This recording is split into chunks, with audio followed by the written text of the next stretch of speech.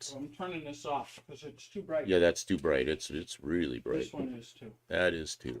These gotta be Okay, off. start streaming. And then what, Kim? Help me. Maybe we are streaming. I don't know. Did you hit start? Yeah, Oh yeah. we're streaming. We I are. thought there was 2 buttons, but now there's No. 1 button. Don't know why. Okay, so we You are. can tell we're live because the little blue light is counting at 25 seconds. I see. So we're Okay, we're almost a half a minute in. we're going. So I don't know why this is. what is that doing? Oh, Dirt Road Landing. I'm back again. Well, good. Welcome to the stream.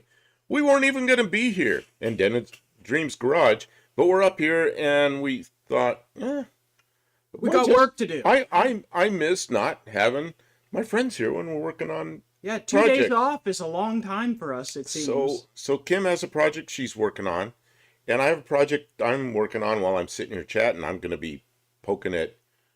Oh, you can see it. I'm going to be poking at Well, this that's the engine. idea. We're going to set it up so you guys can watch what he does. So Well, I'm not going to be working real hard, but I'm going to be poking at this Right. engine. I've got a ton of things to do on this dart. And I asked, okay, so wait, I got to start from the beginning. Start from the beginning. Start from the beginning. So he's going to help. I found something that needs done that can be done sitting right here. It'd probably take a half an hour of fooling around, and I can work on other things while he does this, while you guys are chatting. He can see the stream and everything. So 2 days ago, yesterday, we took the cylinder head off of this engine. I want to know, viewers can tell us, is our sound and our video coordinators it way off? Because from here it looks like it's way off, but I'm not sure it is. Let's Well, welcome this stream, buddy. I guess in that case, buddy, it doesn't matter if our sound and our video's off. That's right.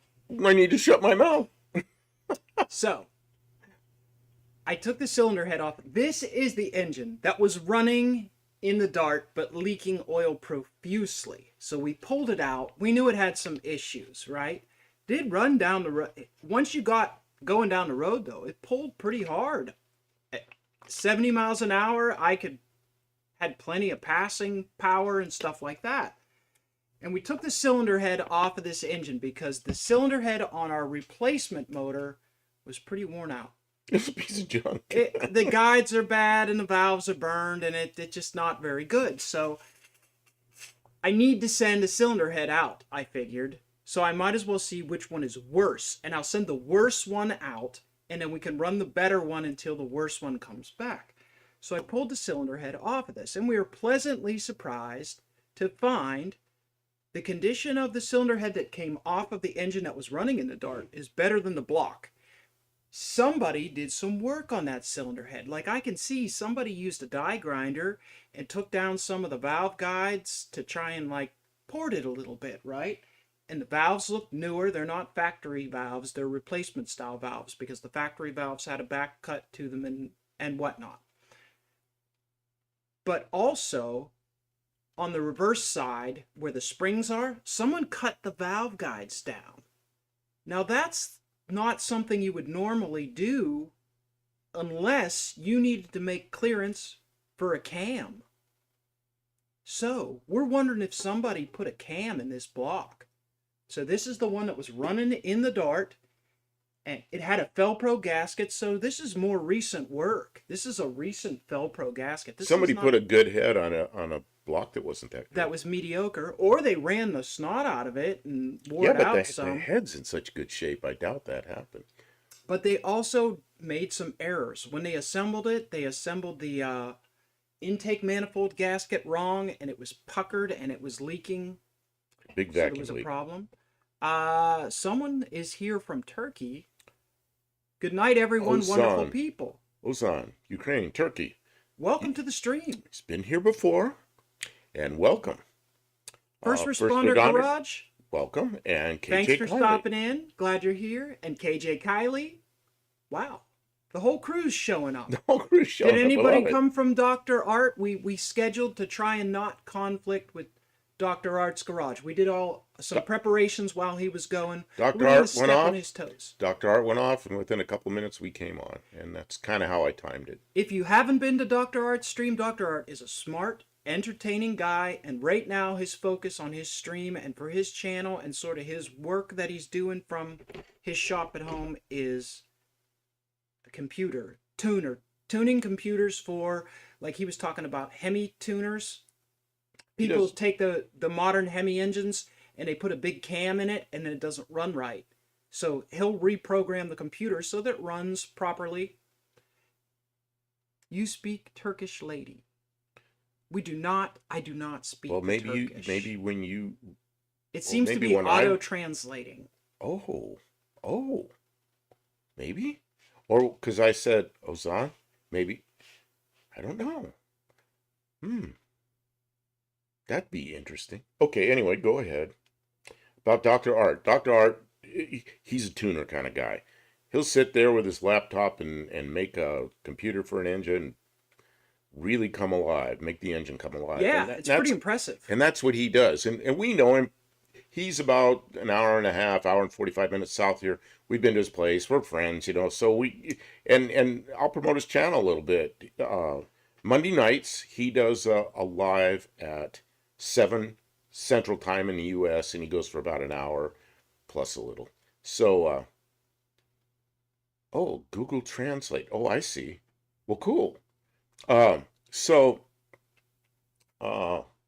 Anyway, he just went off, and that's why we timed this at 8:15 Central Time in the U.S., because we didn't want to step on him. He's a good guy. He's smart. He's willing to share as much technical knowledge as he can exchange through this medium. But if you need more help, you can get in touch with him directly. And for a small fee, I think a very trivial fee, he's very affordable to help, First Responder Garage looks like maybe that's Turkish. Wow. Dr. Art did the PCM in my 1997 Dakota. It has worked out great. Yeah, what I've seen of him, Fantastic. his stuff works out great. He's a pretty good guy. He knows where to tweak it to get the most out of these kinds of things. And he and his wife both have YouTube channels. 38 Racing, how you doing? We weren't even going to come in here tonight, 38, but we're here and we both got projects going, so we're going to run the chat while we're working a little bit. I heard Turkish. No, hers English. Yes, bro. Okay. I don't know what they're saying, but I'm glad that they are able to have an exchange that is amusing for them, and just don't be creating no trouble. But they're allowed to have fun. We encourage it. We seem to have a worldwide audience, and that's pretty neat. And we're working on this old Dodge Dart. We'll give you some view of it at some point. Dirt Road Landing. Welcome to the stream. Do I know you? If you haven't been here before. Do I know you? I may know you. I don't know. That alien on your hoodie reminds me of my trip to Area 51 in 2001 and pulling up the entrance before all the fences came up. Yeah, they don't want you in there. They don't want you in there. They're doing stuff, and they don't want no interference. Oh, you said hello from the USA. Thank you, First Responder Garage. It's nice to welcome people, even if we can't fully communicate with them. And no buff, okay, because they're. It's just you sound like somebody I may know from out that area of the world, because I was out in the southwestern U.S. for many years, in Yuma, Arizona, and then of course in Yuma. Everything interesting besides what's in Yuma is a good 3 to 4 hours away. So, when you live out there, you just you go places. Area 51 would be one of them. Let's see. I'm watching while trying to figure the next project is. Figure what the next project is, probably. We're looking forward to seeing it. We have 38 Racing posts videos about his projects. Check him out as well. We have no shortage of projects. Man, somebody I was reading about, who was it? Maybe it was on John Wilburn's channel. And he's the, for those of you who don't know, he's the No Name Nationals. He's the guy, the organizer and all for No Name Nationals. I think it was somebody on his live was saying that there's no Chevrolets there. I'm like, wait a minute. 38 Racing. Isn't a Nova That's Chevrolet? That's all he has. A Monte Carlo Chevrolet. Oh, there's John Wilburn. That's all there are is that's all he has is Chevrolets, and then there's Novas and all the other things. Yeah, there's John. I don't think there's anything living in Mars. Oh, I don't know. There could be things I living think on there Mars. is. Who John, knows? I don't think there's any aliens, but I'll bet you there's lots of microbes and stuff like that. But So I mean, if I they're like living my at the bottom answer. of the ocean and top of the tip top of the mountains here on Earth, then there's probably some on Mars. But I don't think there's any people or aliens on Mars. We've 38, seen them. 38 Racing's the same problem here about too many choices. You know, every once in a while you do a video where you swing the camera around. There's like project. You know, I just see them all laying around. It's like, man, look at that. I don't They're know where- lined up outside. I don't know where it's like We here. have them. If you ever come to our yard, you'd see once you like the streets out there, and then you kind of as you go down the hill, because I don't want this stuff seen by this from the street. There's all the projects down the hill, and There's they're some there. over by the house too. Oh yeah, they're everywhere. Well, and the Valiant is still a project, sort of. Well, it is a project, but it's a running project, so it's over in front of the house, but the driveways. Because I could start it and drive it, but it needs a little. The oil dump press. Oh, you mentioned Groom Lake. That's my favorite vacation spot. You too, glad to catch you another live. Well, good. I'm glad you're here. Thank you. Welcome to the stream. Thanks for coming in. Buddy says I got more project than money. Oh, that we know that problem. Money has been a big consideration here, right? We So know that problem. I got this other, you know, coming off of the emotional high of a big event, right? You think, man, for next year I'm gonna build a big block with a tunnel ram and big converter and cope racing transmission and you know, race only rear end gears, and I'm gonna get a great big, and I'm just, you know, my mind, and then reality hits. It's like, oh, on with what money? It's like, well, I have a little bit of money. It's like, yeah, but I also have to pay rent and buy food, and there's gonna be a heating bill this winter. And it's like, oh man, it really Heating knocks bill. the wind out of you, right? But I was able to find a short block for my slant six. And we're going to put it together. And now that we still do have to invest some money into gaskets and oils, and so it's still going to cost some John money. Hart, one of the locals here. How you doing, John? Enjoyed the video on honing cylinders on the slant six. Yeah, that's the block Glad the back block here. is okay. You know, Should be good. that block we probably could have got away without even honing it. It's just I feel kind of funny not honing it. There were still home marks in it, but I don't want to assemble it without just dressing it up once with the ball hone. Somebody, I won't say it in here. We're just going to reseat those rings, and it should not burn oil or anything like that. Everything checks out. It's going to be a good short block, right? So it's worth the investment of some gaskets to get that back together, and we're going to see if we have a performance cam in this engine. Here, to get back to this, we pulled the head off. We pulled the head off this, and this is really not a very good short block. It's pretty bad. But the head that came off the good block is really not a very good head. But she pulled this head apart, and it's pretty nice. And the taper on this one's terrible. I'll get to that in a second. So But that one's good. that one's perfect. That one's good. It's going to be a runner. That one's been bored 40 over, and I don't think it has many miles on it. No. Very, very few. I think they probably had a problem with the lower end, and I think they replaced the short block with just a 40 over rebuilt block from somewhere, and they stuck their original head back on it. Yeah, the old head was all gummed up and worn out. It was horrible. And the engine wasn't running right. The valves are all loose in the guides and everything. But when Kim took the head off this engine, which had kind of not a very good block, the head had been obviously redone. Had Someone worked the head, new yeah. valve seals. And we did not know that when we bought it. It's all painted the same red. You can't really be sure what was done. So because the valve guides were cut down a little bit, that would indicate that somebody's trying to Yeah. allow clearance for more lift on the cam, and both of us thought the same thing at the same time. Yeah, and I, they put I those wonder if they special. put a different cam in this. So what I'm going to do tonight is pull this off, pull the front cover off and everything, and see if we have a Where's that spring? Here it is. Here it is. see if we have a something other than a stock cam in it. If we do, we'll take this cam and we'll use it in the See, other engine. these are not factory keepers. Oh, these are not factory keepers. I could just tell by the color of the steel, right? And then this is a performance kind of It's a shim. see how the washer has Oh yeah, these it's to make it so it turns. no, to make it so it doesn't Oh, turn. doesn't turn. Okay. They're supposed to make it so that the valve doesn't spin, and that's See what I know?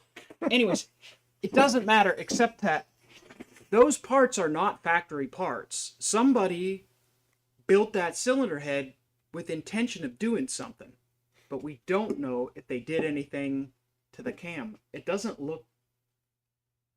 You just can't tell. I'm gonna take it apart and look at it and see if there's some numbers on the cam. I'm hoping for a cam, because that motor, even as worn out as it is, once you got that motor revved up, it. Are the lifters still in this? Yes. Okay. Okay, good. So the lifters are all in order. Okay, good. Yeah, and I took the other. Those are rotators. Okay. I thought so is it to make it spin or is it to make it not spin? That goes under the It under says the spring, right? this side up. You can see it has some wear on it. It was run quite a bit. But the guides are real good. Rotators So we're gonna- are stock. We're gonna It says rotators are stock. rotators are stock? Are they? Are they? On a slant 6 from 1966? 6. Could be. Somebody cut the valve guides down. Yeah, and somebody cut the valve guides down, which is usually done so that if you have a higher lift cam, you don't have problems with crashing into them. And that's why we think it might have a cam in it. Both of us thought the same thing at the same time. Ooh, this thing might have a cam in it. So we're gonna find out. Kim, tonight, I think you're doing structural repair beginning on it. I don't know what you're doing. Well- I guessed, and I put it. Maybe I'll do some measurements and make some marks and stuff, but I don't want to run the grinder too much. Okay. Ritters go on the exhaust valves to keep them clean. It crushes any buildup of carbon deposits. Yeah, but these were between the spring and the head. Between the spring and the head. Correct. So does that make that allows the spring to rotate? I don't know how that works. Dirt road landing, a slant 6 is a cast iron It's all engine. yeah, it's a cast. It's 19 actually these engines were designed in the late 50s, and they were first run in 1960 year model in late 1959, and they ran up through what 1985, something like that. Slant 6s. 87 is the end 87, I of the think. trucks with slant 6s. Okay, so but First they're all- responder garage. they're I've all been into a couple of heads in the past, they're, and I they're, haven't seen rotators before. they're all cast iron engines except 1962, 1963. They made all aluminum engines With for- cast iron sleeves. with iron steel sleeves. I think they're probably steel sleeves or something. But those blocks are long gone. They're so corroded and such a mess you can't get them. But they only made them. I know they had them in 62 and maybe 63. But they were there's probably a few of them around, but pretty darn rare. That shim is to make up the installed height of the valve spring. Rotators are usually in the spring. See, that's what I thought it was to set the height. Those were shims. Then for the spring, yeah, that's what I thought they were. I thought they were shims for the spring. The rotator's usually in the spring cap. That makes a lot more sense. These Americans learned Turkish. I wouldn't use Google Translate anymore. Yeah. You know what I want to mention to you? I know you have here Ukraine. Man, back during Soviet times, I learned a lot of Russian. And then I was married to a Russian woman for a while. I've been to Russia, but I know now Russia's a terrible, dirty word. But, in Ukraine, you spoke Russian for a long, long time. So, I don't know. Вы говорите по-русски? I shouldn't be speaking Russian on here because Russians are not well liked, and I understand that. My former wife won't even admit to being Russian anymore. Lot Burns, how you doing? That spacer is used to shim the valve spring to bring the seat force into specification. That's kind of what I thought. Rotators go on top of the spring. Okay, Well, that does thank not you. set installed height. That does not set installed height. Installed height would be the valve. Would be the installed height is set by the how the seat is ground. I'm not sure. If under the spring. Spasiba. Spasiba. That's Russian. I don't know how to say thank you in Ukrainian. See, I never learned any Ukrainian, but I know about, Soviet times, Ukrainians learned Russian in school. I'm sure of that. And a lot of Ukrainians spoke Russian. But, man, I got there. Yeah, хорошо. I got there shortly after the breakup of the Soviet Union. So I was there during the time that Yeltsin was president and still fairly good relations between Russia and Ukraine. But yeah, it's all changed now, obviously. Just a big sad mess. But anyway, back to this. I'm Yep. excited to see if there is a special cam in here. And I'm learning. Thank you, everyone who's making comments about the shims. Yeah, because we're learning. We're I'm learning from learning. you, and we really So, appreciate that. rotators are supposed to be on top of the spring, not on the bottom. So they were being used as shims so that the springs were set to the right tension, spring tension. I guess that makes sense. Okay. And we don't have the tool to check the spring tension, which is a thing that goes like this, and maybe we need to get one of those. Especially if we got a cam. If we have a cam that lifts higher, we probably need to explore that, buying the right tool to check that. Yeah. The other thing is, though, this engine is not intended for like drag racing or high performance. We want this to be able to be a driver. So as long as everything is within tolerance, it doesn't have to be at peak performance. As long as it's in tolerance and it'll run, we'll be very happy. The Okay. stem heights can be changed by grinding the end of the stem. Yes. So where's this now? The installed height. Stem height can be changed. Okay, so the installed height is the height of the stem. Okay, that makes sense. So let's see here. I want to address something back here a little bit. Demonic Beast. There's two places I try to stay away from here is politics and people's faith. If I stray into politics, it'll probably be something that's more historic, like we were just talking about language that people spoke in Ukraine and when and so forth. And that's not really present day politics, that's history. Let's see here. 38 Yeah, racing we talk installed about height. cars. Okay. Politics is just Yeah, ugly at. today's politics, which is like It'll now, get really like, divisive, and half the yeah, I people don't. will leave. Yeah, I don't want to have anything to do with that stuff. Yep. Let's see, Brawler 1997. Hey everyone, did an oil change. But forgot to put the washer in the drain plug. Oh, so then you did two oil changes. Oh, that's terrible, isn't I mean, it? you could drain it out and put it back in if it's clean. They're really tough engines. I had a 68 Dart with a slant that ran strong for 250,000 miles till my father wrecked it. Man, I had one in a 69 Dart that went 325,000 miles, and it was smoking pretty badly. If you keep when the I maintenance up. when I pulled it out, and that's the car I put the Pontiac Iron Duke in it. 1980, brand new Pontiac Iron Duke that had 2,200 miles on it. Those were brand new engines, and I ran around with a Dodge Dart with a Pontiac Iron Duke in it for a long time. You open up the hood and it says, "Keep your GM vehicle all GM." That was pretty funny. John Hart, thanks for your comment. And they will run that much if you keep the maintenance up. The thing of it is cars that have 100, 150,000 miles, people start getting lazy with maintenance, and then they start to fall off, and then maybe it springs a leak, and then they run the coolant low, or it's maybe it needs a gasket and they don't replace that, and then the oil runs out and then they run it low on oil for a while. But I mean, if you keep after it and keep up on maintenance, they run and run and run and run. But it's cast iron, so eventually things start to wear and need replacements. But it's a good motor, good base. So first responder said kind of what I said a little bit ago. Installed height is determined. Only he said it much better.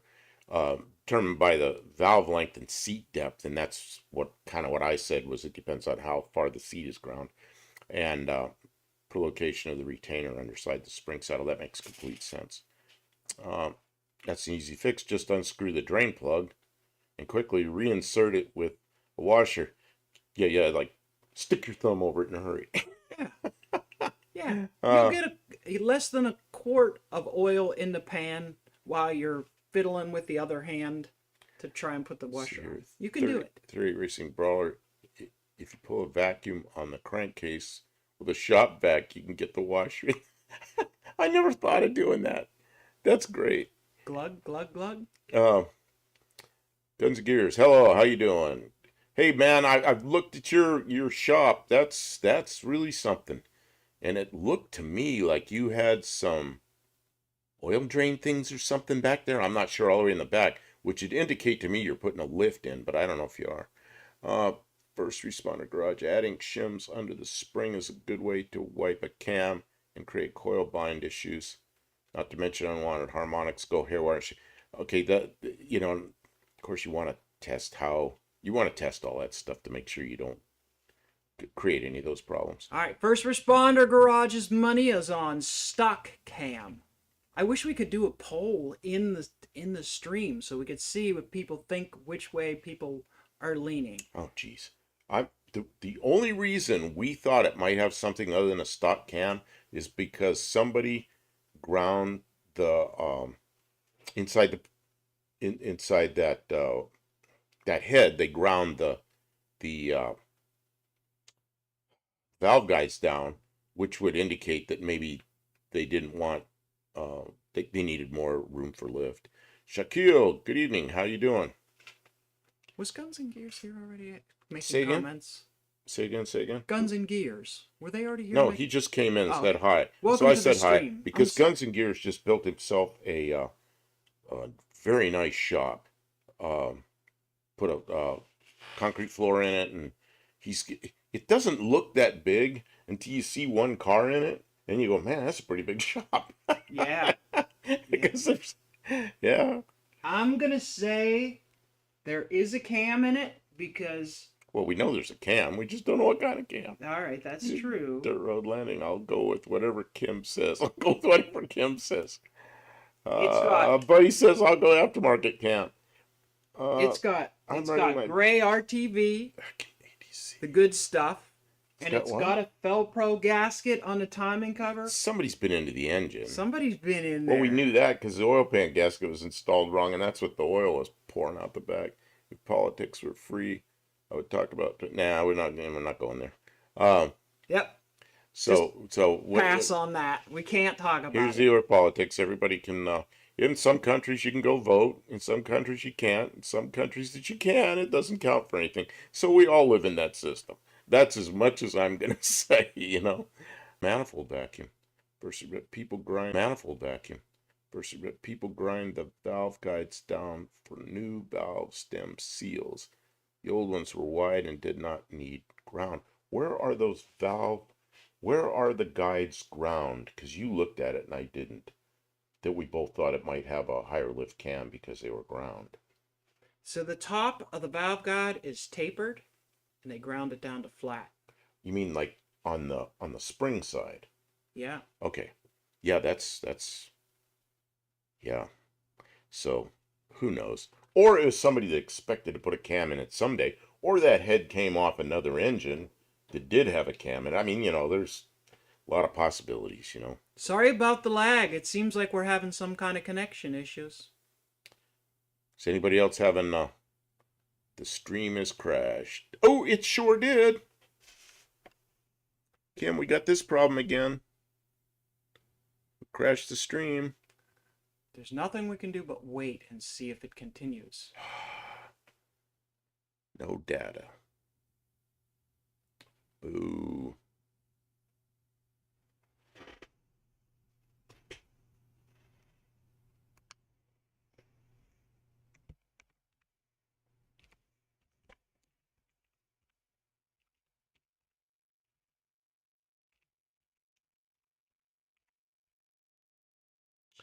Okay, I don't know if that'll go out. See, it looks like it just came back, but I'm not sure. Yeah, but that's still very slow. Why does this happen? First responder says it's going to be a $50 stock cam. Kim, what do I do? Or does anybody hear us yet?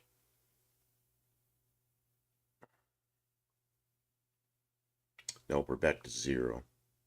We're back to 0. Oh, I don't like this problem. Yeah, we don't even know what fixed it last time. We just restarted it. I hate having to do that. Problem with the fiber, there's nothing we can do about it right now.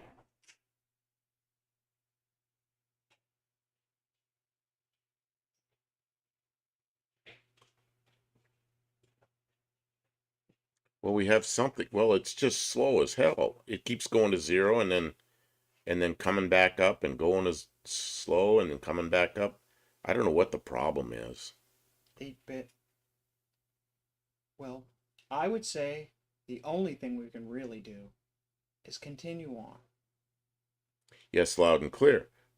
See, the sound is Ronnie okay, but the Sheckelstein, video is poor. good evening. I hope you can hear us and see us. We hear you fine. Well, that's good because I'm showing a connection that's very slow. We don't know why. Don't know why. Somebody's downloading, it's messing up the whole network. Then again, all of Asheville is destroyed, so maybe it's something to do with that. Yeah, it happened to us last time we were here. Doesn't happen like forever, and then it happens twice. So sounds good. Video is blurry. Oh, see if you can. See if I can what? I was gonna say if your video's blurry, see if you can set the video quality again. I've had it go blurry before when I'm watching somebody else's video. No, it's our end. It's our end, yeah. It's really, our end. yeah, Give really it a few terrible. minutes. It'll come around. Yes, you're back. You took the camera fix, guys.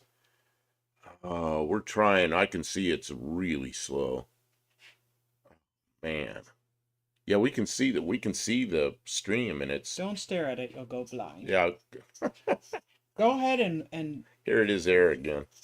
Get to work. Same error again. Yeah, but I don't like that error. I gotta stare at it. Why'd you move the camera so people can see what I'm doing? Oh, yeah, shaking the whole world here. Okay. Time to get to work. That's what it is. It's a sign. It's time for you to pull this. Stop talking about it and to get to work about it. Okay, it says open status. What do we do? Or open studio? Should we do that or just leave it? No. I guess that goes out after a while. It just came back. Because it's coming back. It's coming back really good right now. Yep. So I don't know what's going on. It's a service interruption. I don't know why. We've never New replacement valve stem seals have a constant tension clamp that holds the valve seal to the guide. In order to use the new seal, you need to cut the top off the guide flat and also thinner. But these didn't have any funny I think the time to talk is over and the time to disassemble and look is upon us. Do we have video back again? I'm asking that to everybody. Do we have video back again? Because it's done. Our bit rate's back up over 4,000. Yeah, our bit rate's good, but we still have the warning up there.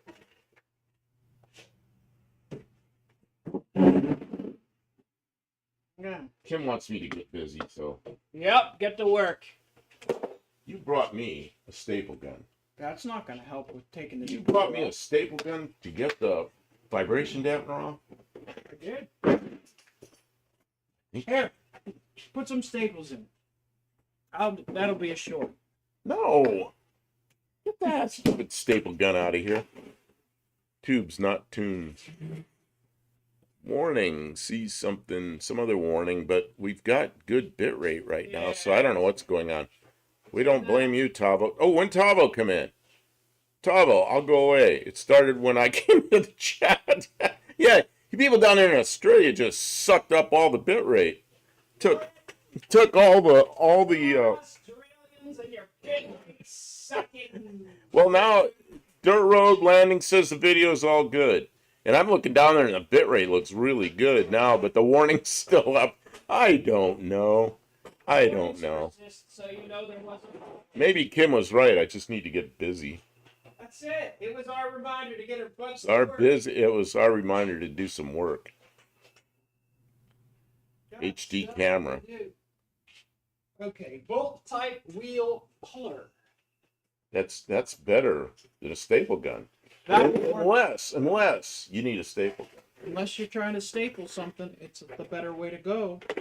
So the oil can people see this? The oil is drained out. No, you have to hold it up. I have to hold up the puller kit. See, this is what Kim brought me the second time. Okay, Kim, what did you put? Did you just put that thing way down in there? Does it touch the crank or what? What touched the crank? This gizmo. Oh, Or did you put something else in there? Yeah, show me what your setup was so I don't.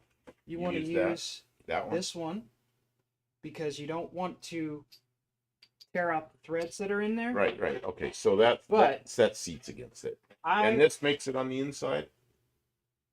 This will go inside the vibration dampener? Oh, yeah, I need to get you a bigger spacer. I'm going to get it right now. Okay. I don't know what your setup was, because you had it set up when I ran it down. And, yeah, you know the story.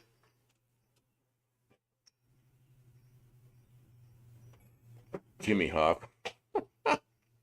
Oh, and EFOG 3 is here. Yeah, we got a pretty good crowd for an impromptu Monday night. Yeah, this is pretty good. This is pretty good. Yeah, sorry about the interruptions, but looks like it's corrected itself.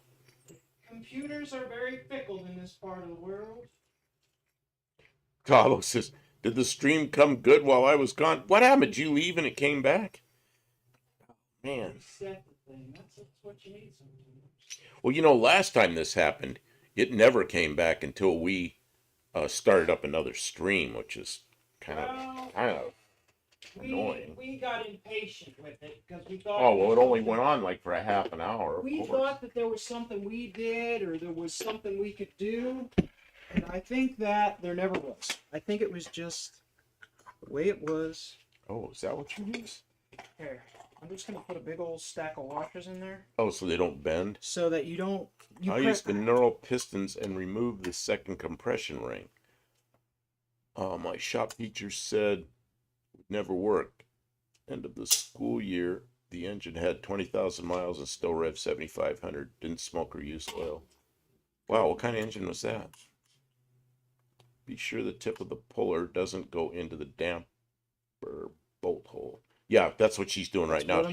She's sticking a stack of washers in there so that they'll enough washers so they won't bend, and I'll push on those.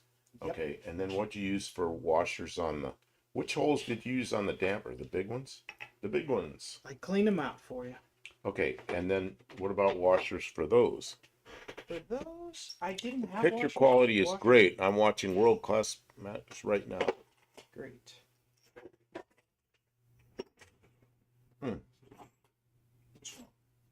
Well, you took away the thing I was going to use. Okay, so now we have this.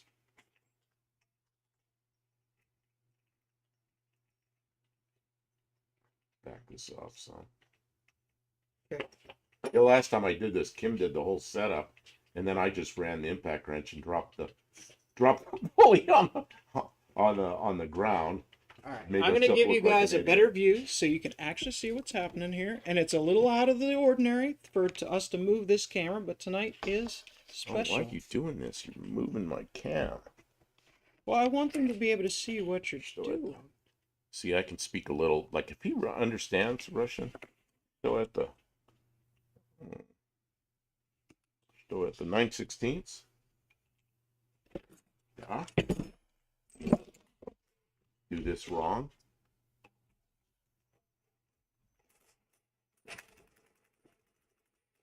I'm really not putting much oomph in that.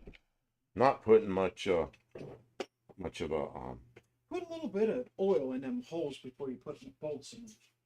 Okay. You have any oil? Oh, I've got some spray oil. If that one doesn't work, here's another. Okay, thank you. Because I cleaned them out, they were all dirty. Okay, what'd you clean them with? A wire brush. Oh, you like a bottle brush. Yeah. I gotta figure out what I was doing. I've completely. You don't even know what you're doing now I because you thought got that all I was going involved. to be able to get stuff done while you were working on that. And you got all involved with this, and so then you forgot what you were doing. I get to show off the work that we did last night. Oh, we did this while nobody was here.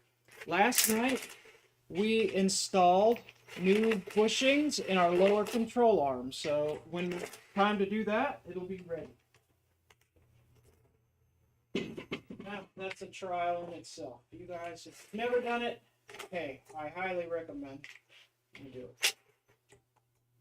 Well, yeah, and we videoed it, but we haven't put the video up yet. Yeah, you don't have the video up yet, right, Kim? Yeah, there's no video. We did the video. We didn't do it live. We did it.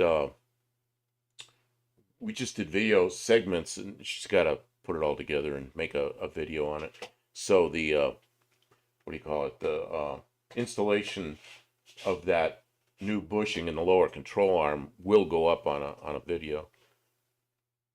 I am Sailor Jerry spiced rum, but yes, Morgan Coke is great as well. Oh man, Captain Morgan and Coke. I remember that. I just don't do that anymore. Let's see, go back here in the live. I'm enjoying this live with the spiced rum. Okay, that's where that came from. He was impressed. So it was a Chevy 350. That's really interesting.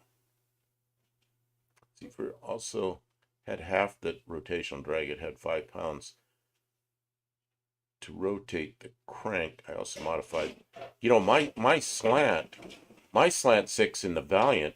Uncle Tony took a lot off that crankshaft. It weighs a lot less than a stock crank. And I thought it would vibrate like hell, and it doesn't. It's really nice. I can't know how much you took off. Well, it's noticeably smaller. You don't think so? You don't think? Kim doesn't think it's smaller.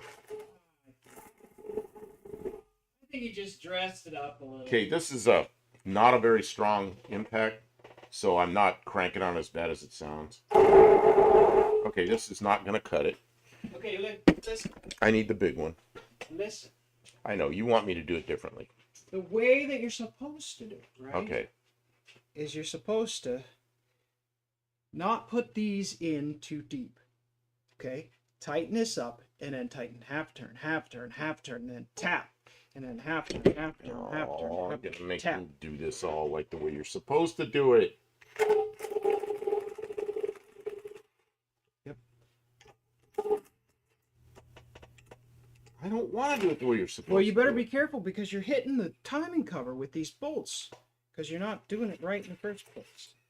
No, now you got them out too far.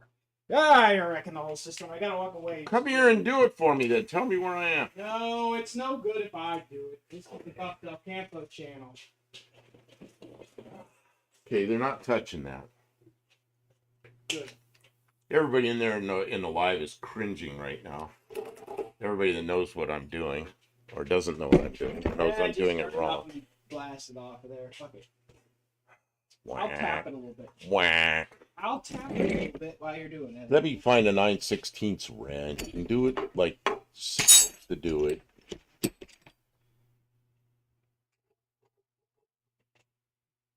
Okay, that's a little bit tight. Not very tight. Okay, now you want to tighten these evenly with a torque wrench.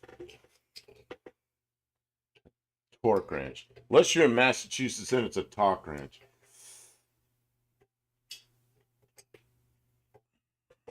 Even pressure. About. Okay, go ahead. Tight. Just like a slow boat to somewhere. Hey, sometimes the right way. See, now that the guy in the commenter is going to be all happy because he told me how to do it right when I just wrecked it right off. Danny Boyd, if you go slow with the impact, it ain't that bad. Yeah, that's kind of what I thought. Make sure they're equally tighted. Keep going. Tightened. More. Oh, it's.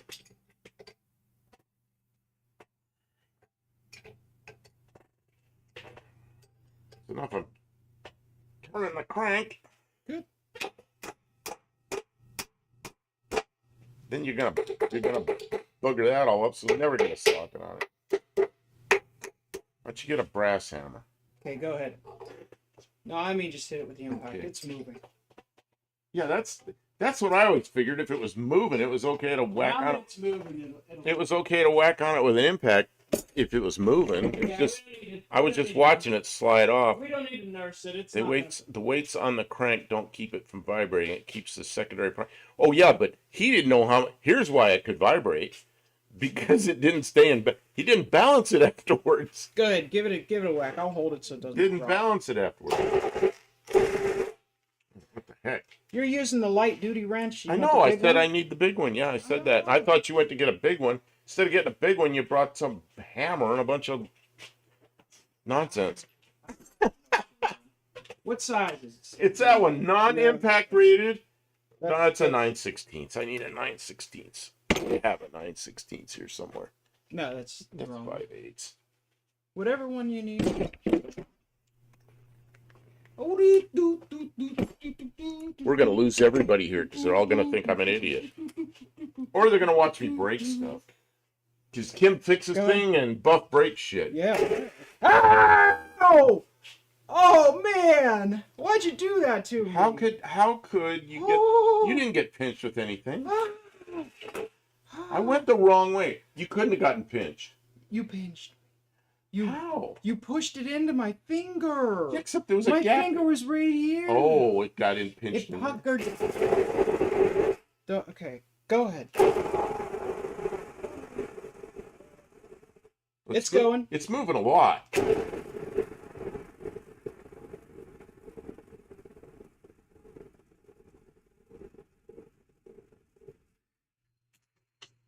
There's the washers you put in there. Alrighty. Yeah, it was. As soon as it's sliding, I'm not worried about it. Man, Sorry about that. I went the wrong way. mean old man hurted me. You handed me a wrench. It was Everybody scold the mean old man. You're my fender. Ow, my fender. This fender right here is hard. Ow. Okay, go back to work. Thank you for your help. UT not that smart. I will now pretend that I'm not in pain. Not impact rated. So you don't. Blah blah blah blah blah blah blah. Might have to mount up the puller and crank the center screw. Less risk to the pulley mount bolt holes. Yeah, I don't know. They were threaded in there plenty far enough. And if it was already, it was sliding. So I was. See, if you over If tighten it was, See this I one know, hit? I know, See, I know. damage you've You're caused. just like the trolls that That's comment. factory dirt. You just like the trolls that comment all my videos. I'm a dumbass and you're smart. I know. Not all the trolls say that. Well, most of them do. Some of them call Most you of old. them, most of them call me old stupid man, and I just like, I guess. Get with the times, old man. We only use impact tools now. Yeah. Man, are they mean? Yeah, They are some mean bats. like I demonstrated how to use a speed handle to get a Phillips out that's stuck. This guy says something like that I'm an old man and get with the times and just use an impact wrench. Yeah, use an impact wrench on a Phillips. See how far you get with that. And then have fun when you're done stripping it out. But I didn't say anything. Just let him run his mouth, I guess. Let him run his mouth. That's all you can. I don't know. Or maybe I am stupid. Maybe I should just, I had one of those guys get up on top of an airplane and strip out a row that must have been like 30 Phillips screws, and he stripped every one of them out with an impact wrench and climbed back off the wing. And guess who had to go up there and fix it? Drill every one of those stainless screws out. Why did he? It's like he Did thought get he was. fired? No, he was a pilot, not rated as a mechanic, and thought he was helping. So, okay. So anyway, let's see what else we have here that's not giving him trouble. John says not impact rated. Ronan Sheckleston laugh your ass. Yeah, okay. UT not that smart. Efog, poor Kimmy. That serves some cuss words. Oh yeah, we do that sometimes, but then I have to make a different check mark when I upload the videos that there could be. Yeah, there's different ratings for different cuss words when you put the video up, and I never have real bad ones. Oh, I'm not even in the picture anymore. Kim's got this aimed somewhere else. Let's see here. Squeeze the finger tight to reduce the blister. They want to know if you're okay, Kim. I'm alright. It's not even gonna leave. People always say that I'm dumb. I tell them I'm just not smart. That I'm an old stupid man too, is what Tavo says. Was that on a biplane? That was actually on a rather up to date. Wow! A rather up to date big Sons of bitches! big drone. You mouthy sons of bitches! We will block you! First responder says use an impact with a crow's foot. Oh yeah, that, any of you that know what a crow's foot is, yeah, that just fly right off. Stainless naturally galls. You need to use lube when. Yeah, you know what? You bring that up, I'm gonna bring up what you do with that. There is. Where is my stuff? Here it is. Here it is. Now somebody's going to break into this place because I'm going to show that I have this crap. What is it? Oh, for your... This stuff is called silver goop because it's got a lot of silver in it. It's an anti-seize. And you can see the color of it is a little bit silverish, but it actually has silver in it. And it's an anti-seize that's made for stainless screws. And when you put stainless screws into the nut plates that are mounted on the inside of the structure, and then you got a piece of sheet metal and a stainless screw that goes into it, you put a tiny bit of that on there, and you screw it in. And the nut plate is a nut that's a lock nut. It's crimped in a way that it locks. So then it's possible to take the screws back out without them galling. But when you get somebody up there that takes something like this with a Phillips on it, goes and just tears the Phillips out of it, makes it into like a little cone-shaped thing, and then the next one, the next one. And when I caught the guy, he probably had like 27 of them, I think, that all he did was stripped every one of them out. And he goes, these are all stuck. And I'm like, you idiot. I had to be nice to him because he's part of our team, but that guy made so much work for me because I had to go up there and drill every one of those stainless screws out. And then after you take the panel off, you still can't take the nub that's left in there. You can't screw it out. You have to go around the other side and screw it in. So you continue screwing it tighter, but because you cut the end off of the drill bit, now you can screw them out. And then you replace all the nut plates. And he was trying to help me. So anyway, this stuff is about $200 for this little tube. I think it's like $197 or something. It is excellent anti-seize. But it's really meant for stainless hardware. I hate Phillips head fasteners anyway. John Wilbur. 565 Loctite. I'll have to look up what 565 is. I have a list of all the Loctites and all the Loctites I use. And usually the latest, greatest, whatever their PDFs are that you can yet, but I'll have to look to see what 565 is because that number isn't familiar to me, or I may have just forgot. I put a little grease on my trailer wheel studs threads. Oh, I would say so. I put anti-seize on every lug nut I do has a little anti-seize on it. Puts that shit on everything. And you know what? When I go to take it off, I'm really happy it's on there. And the way a lug nut goes on, everybody says, don't do that, they'll fall off. No, I've never had one fall off.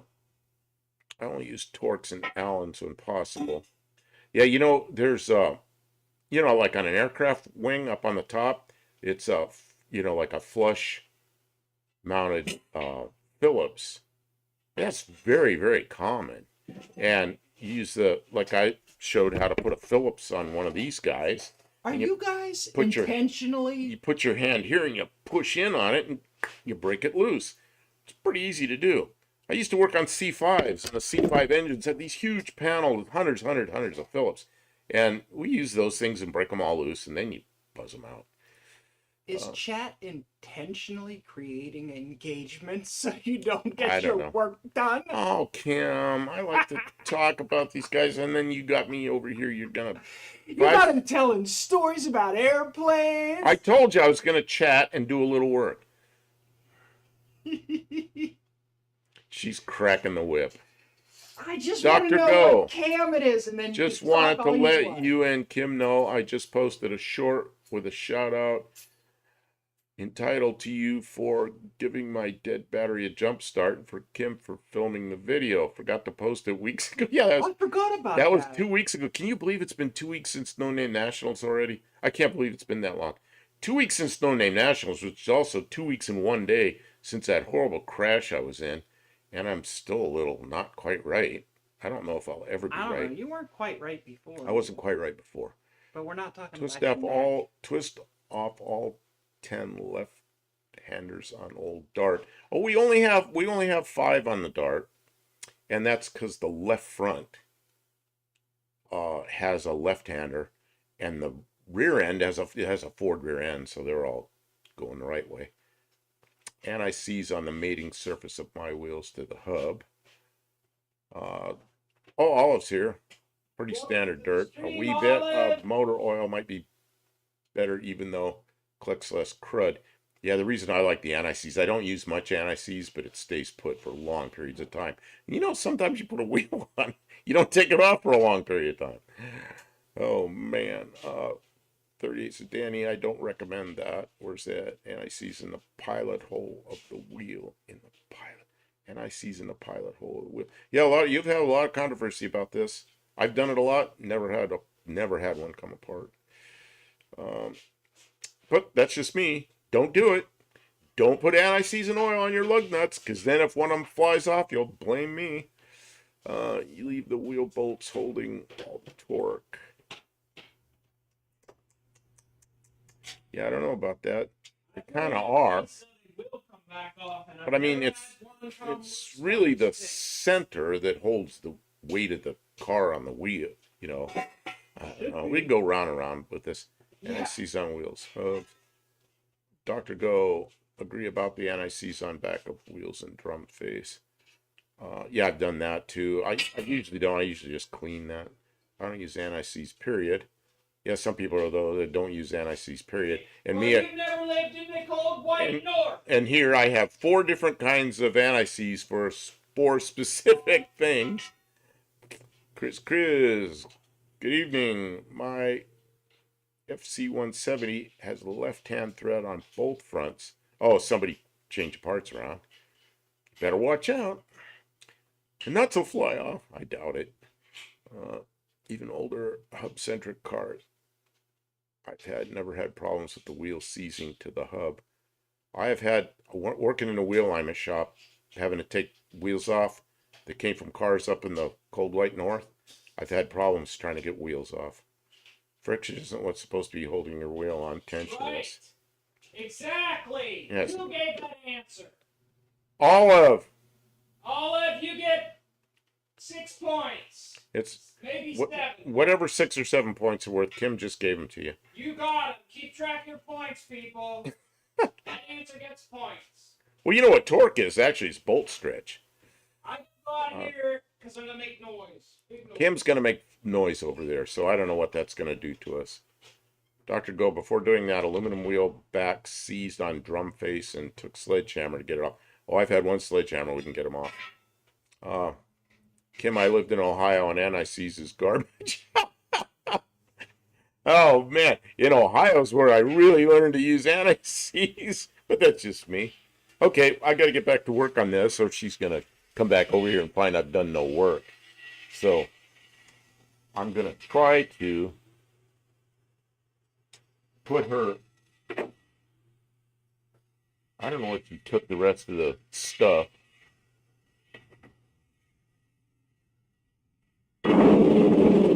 I don't know if you took the rest of the puller. I guess I'll put that back later. So now we're back to this.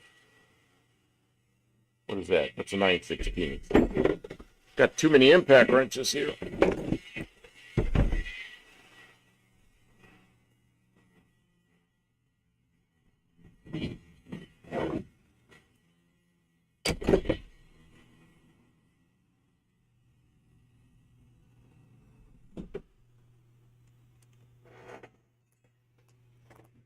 Oh.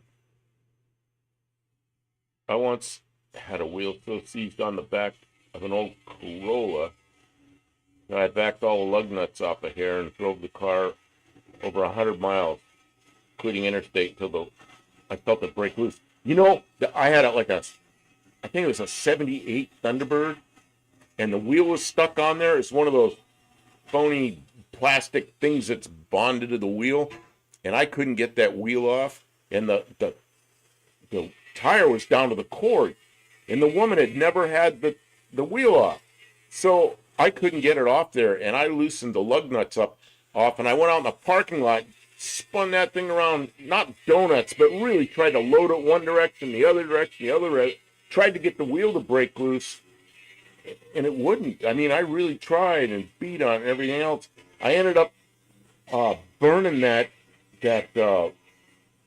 stuff, that plastic hubcap looking stuff out of there, and then I used a torch and I heated the wheel up. But I called her first that I'm going to destroy this wheel getting it off, and she gave me the okay to do it.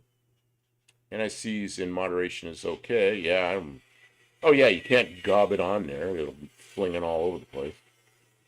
That was a steel wheel on a cast iron drum.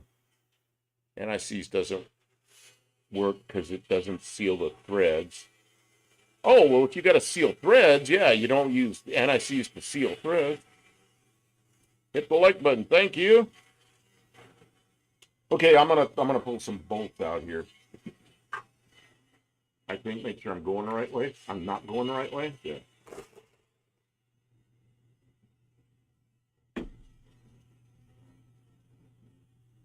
Here's the next one. This thing's so dirty I can't see the bolt. Was that really loud? No, it was not too loud, I don't think. I don't even know what you were doing over there. Usually when you make noise, you really make noise. But you weren't really making that much noise. I was inside. Oh, you were out. Yeah, you were making noise. You're just on the other side of the door. Cut in fingernails. Okay, Kim, so that I know. Boxing it in, baby.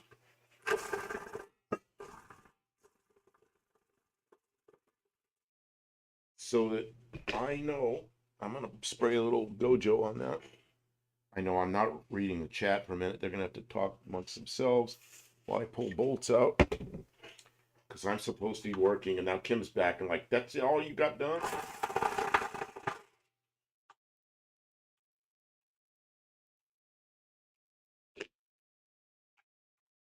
Dr. Go, if you're going to use aluminum wheels in the rust belt, the other thing, you have to clean that corrosion, because aluminum oxide is a great...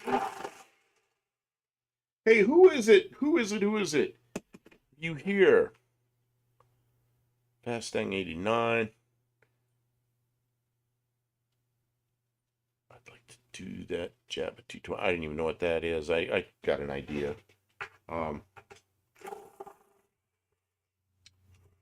That it has something to do with 220. What's his name that I don't pay attention to? Need to seal the threads. Stay clean. NIC doesn't do that. Anti-seize will stick for a good season, a year. Seal the threads so the threads stay clean.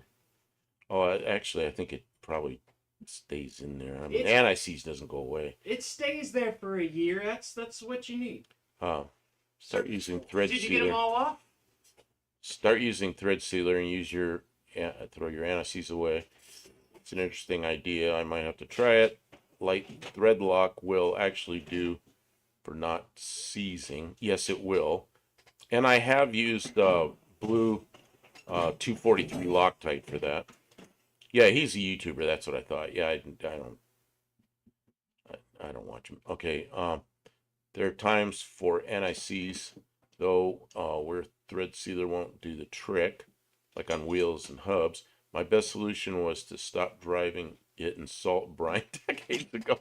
That's a good solution. Yeah, you know what you need up there in the cold white north is you need something that doesn't corrode. They need to make an entire stainless car. Okay, yeah, Kim, I was going to ask for your help because I'm sure I'll do this wrong. There's a pin right here. Yeah, I see that. So you can't pry. That's the first place you want to pry because you won't. Let everybody see what Kim's doing. She's taking over the project so I don't ruin it. Oh, there's a thing there. You know what that thing is? That is the thing that tells you where your timing is. Okay. Ooh. It's all you, baby. No. Oh, it's still stuck down on this end. Is there a bolt down here that I don't know about? No, there's that another. rubber's probably glued. There's probably another pin. There's another pin down here, Kim. Is there? Yeah, I can see it. It's right there. Oh, there absolutely is. There you go. So can you tap or something? Or I got to tap. No, Okay. you gotta So we do got to that. move the engine this way. There. You got it? I don't know. Maybe I'm sitting down like an old lady, and I got to tap with a hammer. Oh yeah, that worked. Kim, I also need the rest of the puller so I can. No, it's not coming off. I need the rest of the puller so I can put it in the box and get that box out of here. I don't know what you did with the puller after we pulled. That makes sense. Yeah. I forgot that we don't need the puller to put it back together. No, you need a pusher. So, Something stopping this. That would be the gasket sealer. No, the gasket's stuck on this thing. that's all right. But we have new gasket kits and everything. Yeah. Okay, Kim, look at this. Look at how gooped up that is. That's pretty typical. Oh my God.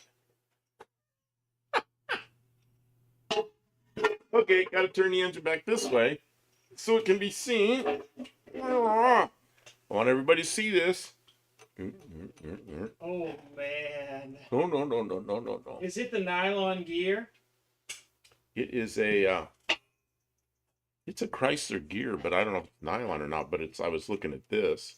I mean, this is kind of. Oh, wow. Okay, whoever guessed it's not going to be a cam Is right. is probably right. Okay, and does anybody know what this is? I bet a bunch of people in here will know. This is an oil slinger. So the oil gets there, this thing flings the oil all over. And then I got sling. Okay, back to the, I'm sorry, I'm not paying attention. You can pay attention for a DeLorean was stainless. No, it was just stainless a little bit crimped on the outside of the plastic. You just need to do a huge Coke deal now. All we need is Coke money. Let's see. I need a Cybertruck. I seen a Cybertruck yesterday, and it was flat black. There's one running around here that's flat black. It's got a wrap. And it's a wrap, and some realtor owns it because it's got realty signs all over it. And I'm careful of those things because if they lose their steering, they're ballistic. I don't want to get hit with one of those. I worked on so much fly-by-wire stuff. You know what? That fly-by-wire stuff in the airplane world, we had failures, but they were so minor. We never lost control of an airplane. Yeah, but how well are airplanes maintained? Yeah, they're over-maintained, which might actually be a problem. Let's see, I worked on those salt trucks that used brine and calcium chloride after one. of the other yards worked on one of my trucks. They all threw out the anti-seize. Okay, whatever. We're gonna have we got to do a video. I'll do one on how much better anti-seize is than thread locker, and then I'll do another one on how much better thread locker is. And you know what? We'll have so many comments. It'll drive so many people to the channel. Just cause giant arguments. Let's see here. I have a winter car that will return to Earth if I hit a bad railroad crossing. Like a Swiss cheese over time. That's why we have so many good motors in our junkyards. Yeah, you probably also have good upholstery. That's what I always found in the Northeast was there were cars with good upholstery, but no floors. So No floors. the whole upholstery falls out the bottom. Right. Dan, I saw someone polish one as well. So to use a thread sealer on the wheels. Let's see, polished Cybertruck would look kind of cool, I guess.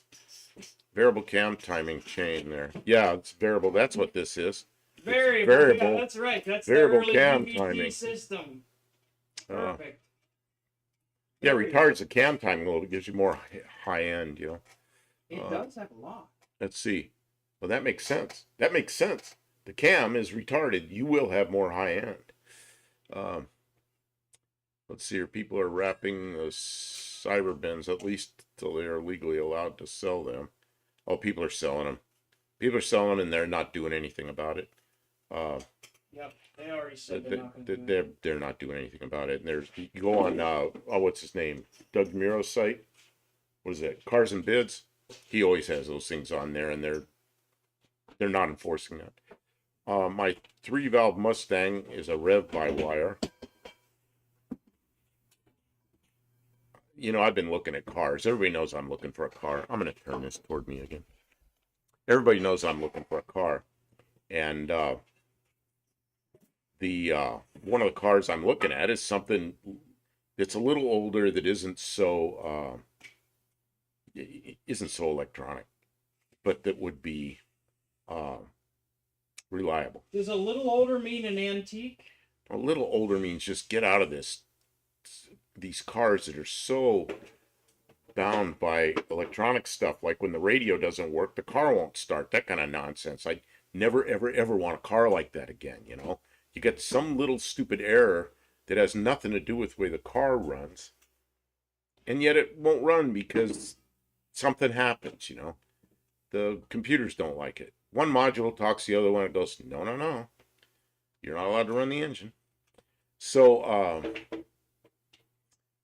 see now, thread locker sealer. Let's see, Project Farm probably is doing a test right now on them.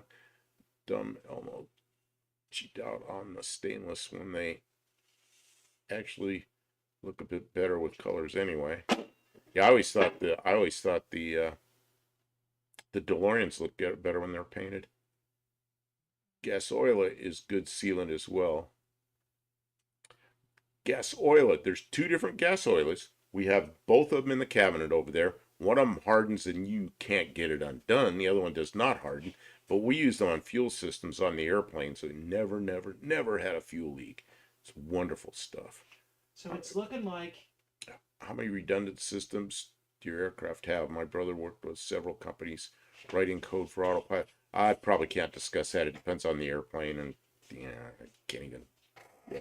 Anyway, what, Cam? I was going to say that we have one motor with a worn short block and a rebuilt head, and one with a good short block and a worn out head. Land of Custom Classics is here. Good evening. Says, I agree. I hate new cars these days. They are essentially iPads on tires. Yeah, and something, but the iPad's probably more reliable. Well, the iPad doesn't. This is scrolling so fast I can't keep up with it. I'm sorry.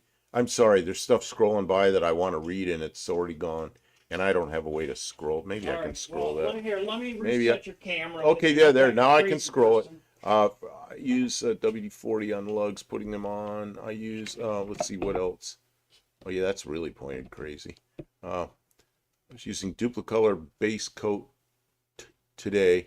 A small spray can, and it was throwing droplets. Oh, that's terrible. Because I like Duplicolor because I usually don't have I'm problems going with to it. turn off this upper light because it's Okay. too bright. Dirt It's road too landing, I hot agree. for you. Okay, I already said that. I'm looking at a There you go. 2025 Civic hybrid. Okay, I'm trying to catch up the chat. I can go on. See, let's choose.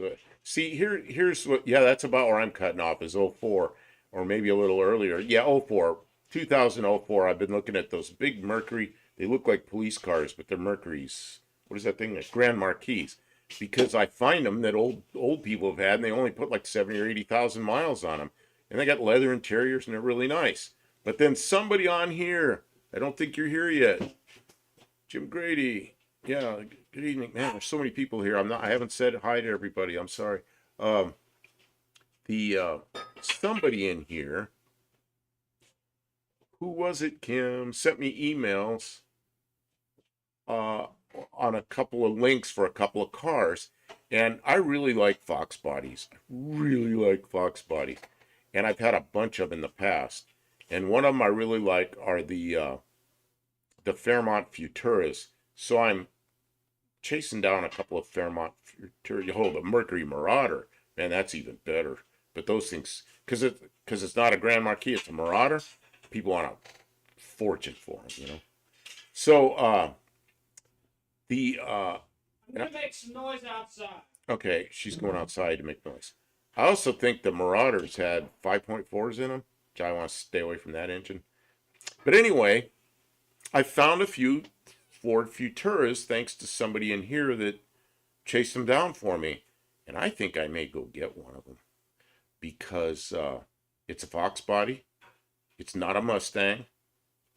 It's like a Fairmont with a chop top. It's kind of a lower roof. It's just a nice car, and I'm finding some with some really low miles, and I might grab one of those.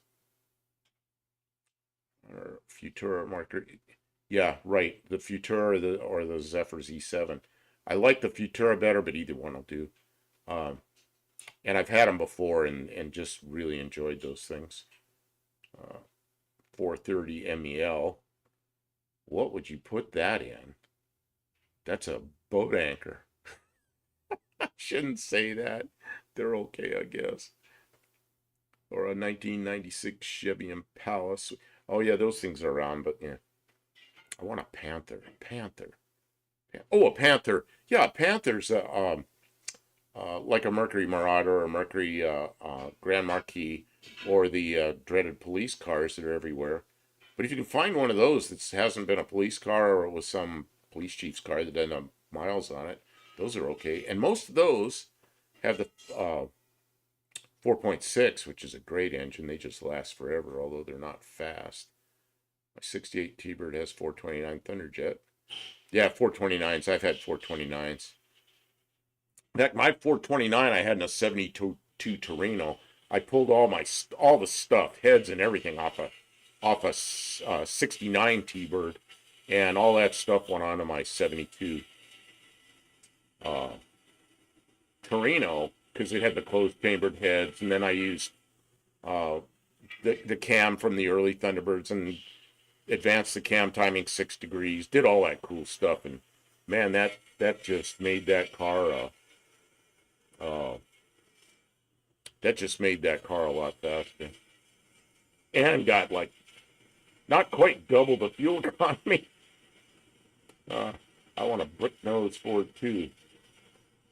A bump side. What's a bump side? A bump side. Well, that's what some of the guys call some of the trucks, and I don't remember which ones they are. Yeah, Panther platform. I understood that. Yeah, and you can keep all the ugly brick nose F-Series trucks. 3 grade, that's F-Series bump sides, dent sides, and the bull nose. Brick nose. What? Okay, I was going to say the 81, 82, I remember having those because I worked in a place, and it's one law enforcement job I had, and we had 81 and 82 Ford pickups, and they were kind of light duty feeling, smaller trucks. I really liked those 81, that body style. I don't know what they call those, but they're not so big and heavy. They're just a nice light duty pickup. 92 through 97 is OBS.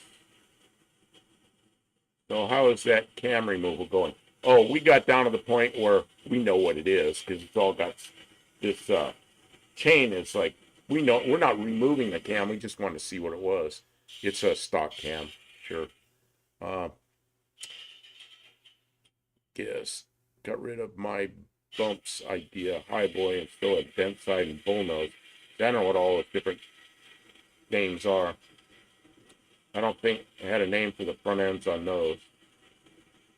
89 Ram 3500 with Cummins. That's a beautiful truck. 89. What'd the 89 look like? Was that the early body, or is that the first one that had the low fenders? Man, I don't remember. I like the ones like came out, I think in the early 70s, the one that had those indents on the hood. I don't know what they called those. They made puddles on the hood when it rained. I like those, and then I like the new body style truck. Anything 87 to 96 for me, V8.2. I like my 300s carbureted with the log exhaust manifold. Dr. Doe. The Pedal Max doesn't only tune out delay, you also dial up a much quicker response ratio in carb. I don't know what all this is. Okay, the early one. I didn't like the last of the early ones. I don't know why I didn't like the last year or two, the grills on the early body style Dodge pickups. I didn't like those a lot, but I liked I think they were like 79, 78, 79. That one, the ones that had the what do you call it? Those two things on the hood that filled up with water, they look like lakes. They made puddles up there. There's a name for those. Bird bath hoods, maybe? Something like that.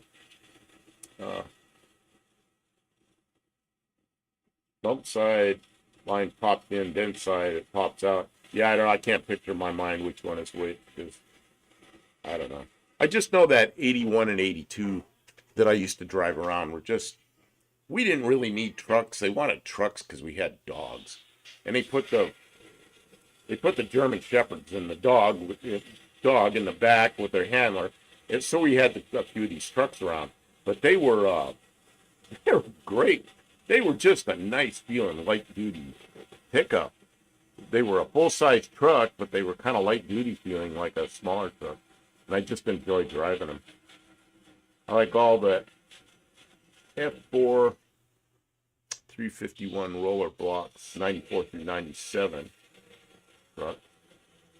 Oh, yes, I think Team does that okay. I just talking to each other.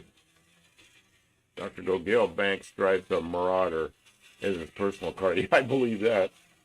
Marauders are really cool. The thing with the Marauder is, if that's a 5.4, you know you're going to have spark plug issues, and you know you're going to have some engine issues and stuff. I don't want any issues. I want to go out and turn the key and drive down the road. I need a car like that. And if I find a low-mile, earlier car that's in good shape, when I open up the hood, I can look in and see the road underneath. In other words, see around the engine and be able to work on it. I'm going to be a whole lot happier than a newer car.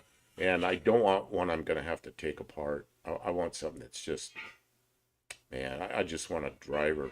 Something I can turn the key and make it go. And then later, if it's a Fox body, later I'll build an engine for it when I have time and I have other cars to drive.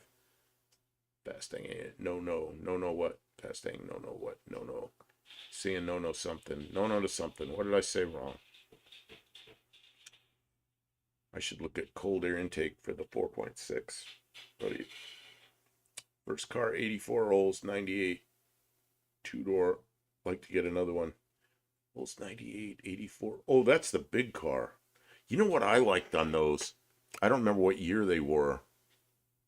I think they were late 70s. No, they were late 80s. Like 87, 88, 89 maybe. The two-door Oldsmobile and the Buick. And I had one of those Buicks. I think mine was an 87. Big, the big Buick LeSabre. It was the last of the big full-size cars. Two doors with the big long doors. Man, I like that car. And there was an Olds with the same body. A Marauder has double overhead cam 4.6. Oh, I knew there was something that was scary about it.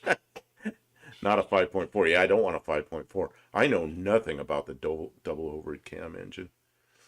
I don't know. Maybe it's an okay engine just to drive. I'm not so much a horsepower. Bean is wanting response. No spark plug issues. Okay. Yeah, man, those 5.4s, I really liked them at first, and then, oh man, I'm having. Dr. Go, most of them seem to Is there come another with. grinder in here, or do I have to go to the house? What happened? That grinder finally take a crap. I think the brush is gone. The grinder finally did. The Chinese grinder quit grinding. Well, it was grinding intermittently, and now it's not grinding at It all. wasn't Chinese. It's from Chicago. Oh, it says Chicago on it. Yeah. Yeah. You know, my dream is to make some good American product and put the name Beijing on it, just because that's what the Chinese do. They put Chicago and Birmingham and all these great American How's the cities. stream going? You got Oh, they're the time? going well, but they put all these great American names on their tools. So I think we should make something and put Beijing on it, just to stick it to it. Are you gonna take this off? Just 100% confirm. Oh, you do want me to take? They're asking me why I stopped, and I said because we know what it is, and I'm Oh reading. yeah, there's no way. Who on their right mind puts that timing? Yeah, chain that's back in? that's no good. We got to get a long form Okay. video of that. Okay, I'm losing my way with this chat for some reason. Maybe different. I was in 4.6 with Pedal Max. Gives greater. I'm not sure what Pedal Max is. Okay. Dirt Road Landing. Chicago Electric is Harbor Freight's electronics brand. Before they had Pittsburgh Tools, they had Chicago Electric, and it's all just rebranded import. Wasn't a 5.5. 5.4. Isn't the 5.4 the one where you try to take spark plugs out and they strip out the holes because the plug sticks into the combustion chamber enough that if you get a little carbon on there, and of course plugs last forever, so it's going to have 120 or 130 miles, 120 or 130,000 miles before you go to take the plugs out. Aren't those the ones that strip out the plugs? I don't know. And everything I got's ancient. You know, it's got a million miles on it, so. The 5.4, and isn't the 5.4 also some of them the 3-valve engine? I don't know. See, I was not a GM person until many, many years later. You know, a GM engine will be just about the same thing for like 30 or 40 years. Everything's interchangeable. Ford's like, man, I can't keep up with it. Stuff will be like a year or two, and now they've changed to something else, and this isn't interchangeable, that's not interchangeable. You know, I've just come to the point where I've lost my temper with it. So if it's something I could put an early 351 Windsor in, or an early 302 in it, or a Ford 6 in it, I feel pretty good about it. Otherwise, I'm kind of tired of it all. Something good must have come from Chicago. Yeah. Hot dogs come from Chicago. 3-valve have those stupid 2-piece plugs too. Yeah, see, I thought there was some goofy thing with the 3 valves. Pittsburgh Forge. No. Chicago Pneumatic is also not the same as the original Chicago Air Tools. Yeah, there was the old original Chicago. What was the other one? I had all these air tools back in my early days. I bought used air tools, and they said Sioux on them, like SIOUX, like the Sioux from Sioux City, Sioux City, Iowa. Sioux, that kind of Sioux. And man, those were good tools. But I had a Sioux half-inch drive impact wrench, and it had cracked, and somebody had TIG welded it, the case back together, and it was like that the whole time I had it. And I was stupid, and I left it at a shop I worked at, and I knew where I left it, but it was way too late to go back and get it. I was way across the country by then. Same as original Chicago. Okay, Schwinn bicycle used to be made in Chicago a lifetime ago. Yeah, when I worked at the Schwinn shop, everything came. It was all made in the U.S. These were made in Dayton, Ohio, I think. Dan, the only thing that comes out of Chicago is crime. Hopefully, just keep that in there. Don't let it out. But I love ketchup on my hot dogs. Oh no, here we go again. I told Kim we're gonna do a video about what goes on hot dogs because that'll stir the turds. there's people that say only. You know all the things that can be put on hot dogs, and I'm like, man, it's ketchup only, or mustard only, or mustard, ketchup, and onions, and pickle relish, and mayo, and all this stuff, and then, yeah, then there's an argument. Barca lounges were made in Buffalo. Barca loungers. One of my wife's 4.6 plugs came apart when we removed from the trash motor. Yeah, I got a 4.6. It's got 300,000 miles on it. It's still got the original plugs in it. I'm afraid to take those plugs out. And terrible presidents. Sioux, yeah, Sioux is still around, I think. Really? Sioux, I think, made a lot of air tools, and they may have made a lot of compressors. But I bought my Sioux what do you call it? Impact wrench, half-inch dried impact wrench in 1971, and I bought it from some old guy. And so it was ancient. Man, what a great thing that was. Onions and relish, mustard and ketchup. No man, here we go. I told him we need to make this video, except we got to make it in the shop, and I'll spread the stuff on with one of these for my tool short, and we'll have a bunch of hot dogs and do them all different, and then the arguments will start. I love all three on my hot dog: ketchup, mustard, mayo, chili, and onions. Oh yeah, chili. I forgot about it. We got to do one with chili. And cheese.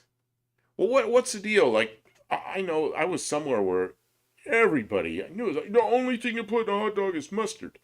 All right, but I like some other things. And then I see John Cope and who was it? Dougster? No, it was John Cope and Jeffro from Two Hacks. They went to Chicago and they got hot dogs and all this stuff on them. I'm like, man, does that look good?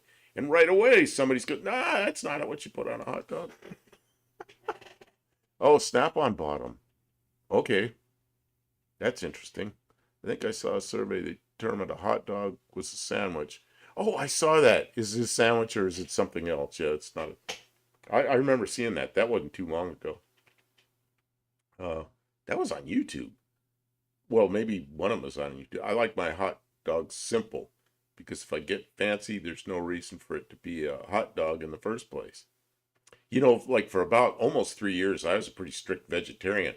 So you know what I do? Remember they had a thing at McDonald's called the McDLT. There was the hot side and the cold side, and it came in a plastic thing when you got it. The cold side had the lettuce and the mayo and all that stuff. On the hot side had the burger and the other half the bun. And it came like that, and you put it together yourself. So the cold stuff stayed cold and crispy. The hot stuff was hot. McDLT. So I was pretty strict vegetarian then. I'd go in there, I go, can I get a McDLT with no meat? But I want 2 pieces of cheese. So they go, oh, I don't know about that. And they'd ask the manager. The manager goes, well, of course. It's because I paid the same amount and they didn't have to use a piece of meat. So I'd get a McDLT without any meat. And then hot dogs, you could just put all that stuff on the bun without the hot dog and eat it. It was still pretty good, cheese and a lot of cheese and relish and mustard and mayo, all that stuff. Oh God, that was good. Like a big vegetable sandwich. I bet Dougster can put some hot dogs down. He probably can. He brought all those potatoes though and gave them away. Man, I was looking today to see how many carbs are in a potato. It's like, I don't think I should be eating these. On this we agree, Dan. Pretzels with just mustard and kosher salt. That's the way. I'm not a big fan of eating pretzels. I'm glad because that's just carbs and I can't eat them. But I'm not that crazy over pretzels. If a sub is a sandwich, than a hot dog is. Isn't that, a hot dog does kind of look like a sub, doesn't it? Oh, and then something happened. I got stationed out in California, and I grew up in California, and then I was in the military and first duty stations in California, and on base they had a place called, I don't know what the name of it was. It was a little beer bar, and they had food in there, and they called they had sub sandwiches in there, but they called them something else. They had a name for those. I don't remember what it was, but it was something that was I'd never heard out west, and I just can't think of the name right now. I'm sure everybody will tell me the names of the sub sandwiches. I like mustard and a chili burrito too. Chicago Maxwell Street hot dog have diced onion mustard, Chicago relish, neon green celery salt, sport peppers. Yeah, that's what it looked like. What John Cope and Jeffro were eating. It's like full of all this stuff and pickles. Man, I love all that. I ate 3-foot long hot dogs like when I was 10 to 12. I suppose chili dogs are fine, but if it's decent chili, why get a hot dog in the way? You know what? See, that's the thing. I could just put chili on a hot dog bun. I'd love it, but I can't eat that anymore. I'm still wearing them. But yeah, I think some food can be really sloppy. The more sloppy food is, the better it tastes. But you better have some way to contain it, or it just goes all. And of course, I like driving down the road, and I used to try to eat while I was driving. Well, it wasn't long before I figured out you couldn't eat stuff like that going down the road. I like what are those big Burger King burgers? The burgers, I can't think of what they're called. What's the big Burger King burger? But you Whopper with cheese. You cannot eat a Whopper with cheese while you're driving, because it'll end up everywhere except in your mouth. So I learned to get a burger with just cheese on it. That was like the epoxy that held the thing together and kept it from leaking crap all over the place. Yeah, hoagies. Chili's. Yeah, that's what they called them, hoagies. Well, I'd never heard that. And so I went in there and they had hoagies. Like, what the hell is a hoagie, And then I saw people eating them. I go, oh, okay. It's like a sub. Okay, so then I got hoagies. And grinders, I never heard that until I was back east. I always suspected that heroes were what people thought were euros. Yeah, but heroes is different than a euro or euro. I still know how to pronounce that word right. Landing message retracted. I often want my street food simple. I have a place called Euro Shack here. Man, where's here? Where's here? I gotta go find that place. It's just okay though, way too expensive. Yeah, that I believe. Spoon, that's what the chips are for. I'm not allowed to eat chips anymore. Oh yeah, but I used to dip chip. You guys are going. Oh yeah, we started the old hot dog. What belongs on a hot dog? What doesn't belong on a hot dog? And we've got pages and pages and pages of chat of what? What were you thinking? I told him we have to make a video about that, and I'm going to use this tool. It'll be a tool short, and this tool will be used to spread the stuff on a whole bunch of different hot dogs, and then we'll have a whole lot of views on that. Man, you'll set the internet ablaze. That's what I wanted So to. while I was walking, I thought of something interesting. Idaho, that's right. You're in Idaho. That's too far. That is too far from me to go. Uh-oh, we just dropped out. Can you guys hear us? We've got we have some Well, maybe I banged that door too hard. oh, maybe that's what's making it go out. Can everybody still hear me? Let's finish setting up. If this time still works for you, it's like some kind of error. It looks like it's going okay. Don't mess with it. It's going really good right now, I think. Oh, Kim, something fell. I just told you that. Wait, What? I didn't tell you. No, you didn't tell me that, but it looks like we have good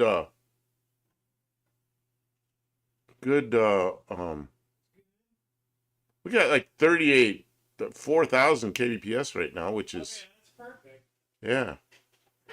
You don't need a garden hose to wash up after dog.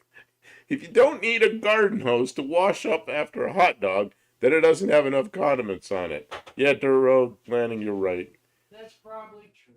Cheesesteak. Unfortunately, an authentic Philly cheesesteak uses Cheese Whiz. You know what? I don't care. It's good. It tastes so good, but it's so bad for you. Cheese whiz. Yeah, you know what a That ain't right. Philly cheese uses Cheese Who Whiz. says that? That's what it uses. I know, Danny Boyd. It's not the spray cheese. It's Cheese Whiz. It comes like this, and it's like melted gooey cheese. It sure is. No. It sure is. I refuse to believe that. It actually is. No. Yeah. I mean, a Philly cheesesteak. That's I've been there. I know what it is. All right, I'm doing a thing, and you guys don't care because you're too busy talking about food. I should start a site called Only Dan's. We're here, but low res. We're back. Yeah, right now it looks really good. I mean, we really got. There's good, already a. But I know something dropped out there because the warning came up. What are you doing? You're goofing around with something. You're gonna pull out lifters, Doctor Go. Dismiss that Windows question. Where do I do that? How do I? What? Just exit out? All That down, right no, there. No. Yeah. Dismiss. Yeah. Dismiss. Good. Oh yeah, now I can see what's going on. Okay, that makes good sense. What's our? Oh yeah, our. Oh yeah, our- we got good. We got. I gotta be careful with the. We door. got good. I thought maybe if this cam's been in here this long, I'm curious what a lifter looks like. Okay, anytime any of us eat in the garage, I thought I was going to say eat garbage. Eat in the garage while working, we all likely eat a little extra grease. We didn't I tend eat to dirt eat all the time. I'm sure of it. a number of other chemicals like never sees. Yeah, those of you see, which would you rather have in your mouth when eating a hot dog? Here's the real question: anti-seize or thread locker? We're going to start that argument again. Cheese Whiz comes in. No, Cheese Whiz doesn't come in a can. Cheese Whiz comes in a glass jar. Peaches come in a can. What comes in a can? That's spray cheese. What's that stuff They were called? put there by a man. Spray cheese is not Cheese Whiz. Spray cheese is. It's the other product name. Cheese Whiz is that. It's like molten Velveeta. It comes in a jar. I used to think Cheese Whiz is the stuff in the spray can, but it isn't. I got somebody cleared me up on that one time when I was dead wrong. Then I had a friend really good friend that was here many times, was from Switzerland, and he got here and he saw the spray cheese. He thought that was the funniest thing in the world because in Switzerland they had really fine cheeses, and he goes, like, stupid Americans put cheese in a spray can. He goes, why don't you put meat in a spray can? And I thought that was funny. He goes, well, why not? You know what I started thinking about? I go, yeah, why don't we put Don't meat? suggest more. Why don't we put meat in a spray Do not can? suggest more horrible things, because they will soon abound. But he'd be sitting there with his fine real Swiss cheese that smelled really bad. His mother would send him and he'd cut it off and put it on crackers. And I'd be over there going with the spray cheese, put my cheese on my crackers. Cheese Whiz is spray cheese. No, it isn't. No. Spray cheese is, where's my phone? I can't think of the name of it. Cheese Whiz is, yeah, it's like a cheese sauce. Cheese Whiz is, let me see here. I'll have to look it up. Guys, I pulled a lifter because I know none of you gave a rat's arse about the lifters because you're all too busy talking about Cheese Whiz. And this is currently we are a food stream. Cheese Whiz comments abound. That is Cheese Whiz. Oh. And it has an H. It's Cheese Whiz. Cheese Whiz. Easy cheese. You got it. That's what it is. I remember now. Because Easy regular cheese is way too difficult. Easy cheese. Oops. I did that wrong. I did this wrong on my phone. Easy. These have been in there for a long time. I think this is the factory cam. That's crazy.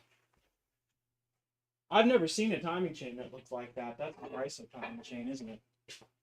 Wait a minute, I'm trying to get the picture. Yeah, somebody got it right. Oh, come on. Y'all are talking about cheese whiz. Why is this? Why did I have stuff that covers up the product?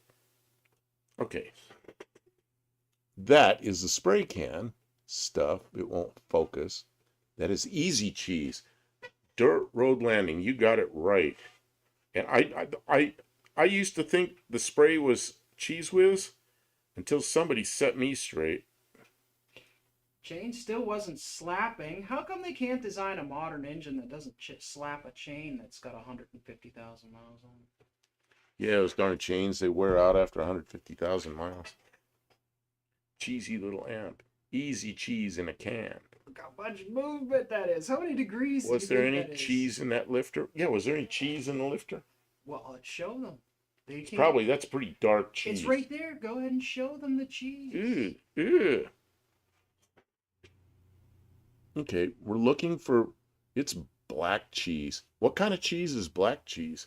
What's this surface look like? I think it's some kind of Russian caviar cheese. Caviar cheese? It's Russian stuff. Caviar cheese. It's It's little definitely fish egg cheese. Okay, let's see here. It's a slant 6. No one is interested.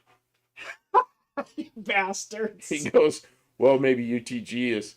You know where we got started on slant 6s for the second time? UTG. Kim bought her dart from UTG. I got my Valiant, well, from UTG and from another guy. There were 2 people who owned it. Nobody cares. Yeah, we started our. Nobody cares about your We slant started. six. We started. Who said that? Give him a timeout. Somebody who's a. You need to make somebody a moderator. They need to.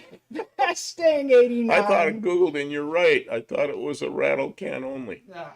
Cheese was, yeah. Oh, I got to go back further. We only have about 160 cheese factory in a land of cheese. Yeah, but I bet in Wisconsin they'd be embarrassed to put cheese in a spray can.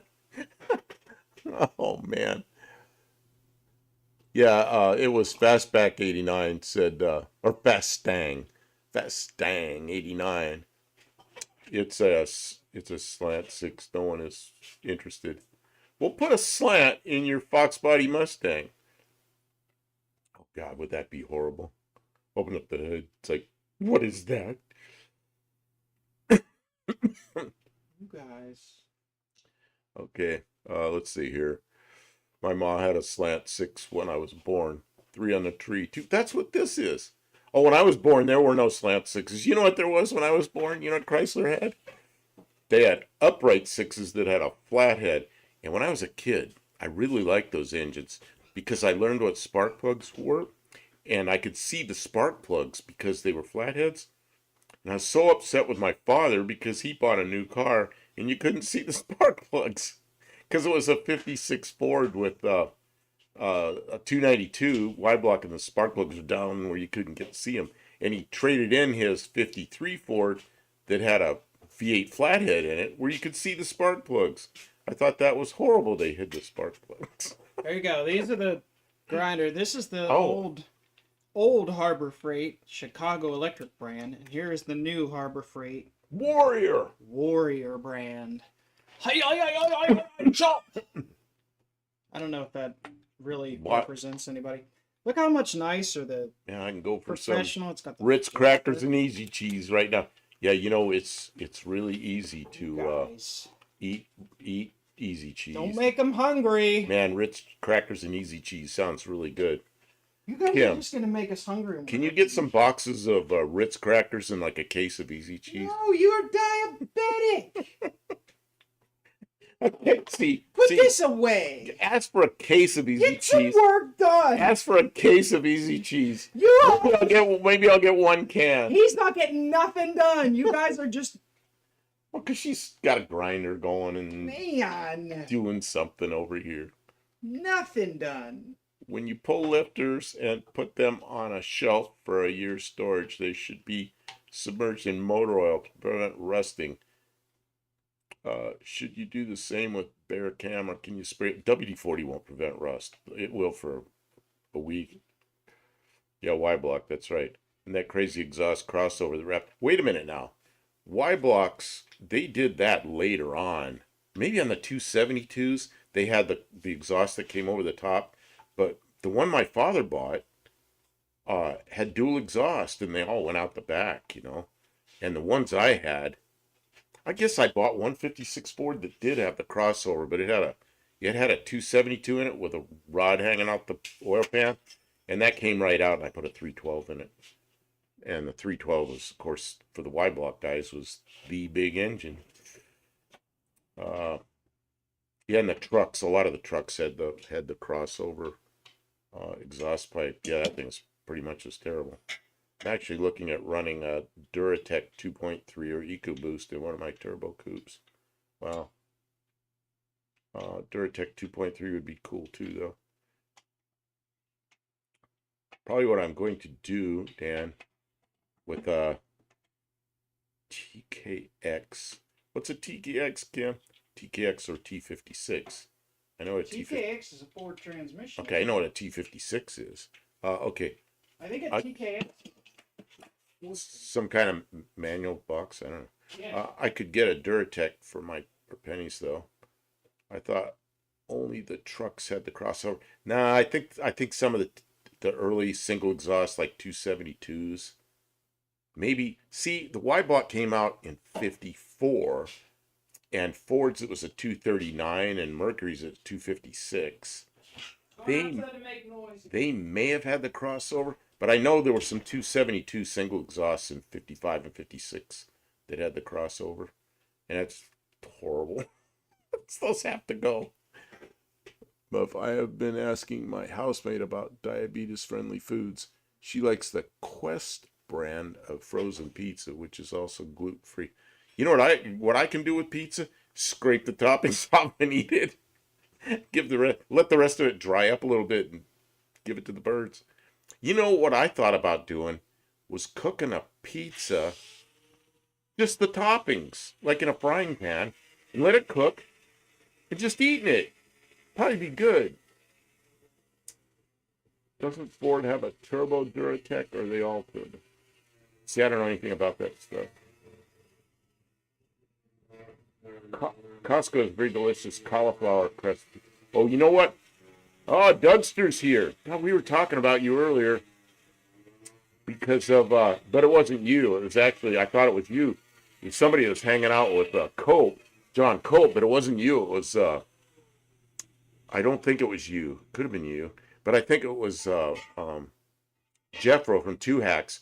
Went to Chicago and got some hot dogs that had a lot of stuff on them. And then we had the 20 minutes of arguments of what you're allowed to put on hot dogs. But I can start another food argument. Is, are you allowed to put pineapple on pizza? Okay, Danny Boyd says 52 is the first Y block. 52 was a weird Y block. It was a Lincoln only engine, and it really had nothing interchangeable with the later Ford 1954 and later Ford Y blocks. It was a real strange one, but yeah, it had a block that was Y shaped like that. So oil submersion of international car parts. It's storing the Duratec 4 cylinders. Man, she's grinding. I don't know if you guys can hear that, but I can smell all the steel she's grinding. All pizzas should be square, Dean Stevenson. Yeah, well, they make it pie shaped. Some were turbo, but I think only in Mazdas. I've also seen another manufacturer who I don't remember doing that back in the late 50s. Dougster. Well, it's really low carbs is the point, but yeah, I understand that.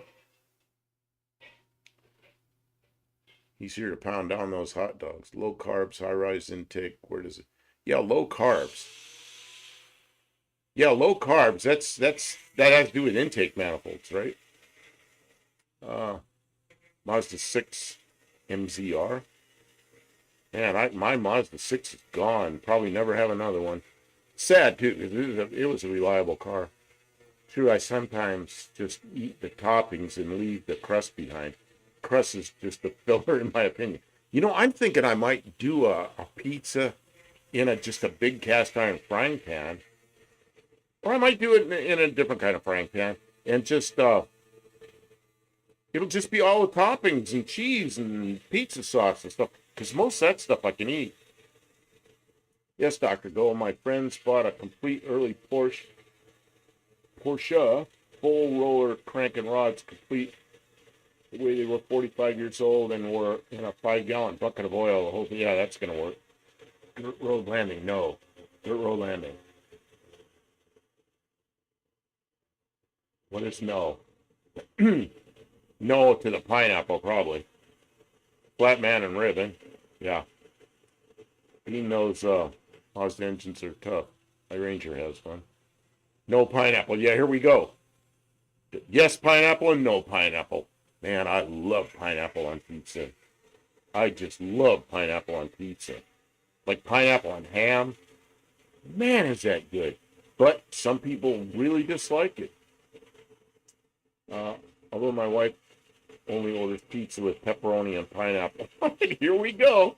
Do you prefer a manual or automatic behind the slant 6? This one has a 3-speed on the column. Kim was talking about making it an automatic at some point. I don't care. I think generally I'm starting to prefer automatics, but I don't know. I drove a lot of cars with manual, like especially trucks. I can't imagine putting an automatic in a truck. I drove these big dually Ford trucks with diesel engines in them, and they always had manual transmissions. And then I get out there to Yuma, working with the military, and they bought some of those trucks, and I got in one. It was an F450 diesel, everything. I got in, I looked over there, and there's no shifter. It's like, huh? I looked around, and it had a automatic, and go, why would somebody buy this? Want pineapple, have your pineapple. Fruit does not belong on pizza. Well, wait a minute. Isn't tomato a fruit? Argentina 292 phase 2. Yeah, in Argentina, they did all kinds of stuff that stayed around. Chicago dogs are the best. Vienna hot dogs, dill pickle, spear cheese, other small jalapeno, mustard, and celery salt on a seeded bun. Yeah, see, maybe you were the one up there with Coke. Dean Stevens, a live block with Windsor Heads in Argentina. Wow. I got to look into that one. Of course, the Y block has a goofy lifters that make it just a total pain in the ass. The lifters go in from the bottom, so you can't. Just a giant annoyance, but I knew how to deal with it then. Doug, don't forget the Chicago relish. Hawaiian pizza is best. See, ham and pineapple pizza is amazing, and add some bacon too. Yeah, sometimes bacon's good. I just bought some bacon. I don't know what I'm going to do with it yet. I think I'm going to wrap it around some meat or something and cook it, and make it like something like that. I like to take jalapenos, big jalapenos, and stuff them with shrimp and cream cheese and put bacon around them, and then make a lot of them, cook them on the grill. Man, is that good. Dean Stevenson, Sandow, the neon lights will shine for you. The 221 Ford 6 from South America is a good engine, is it? See, I hear 221. The first thing I think of is the small Ford, the first small block Ford, which is a 221. It's like a 289 with a 3.5-inch bore. And then the 260, 3.8-inch bore, and 289 with 4-inch bore. All those engines were produced at the same time. I've never owned a 221, but I had 260s, 289s, 302s, 351 Windsors.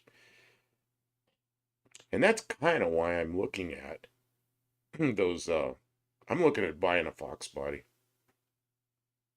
Yes, tomatoes are a fruit, but that's an exception. Wait a minute now, you got exceptions to fruit.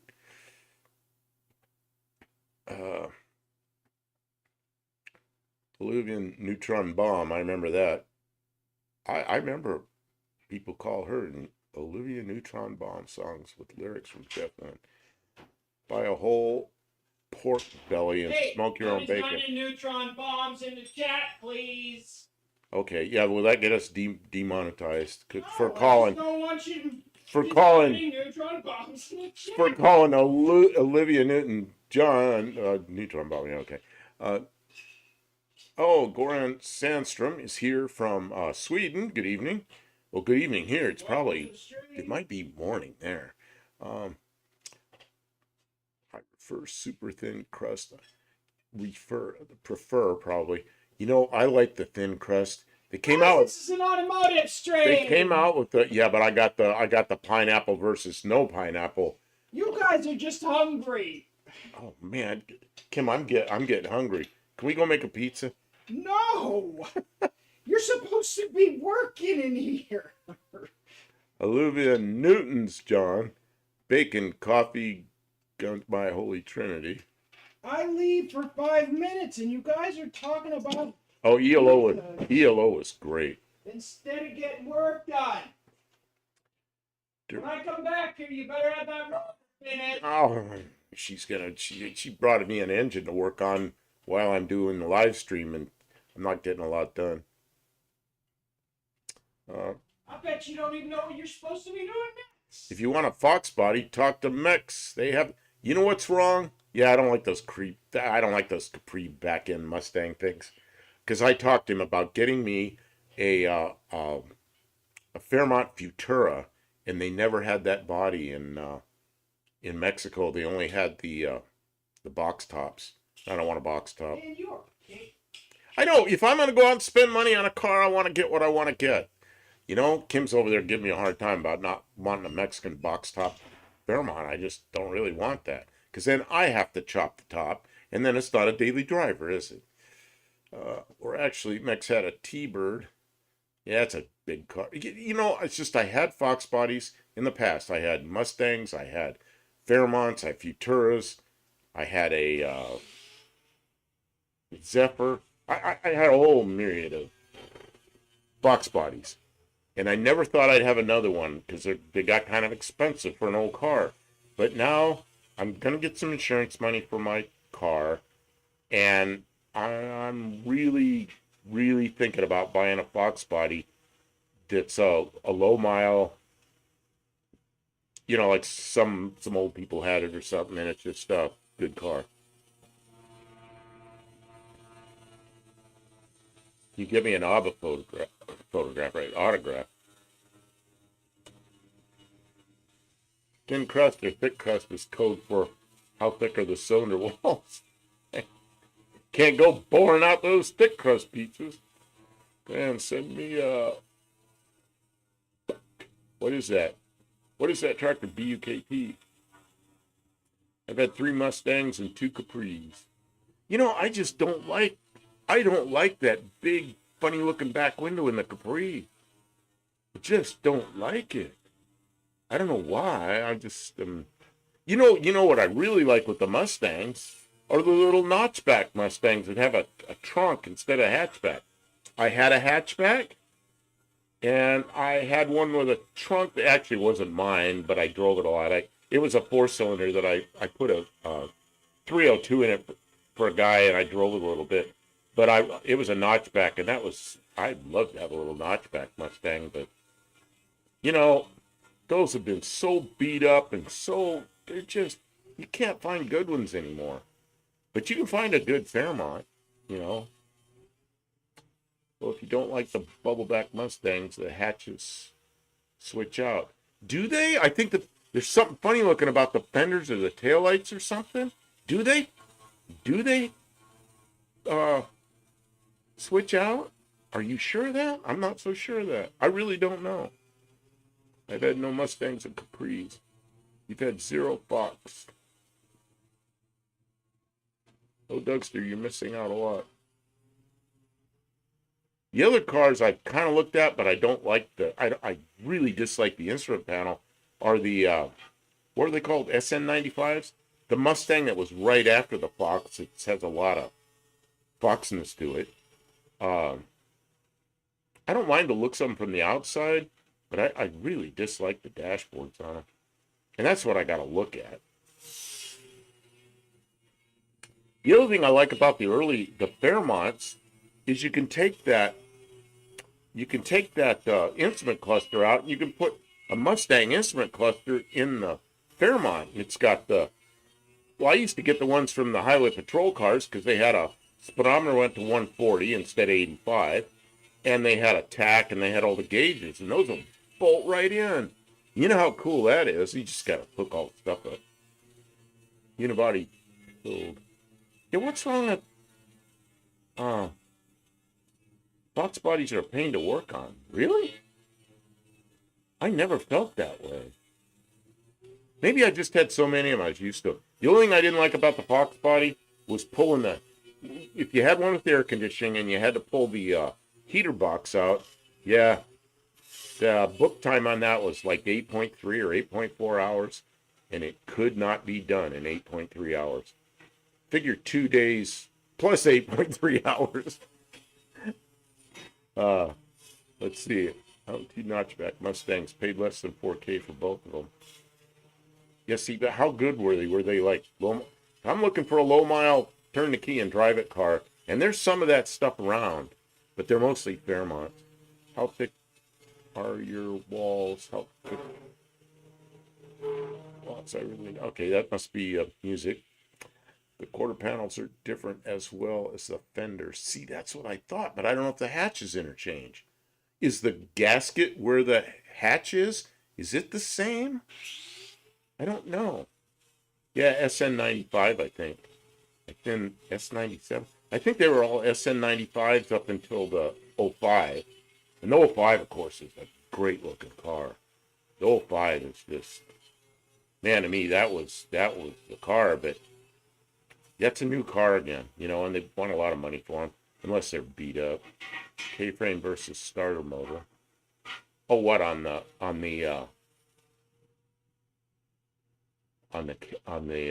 box bodies? Cruisers came with certified speedos. Yeah, that's what I see. Back when I was doing that, those California Highway Patrol cars were going out of service, and some of them got wrecked and everything. I could always find a Mustang cluster from a police car, and that's what I put in my Fairmonts. Mexican Foxes are notches or hatches, but not all the same. See, a notch I wouldn't mind. I mean, if Mexican Spec had a good notch that had fairly low miles, I might. With 69 Mustang dashes and SN95. Yeah, but they weren't. That SN95 did not have a nice dash. I just didn't like it. Just didn't like it. I don't know why. And when I drive down the road, that's what I got to look at, you know. So I guess I could tear the whole dash out and build my own, but no. I want a driver. I want something I get in, turn the key, and go. I can drive it for a year. I can drive it for a year while I really get the Valiant up to where I want, or the aluminum car up to where I want, so I'm not driving a project car. And that was the beauty of the Mazda 6, because I knew it had at least a year or two left in it that I could just drive it, you know. EF0993. Don't know what that is. I'm 6'4", so that is the only thing I don't like about Fox body. Yeah, I remember cops sitting in the Fox body with their legs bent and shotgun. And in California, they had a shotgun here, and they could hardly drive the things. The bigger cops, they hated them.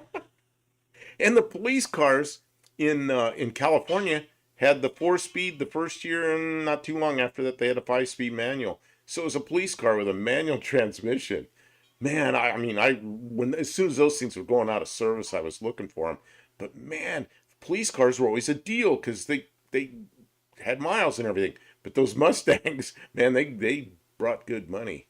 They brought real good money. Much nice to work on the blend door. You're able to pop the dash. Yeah, I've done a few heater cores in Foxes. Yeah, those aren't fun. They're not fun if they're air conditioning cars. SN95, New Edge, same car, different body. New Edge, what's New Edge? What's New Edge? Tell me what New Edge is. BG's. Getting the cluster out of an 87 through 90 Mustang is a pain. Oh yeah, the ones I like are the early ones, the early Mustangs that had the same bezel, instrument bezel. It was a different bezel, but it was the same shape, same screw locations, everything. You Fit- haven't done anything. It fit right You into didn't even put this. You're not doing anything. it fit right into the Fairmonts. I'm trying to keep up with I this. can't let you just stream and not get any work The done. AC and non-AC are like the GMA and G bodies. Guys, you're distracting him. This car's never gonna get finished. Am I the only one Getting a who front does any fender work? off. Just because it's Monday night? Oh, man.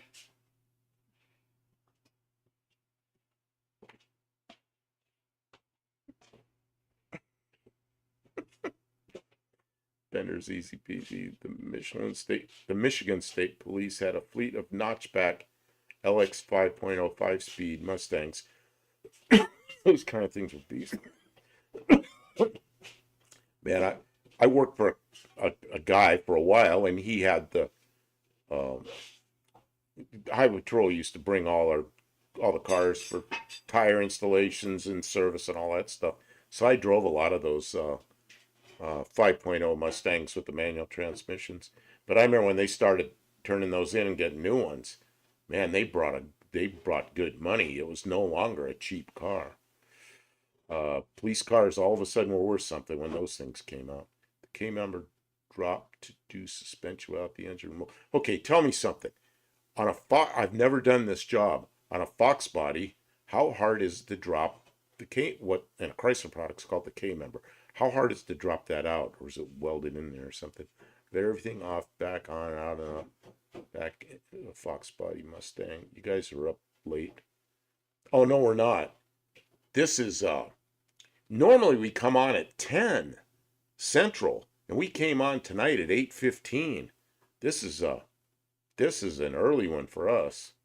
We usually other than Tuesday nights we come on at 7 Central in our studio, not up here in the shop. And we go on like from 10 to about 2 in the morning, because we're the night shift here. The as Kim calls it, the graveyard shift. Kim needs a hug. Oops, never had an engine cross member out. Okay, you haven't had a cross member out of one.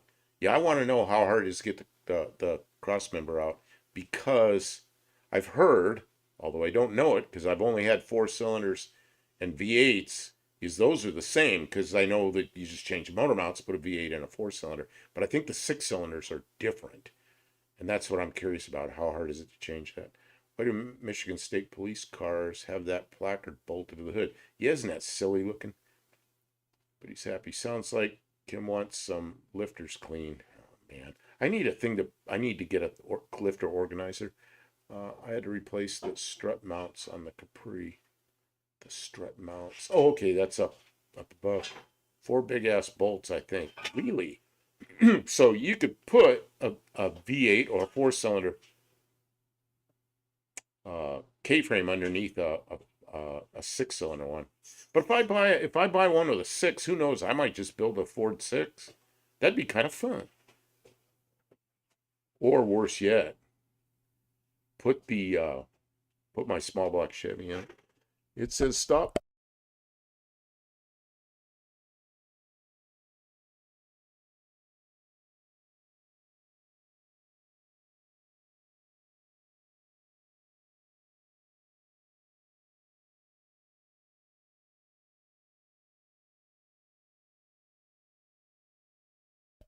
Oh, is my video all good? Kim came over and shut my mic off because I'm talking too much. It says stop. Yeah, my video looks like crap, Kim. What's wrong? Can you guys see that? I look all like this. Inline 6 is different, but V6. The ones I'm looking at are long before V6s were around. They're like 78, 79, 80, 81. Ford Futura coupes, or whatever the Mercury was called, Z Aim something. this at the camera. See if that Oh, stops the glitchiness. oh yeah, this is like. There's an electrical outlet right there you can plug it into. See if that. Oh yeah, we've got cameras smoking. You just see what you could do to not aim it at the microphone, but aim it at the camera. Not at the microphone, but aim it at the camera. You got to plug it in right to get the neutral in the right position. Ooh, that started blowing right away. Okay, it blows that way. Okay, then I got to move the mic over to here. Does that bother anybody? The fan sound? Because the camera's getting hot. I got to blow air on it. And then I got to move this. Where's this? I got to move this mic away from the fan. Hey, Mike. Hey, Mike. Come over here.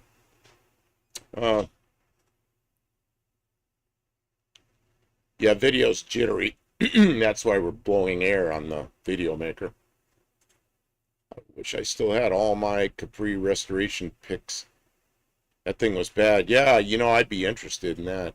Guns and gears. Yeah, I didn't know you were into Fox bodies. Some early Foxes had the 2.8, I believe. Maybe they did, but I've never seen a Fairmont of the early years have the 2.8. I've never seen that. Joe, I think Rich got in trouble. Nope, no BS. I don't know what that's all about. Rich, yeah, that's somebody else. Let's see here. Getting a big, yeah, that's what I thought. Max headroom. We get max headroom. I got to turn this noise down. Ooh, that made a noise. Doo-doo-doo. What was that? Doo-doo-doo. Ooh, computer made a noise. You can see with no civil disobedience. I got to get caught up here. Probably got in trouble for farting. You know, Rich, is that the guy that's like 220 or something? I watched him once, and I watched him struggle to fix a simple problem. And I don't know, maybe the guy just has trouble, but I know it's a channel where there's a lot of something going on there, and I just don't participate. On the hunt for a new mic. Can all of you hear Kim out there grinding? I'm willing to bet he argued with someone over those stupid boom boxes he thinks are worth 300. Yes, max headroom, yeah. Did you? Yeah, it was my mom's car I got when she passed, and I restored it. Caused a rather fuss. We still don't know. Did it? Cologne for 79. Really? They had a Cologne engine in Fox bodies in 79? Well, see, what I remember, I thought, now I'm not gonna speak in metric, although they probably were considered as metric engines then. The 6 I thought was the 200 cubic inch, and 200 would be 3.3. So yeah, that was the inline 200 cubic inch, 3.3 liter engine. And I've seen quite a few of them with those, which I guess I could build a 200 or a 250, and when the car needs the engine, just drop it in there, or go to the trouble to change the cross member, and then put a 302 or a 351 Windsor in it. Man, a 351 Windsor in a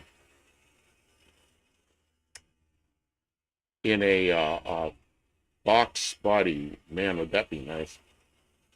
Aurora Borealis is visible right now. Man, you're way further north than us. Get some pictures, get some video.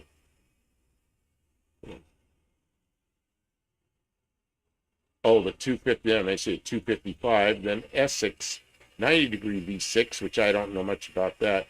Then back to normal with the 5.0 TBI and 4 barrel. See, so what happens to you down under is you didn't have choices. They just did that to you. I guess, I don't know. Oh, the 250 has a detachable intake? Because I remember those used to machine the intake off, and somebody, probably was Offenhauser, made a thing, and you drilled holes, and they had a gasket, and you put three 1 barrels on the 200s. And I thought the 250s were like that too. I'm not sure. The 250 had a detachable intake. Well, if that's true, I'd probably be more interested in that. But I don't know. Fastang 89 says no, they didn't. The 3.8, I don't like that engine at all. That's the one that had aluminum heads, and they had blown head gaskets. I don't want anything to do with that engine. They don't like heat. The 3.8s, man, they're good for one minor overheat.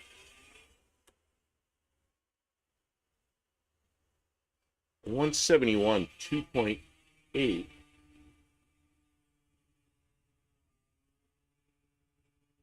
Huh. I didn't know they ever put that in the box body, but yes, they could have.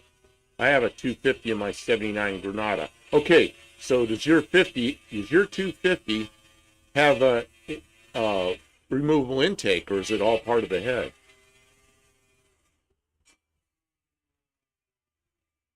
You'd like Katerina Garage, but really? I don't know who that is. That girl is always messing with some kind of Fox Body related content. Yeah, you know why I like Fox Bodies? It's not because I'm really into Fox Bodies. It's because I had so many of them back in the day, and I was just so familiar with them. It'd be, it's just like I'd be back in the old days again. And they're simple. I'm not going out and buying, a late model car. Yeah, I'm going to get paid for my Mazda. Probably in the next week I'll have money for that. But I don't want to take that money and buy some troublesome electronic car. I'd rather buy an older low-mile car. I had to mill my intake to put a 20 on 50 Autolite on it. Was that on the 250? See, that's what I always remember, was milling those things off and putting a thing on it. Maybe last couple of years, the 250. See, it could have been. I don't know. See, I always thought Ford 6s, the removable intake manifolds, were all the 240s and 300s. But Dan seems to know his shit, because Dan's taught me a couple of things about 240s and 300s that I didn't know. So, yep, they sure don't. Oh, yeah, that's what I thought, 240 and 300. Because I'm pretty sure that girl is in Canada. I think I've watched her before, but probably not a lot. See, get into South American Aussie ones. The 250 Granada 6 fits, but it's a little tall. It wasn't factory in the boxes. Okay, so the 250 has a higher deck height then? I had my 200 in an 81 Capri Black Magic and a 240 in my dent side. Yeah, well, that makes sense. The 240s and 300s I messed with were in trucks. And I know the full-size Fords. Like, I knew a guy that had a 66 Ford Galaxy with a 240 in it. My friend's Capri has a 250 also. Oh, it has a 250 in a Capri. Oh, I want to know about this. My 75, I'll have to do some research, I guess. My 75 to 80 Granada was an X body. The 8182 Granada is a Fox. Oh yeah, that's right. Yeah, the early Granada was the front suspension was like an old Ford Falcon, and the 81 and 82 was a Fox. Like magic, my mom had a 76 Maverick with a 250. Yeah, but a Maverick's like a Falcon or a Mustang or something. It's a different body, so I don't know about the height thing.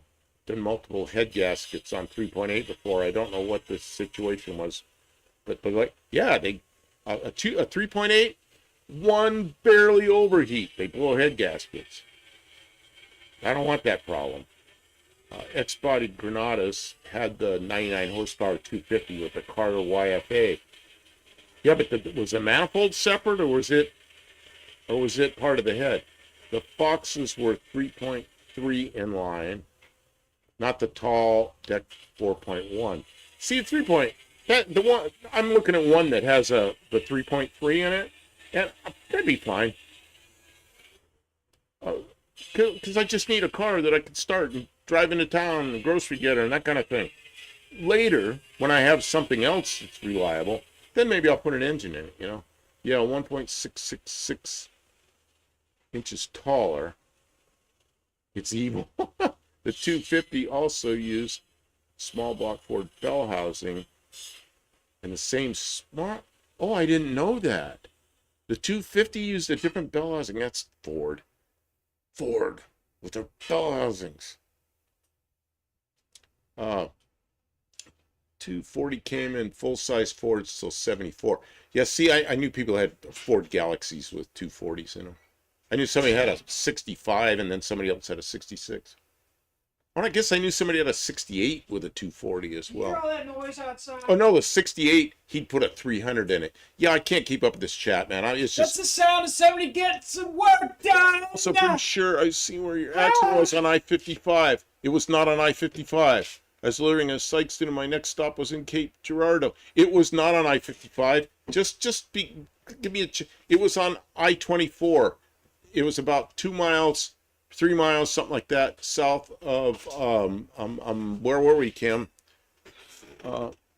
Pilgrim?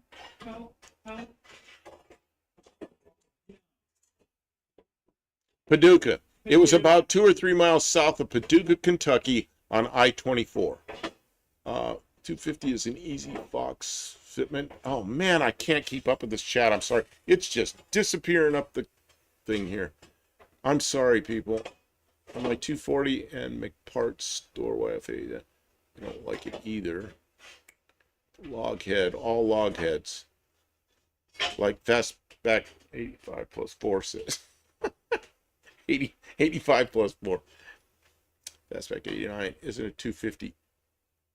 Oh, balanced. Oh, balanced. Zero balanced. Is it zero balanced? It is zero balanced. What does that mean? Does that mean it's external? So the 250, so it's a 250 and inline 6. Yes, it's an inline 6, but it's the same family of engines as the 144, 170, 200, but apparently it has a higher deck height. Depends gears, I honestly don't know. 250 is a Ford inline 6. Chevy had one too. Yeah, Chevy 250 is like a 230 cubic inch 6. It's that family, not the 235 family. Like the 240 and 300 big 6, zero balance. And correct, you can use 255 pistons in it to raise the compression because it moves the compression height up. Whoop whoop, Lamborghini. Okay, cool. So if a 250 flywheel will bolt to a 300 crank, then that should allow you to run a 157 to T5 setup. Oh man, that's probably not likely to happen with me. I'll probably be running a C4. You can... No explosives, no bombs, C4, none of it. You can run a T5 behind a 300, yes. I'll invite Katarina in, then that'll get things going. Or zooming. Katarina. Is she Russian?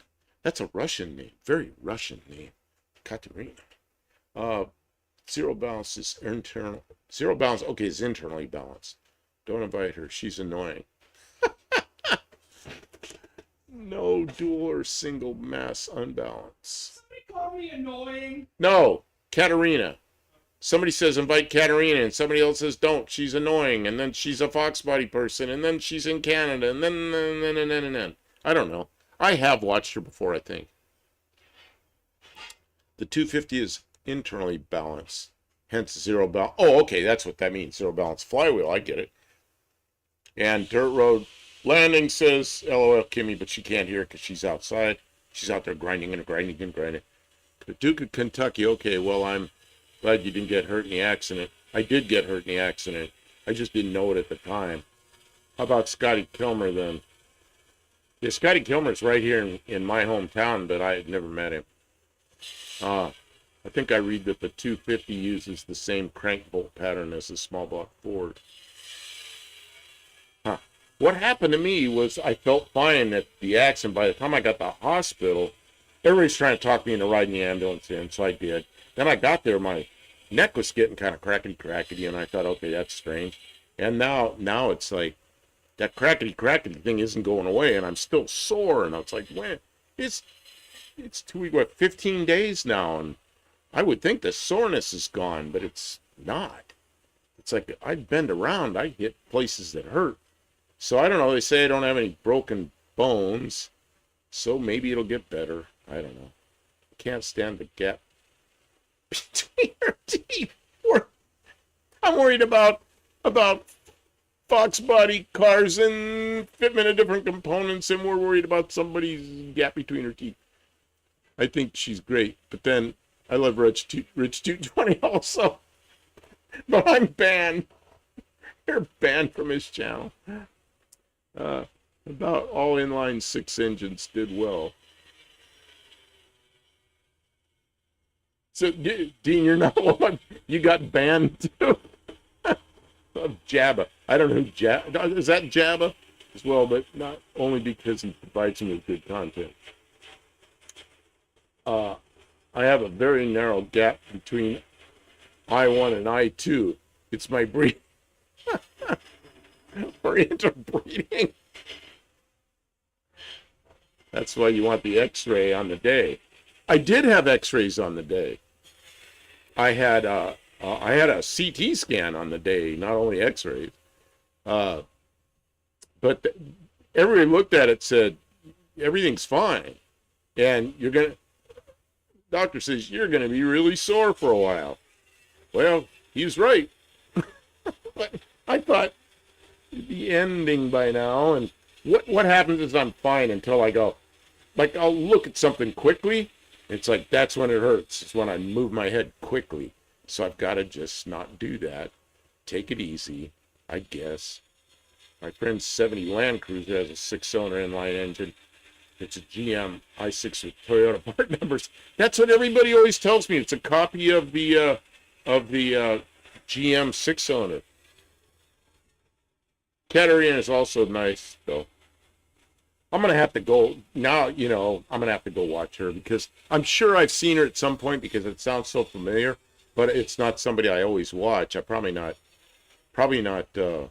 subbed, and I should probably go check it out. Especially, I'm really, really serious about buying one of the low top Fairmonts. What do you call it? Futuras. It was the Mr. jokes and the Vegemite and Marmite on the rod bearings jokes. Mr. on, I don't know, he bond you for that, Dan. I like Vegemite, Marmite. What's the difference between Vegemite and Marmite? I get those two mixed up because I'd see them in the refrigerator at separate times. Oh, there's two different things. Toyota worked a deal between them and GM. Did they really? I don't know. If I was a better, or they just copy it. If I was a better person, Rich 220 would have banned me earlier. Yeah, Zephyr Z7, that's right. Zephyr Z7 or Fairmont Futura. I've had a Futura in the past, and I really liked that car. But that was many, many moons ago. That car mine was a 79, and it was only 4 years old when I had it. And it had been wrecked in the right front. I fixed it. It had a knocking 4-cylinder in it. And I built a 302 and put it in. And my God, that thing was fun car. Had a roll bar in it and different seats and, a regular harness with a clamp over. It's a really nice car. I know it's twisted and 2 hacks are allowed in. What did I do wrong? Yeah, I asked Kim if you soiled your laundry.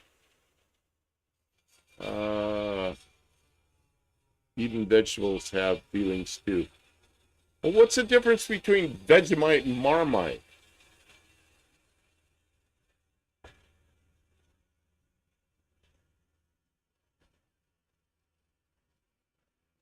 I'm going to go in this 2 hacks garage. I'll see if you notice. See, I don't even want to deal with that. But see, I don't want to go in somebody. Oh, flip my head around that. That's what hurts. And it made a cracking noise. I got to get my cough drop. Cough drop from my yellow bag. Actually, the Toyota Hemi engine was sort of copied with the Dodge and Chrysler Hemi engine. Oh, of the Dodge and Chrysler Hemis from the 50s. Yep, Toyota V8 Hemis came in Toyota Century. Oh yeah, the Century was not a car we got here. Oh, did you get Centuries down under? I don't know. Guns of Gears. Katarina, a total sweetheart. Chiropractor, no. Choirpractor. A choirpractor. That's what Dean Stevenson is, a choirpractor.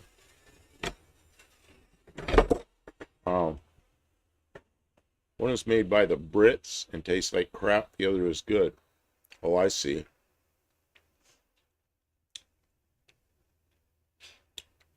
Well, the Brits, Chat GPT. Man, is that a worthless thing?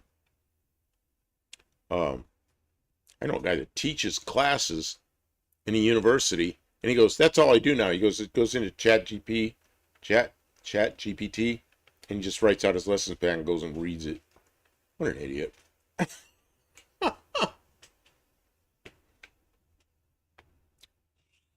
People are paying for that education, you know. Vegemite has more intense, salty, and bitter taste, while Marmite is subtler and sweeter. Huh. Chat Jeep ET. Dean, I can't believe 2 hacks hasn't left him. Vegemite is Australian.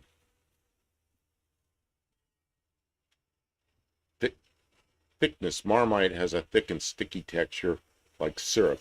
Vegemite is even thicker, like a paste or nut butter. Well, they share similar notes. Well, see, Dolomite.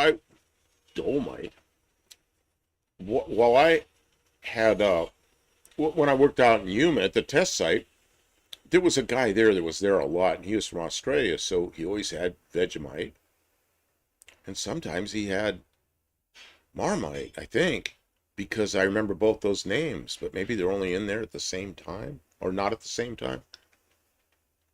But he used to wipe it all over. He'd like toast bread and wipe it all over. I looked at it and was like, I don't know. I should have tried it, because I'd never really tried it. 2X, super nice guy. Yeah, that's Jeffro. I met Jeffro at the first annual No Name Nationals, and his transmission, his T-Bird had taken a crap, so he didn't even bring it. So he's there without a car. And Kim had her monkey bike. So Kim says, "Here, you can use my monkey bike." So Jeffro raced Kim's monkey bike. And you'll see once in a while, you see a guy on a monkey bike that has number 99 on it. That's Jeffro on Kim's monkey bike. He barely made the weight because he's so thin and small, you know.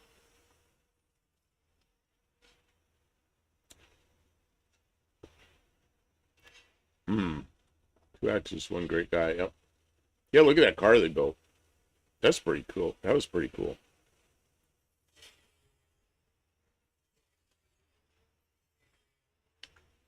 I guess my max headroom went away. All it took was blowing some air on the camera, I think.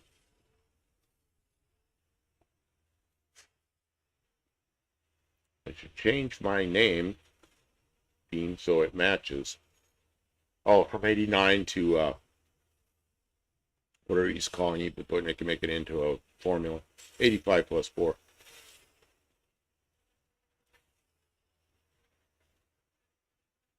Yeah, I'm really looking forward to getting my insurance money for the car. They are going to pay the car off. That there's no problem there. And I didn't owe any money on the car, so it'll be my money.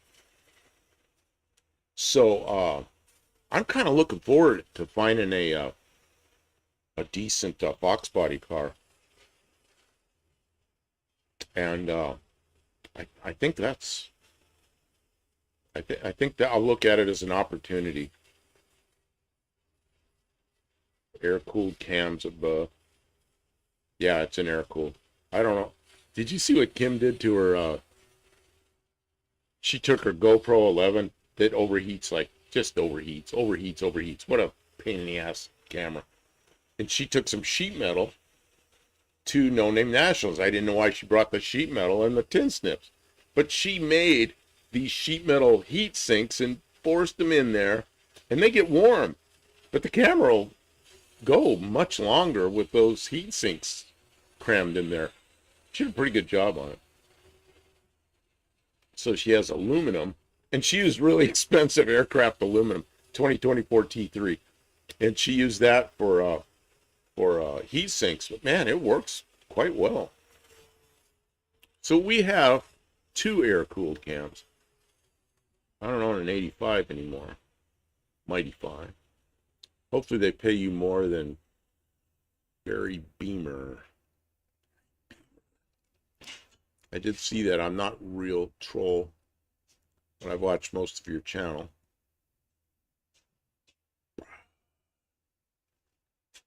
Who is this? Brown-eyed gal. Uh-oh.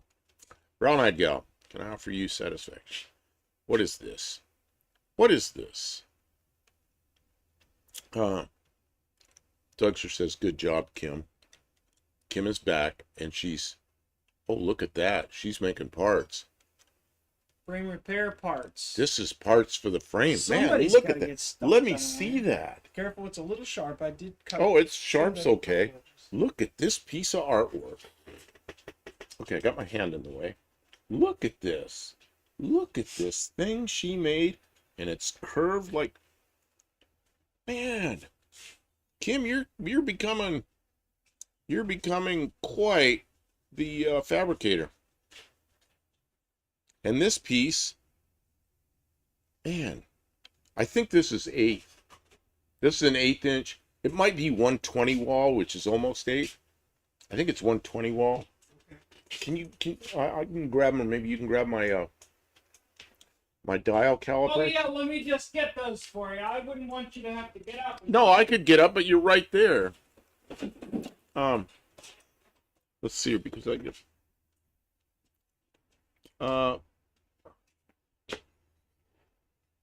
thank you. Gracias, senora. Senor. Senora. You better go. I said senora. You better. Careful now. Senorita. Senorita. Pizza. Yeah, there's a burr on it. This is actually... Nope, it's 125. This is a 1/8 inch. You made this out of 1/8 inch material. And it's mild steel. This, there's a... Man, you'll have to look on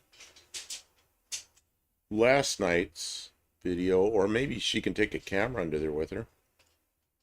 And you want to set up the second cam?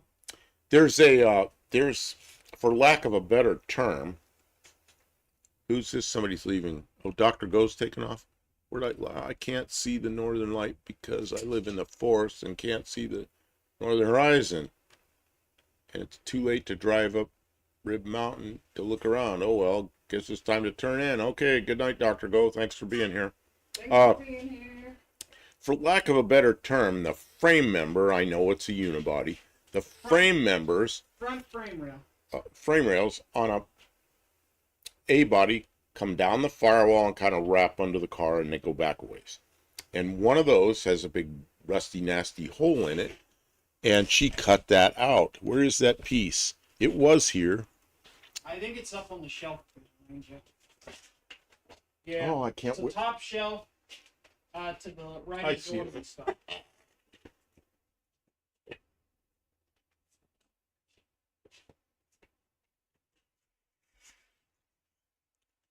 So here's a piece of it that she cut out, and she probably cut some more now, and she's making replacement pieces for that frame rail, or whatever you want to call it. And And this is to be welded in there to make that rail good. It's a little on the thick side, but I think that's fine. And Easier to weld. it'd be easier to weld.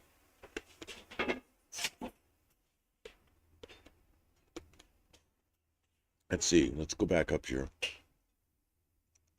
Okay, so I said, what's that for? I told what it's for. Doug, do you want to collect some 1980s boom boxes? I know a guy trying to get rid of like 400 of them for $10 a piece.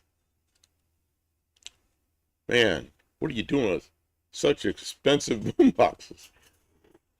So to make the pattern, did you use 2D CAD, cardboard aided design? I don't know what she used. She may have used the cardboard. I don't know what she used. No, I just did some She's just winging it. rough measures, yeah. Rough measures. That's Rich's girlfriend. Yeah, I have spent a long time with Americans in New Zealand. My late father was from a military service family, so I trust the USA. So I hang out on U.S. sites. I trust the USA. At least trust the people. Not big on boom boxes, but 80s home stereo stuff I'm interested. I have a little of that. JB, howdy, howdy. Hope everyone's... JB, you're the guy I think that I need to talk to, or that I want to talk to. You sent me some links. Cars for sale, right? See, we have two JBs in here, just to add to the confusion. But I think you sent me 2 links. Is that right? Rich is having foreclosure sale. He needs them gone by the end of the month. So when I see misinformation of Asheville, I get cross too.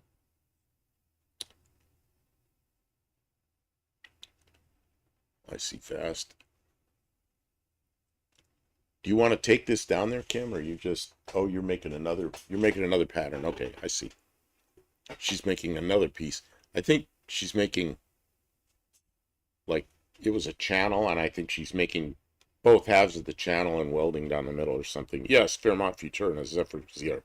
You know what?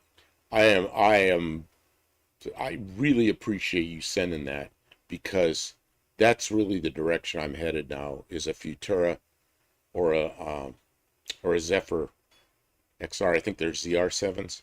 Might be XR, I don't know. But anyway, I hadn't even really been thinking about that. I've been looking all over the place, but there's those cars, there's some of them around that are low miles, and I'm really interested in that particular body style, because they're Fox bodies. I've had them before. I don't know why I wasn't thinking about them, but yeah, you got me thinking that direction now. And there's some of them around, if not just those two. There's other ones around, and I'm really interested in them. My favorite NC site is L8R, the Godzilla Crown Vic dude. Also, a great jacuzzi and an F250 YouTuber. The Futura had 97,000 on. The Futura had some problems that are almost a deal breaker, and the Zephyr's not bad. They both have some problems, as older cars do, but one of them I wouldn't mind dealing with. The other one is like, I don't know. The Futura, I'd prefer a Futura, but that's just because I like the taillight better, and that's not a good reason to buy a car. But the Futura had issues. Well, so did the Zephyr, but the Zephyr had issues I won't mind dealing with.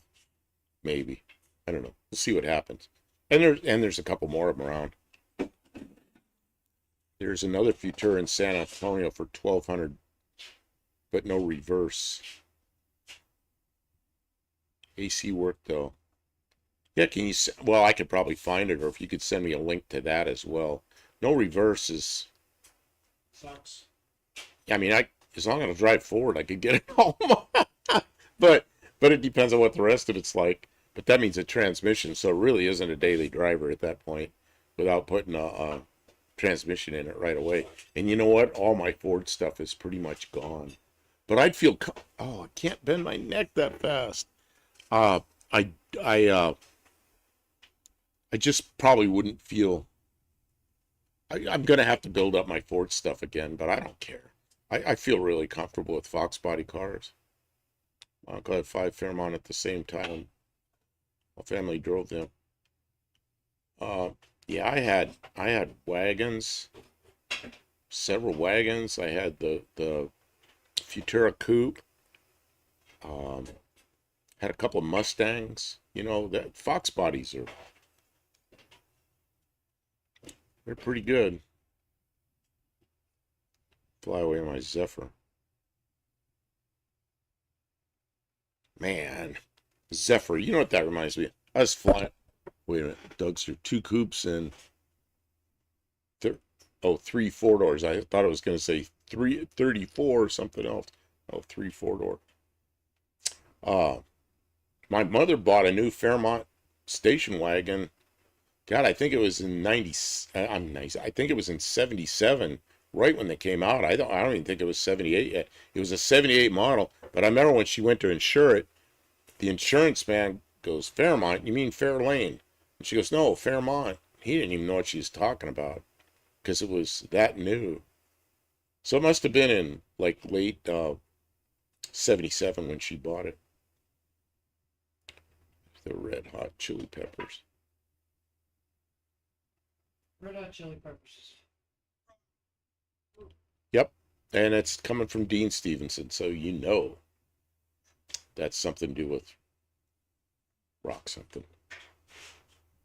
Kim's under the car with no camera, but we had a camera under there 2 nights ago, and I think it was really enjoyable, but I think she's tired of that. So I don't know, you can't really see her here. Kim, there's steering linkage hanging down. You got stuff hanging down. She's got a floor jack under the car, and she's under there, and I started looking. You know what? There's 2 jack stands under there, too. Oh, there's 4 jack stands under the car. Okay, good. Yeah, I'm not being stupid. Didn't the old Ford C4s... Didn't the old Ford C4s have an issue with reverse piston seal drying out? I don't know. Blue Grid, how you doing? I haven't seen you here yet tonight, so I guess you're just here. Good to see you here. Man, I just watched a video of yours. It was you and your daughter. Well, see, I watched the one that you and your daughter did with Giancarlo Willie, and then I watched one that you did when you got home. So I'm watching your videos. So what was I thinking? I don't know. I lost my train of thought here. Something with the C4s. I don't know. Get hold of Cope, I guess, and talk to him, or you know who else knows a lot about him is Andy Wood. Great shop press. Yeah, great shop practice, Kim Borghini. 4 jack stands, 2 under the frame and 2 under somewhere else. Howdy, did you get my email Saturday? Buff. Let's see, what was in it? Oh, you had a picture of something. I'm trying to remember what it was.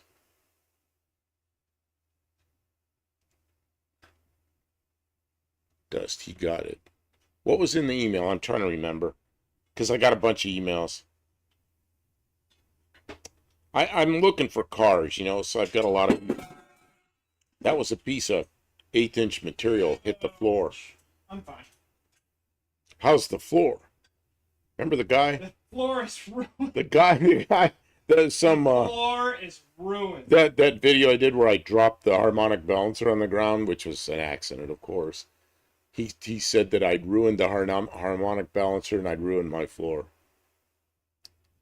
You chipped your floor and you've ruined the harmonic balancer. I don't think so. And if I did, shit, I'll buy another one. And the floor will have a chip. Oh well. Road Landing. One of my favorite cars is 1997 Pontiac Trans Am Ram Air WS6. Yeah, I do like I like the third gen Trans Ams a lot, and the fourth gen, I like those too. In fact, I think all the Trans Ams are pretty good.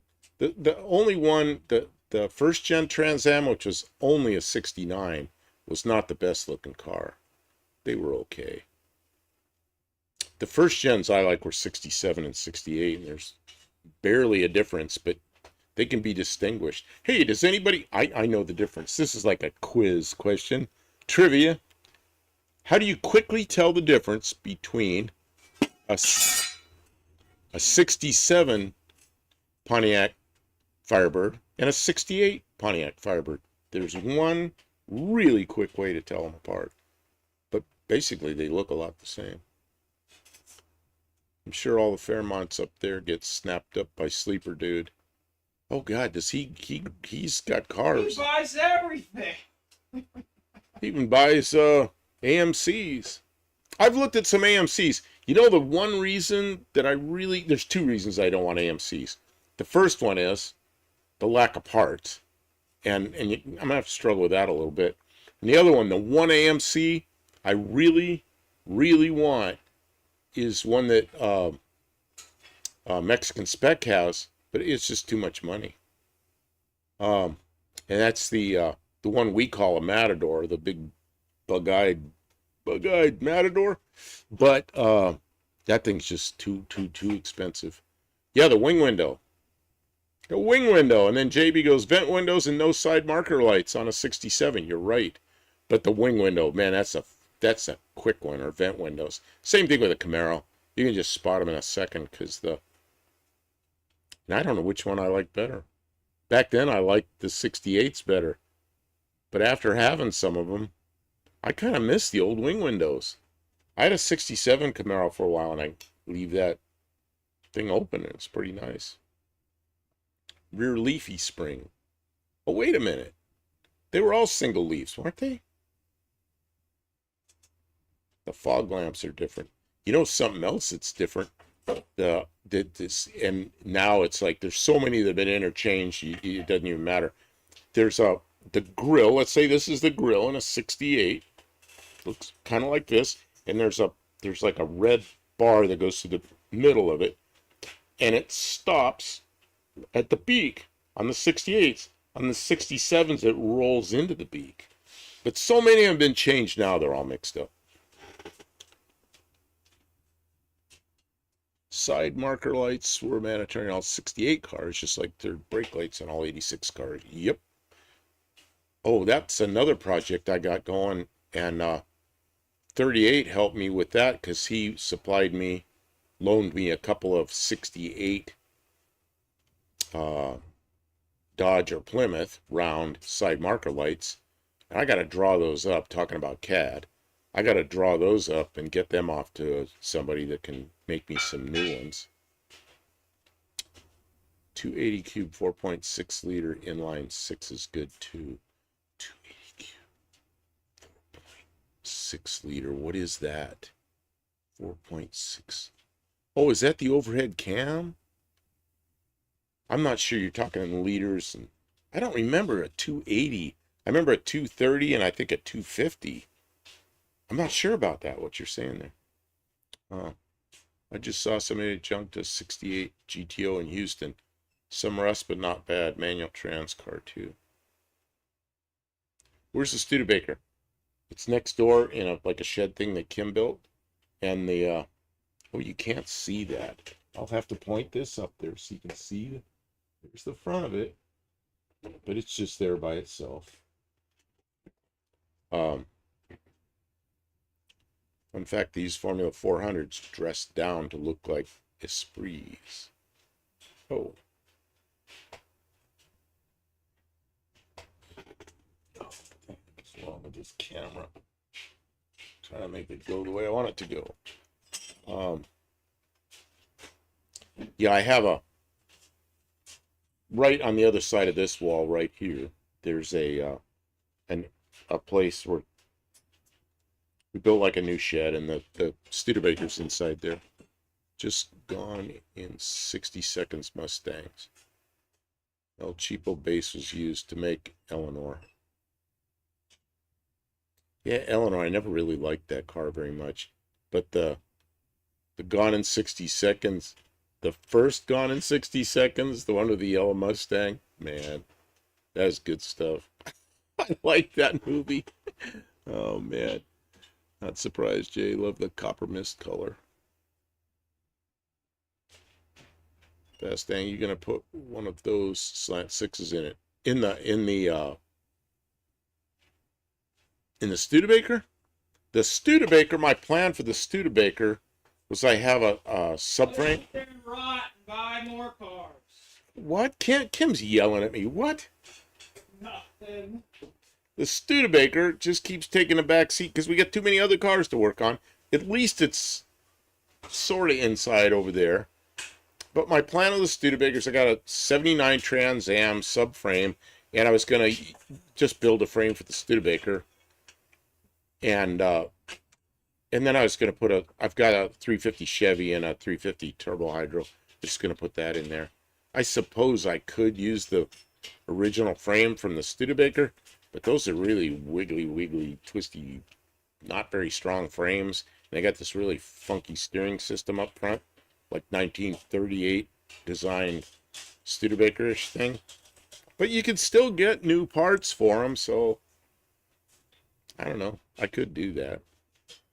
Just wouldn't be a fast, good handling car. It'd just be a drive around. But I wouldn't put a slant in it. If I put a different six-cylinder in, it'd probably be those Fords we were talking about earlier, like a 200 cubic inch inline Ford, just because they're around and I kind of like them. Had them before. I don't know. It's the stuff I had when I was younger. The stuff Kim had when she was younger were these slants. Although I'm starting to like the slant, but I don't think it'd fit in the engine compartment too well. 73 Mustang. What did I miss? What about 73 Mustang? My dad has 71 Boss 351 he sold back in 2010. 71, 2, and 3 Mustangs. I really like the coupes, but I do not like the fastbacks a whole lot. Those fastback 71, 2, and 3 Mustangs, those are almost station wagons. It's like the back window was on the roof. It barely was I never understood that. Ended up going to Barrett Jackson in 2014 and selling for $60K. Now it's probably worth $90, yeah. Leaning Tower of Power. Fun fact, the Gone in 67 Mustang was a 71 or 72, but had 73 grill to make it look newer because the movie took longer to make and they wanted to look like they were stealing a new car. Yeah, you know what? As much as I know about those cars, I never noticed it. I hate coupes until 79. Not me. 71, 2, and 3, I think the coupes look great. And I think the fastbacks, I just never liked them. He has too much GM influence. It was a guy that I really liked, because he did a lot of cool stuff, but what's his name? The guy that came with Bunky Knudsen over to Ford. I can't think of his name right now. He did all old Corvettes, and he was a Japanese guy during World War II. He was a kid, and he was in an internment camp. What was his name? He ended up being a great car designer. But like when he was a kid, I remember reading about this guy in stories later on, he was a kid in a Japanese internment camp, and they had crates that came in, and he redesigned something, made the crates into recliner chairs. And Larry Shinoda, exactly. Larry Shinoda made wood crates into recliners for the Japanese people that were interned in those camps. So even when he was a kid, he was a designer. Pretty cool, But he turned into probably one of the greatest designers. But I still didn't like his 71 Mustang. Kim's making noise.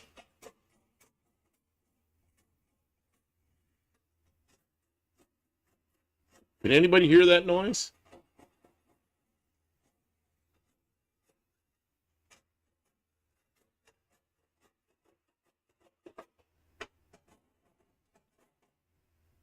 Ronnie, I think. Ronnie? Scheckelstein. I'm back and you guys are still on. Awesome. Yeah, we probably stay on here a lot. As long as we're working in the shop, we leave the live up. JB, I want to get a hold of a 250 straight 6 from Mexico or Brazil in the 88 through 98 GM trucks. Same as the old 250s, dating from the 60s. But in Brazil, they got multi-port fuel injection. Oh, that's interesting. That's right. The Japanese gentleman worked closely with Duntov. Yeah, that was Larry Shinoda. Larry Shinoda died a few years ago, but what a great designer he was. I still didn't really like his fastback 671 through 73 Mustangs, but that was just me.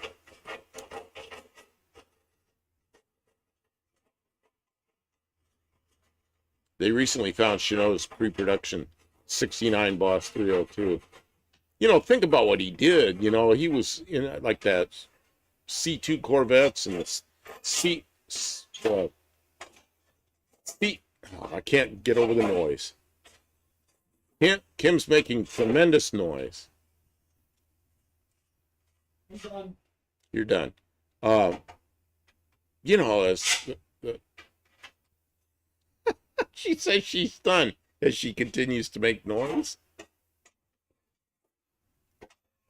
I'm giving you a hard time because She's working. I'm talking. She's scraping something. She's probably scraping undercoating or something off that bad spot in the frame. I don't remember. I don't know. I lost track of what I was saying. Oh, the 63, 4, 5, those the C2 Corvettes, and then the C3 Corvettes was a lot of his work there too. Did a lot of cool stuff. Nice. She's working. Yep, she's working. Well, I was working a little bit, but I gave up because we found what we needed to find out. Well, we didn't for sure, but Well, we did. I mean, you know, nobody put that back on there. oh, you would really hope not, huh? With a performance cam, they put a chain with enough slop to. Well, that would advance it. It's not really the best way to advance a cam, is it? Or not advance, retarded cam? Yeah, retarded cam to get more high end. either. It's not good for either way. But you lose your low end when you do that. Schindler also designed the Rectrans Discover. Oh yeah, that's right. Dodge Trademan, weird looking RVs. He sure did. Yeah, that's what he did after GM and after Ford. Yeah, that was kind of a weird looking RV, but interesting looking. The other Corvettes were a Duntov thing. Not sure Shinoda did those. But Shinoda was involved in some of the C2s, but the C3 with the whoop defenders and all that's Shinoda. I don't know if it was all him, but I mean he was the one that did the what they call those things? The Mako Sharks? Mako Shark was his thing. Variable valve timing, just like GM does. Yeah, I don't think it's variable. It might be variable over a long period of time as the timing chain wore out. It's long-term variable timing. It's very... Who was the GM or Ford guy who helped with the DeLorean? Well, GM was... Oh, I don't know. Now, wait a minute. You talking about the DeLorean? I don't know about that. But I know... trying to think of the guy's name. The Bricklin, there was a guy from Ford that worked on the Bricklin a lot, and he really did most of the interior. And you can really tell because the interior of the Bricklin looked so Pinto Mustang 2-ish. I mean, the materials look the same, a lot of the same looking. It's like you could see the guy just moved right from one to the other. I can't think his name. I met him, talked to him. He bought some radiators from me because I figured out what parts he needed to make Bricklin radiators. So I was making a perfect duplicate Bricklin radiators for a while with high performance core, close tube center cores. But that guy died a few years ago. He was in Virginia, Bedford, Virginia. What the heck was his name? Man, I can't remember names. He actually, when Bricklin ended, he started up a business in Virginia, and that's all he did. He was the guy that did the pneumatic doors for the Bricklin and those kits, and he made production parts and restored Bricklins. Oh, what was that guy's name? Can't think of his name. The GM exec had a Mako shark mounted on his wall and wanted the car. Oh, I remember that. One of the car to match the fish on his wall. The colored guys were getting tired of all the colors being rejected by him, so one weekend they paint. They painted. They painted. They repainted the picture of his on his wall to match the color they had. I remember hearing that story. That's a good story. Well, yeah, John DeLorean worked at GM prior. Yeah, he was the president of Pontiac for a long time. And then he was, I guess toward the end, he was president of Chevrolet division, short period of time. Yeah, Bricklin's used Pantera taillights. Doug says the shark. Oh, they painted the shark and put it back in his office next Monday. Yeah.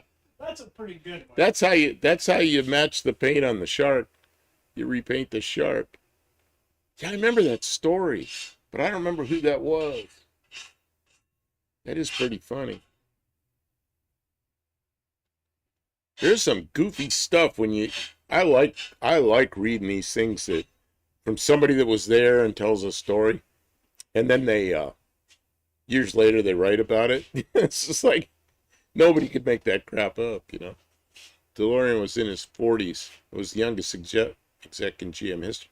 DeLorean was a great individual, and the whole Coke thing, I think he got set up. And when I watched that whole thing where he was with those guys making that deal, the look on his face was he was in over his head and he was afraid of them. And I don't think he wanted that deal. I think and he was acquitted of it. He was acquitted of it. So I don't think he was really trying to make the Coke deal. That's just my opinion. People like that, those are scary people to deal with. I don't know how I would have dealt with that. Run. Run and hope you don't get shot in the back.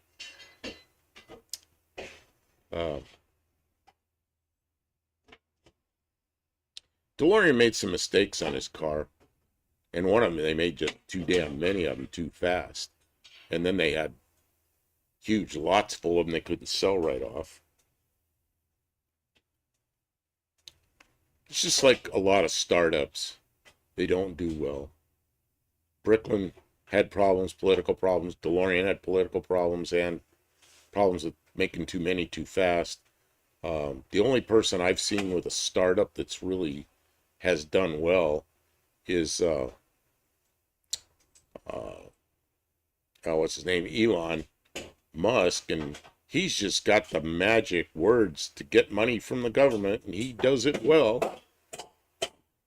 I mean, he managed to get enough money to start a company to launch people into space when he didn't even have a company to launch people into space. And what did he get? $517 million from the government to prop up Tesla. And oh man, I mean, the guy's he's got the Got the talk, I guess. The talk that knows how to get some money. DeLorean wore bell bottoms and Hawaiian shirts to the office instead of suits like all the other excess. He definitely petted the cat backwards. But DeLorean made GM money. Well, yeah. DeLorean was, look at some of the weird stuff he did. Put big engines in small cars, which was GTO, the Firebird, the overhead cam 6, which itself wasn't a big deal, but it was the beginning of all the belt-driven overhead cam engines that were mostly 4-cylinders after that. But nobody ever thought of belt driving a production overhead cam engine, and he did that. And then look what happened after that, all the belt-driven overhead cam engines. He's beginning a lot of that stuff. Howard at Big H Bricklin here in St. Louis is the Bricklin rate. Yeah, that's what I've heard. And but there was a Bricklin guy that was in, and Howard will know who he is. Is the guy that was in Virginia that I can't think of his name, but that guy was one of the originals at Bricklin that did a lot of Bricklin engineering, and he was a Ford designer prior to Bricklin, but he died a few years ago, so I guess now the guy is Howard.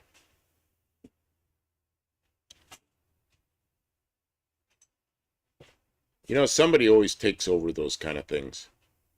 There's somebody in Texas, I think, that you can still get new DeLoreans from. They bought enough stuff. I think that company's still there. Remanufacture them. And they're remanufacturing stuff, and they had a lot of original stuff. They take old DeLoreans and they remanufacture. Yeah, okay, and they've got new pieces and parts and everything. Yeah, the Bricklin had many. Parts to build the whole new ones. Out of old ones. The Bricklin had many issues and was cheaply made, but definitely a conversation piece.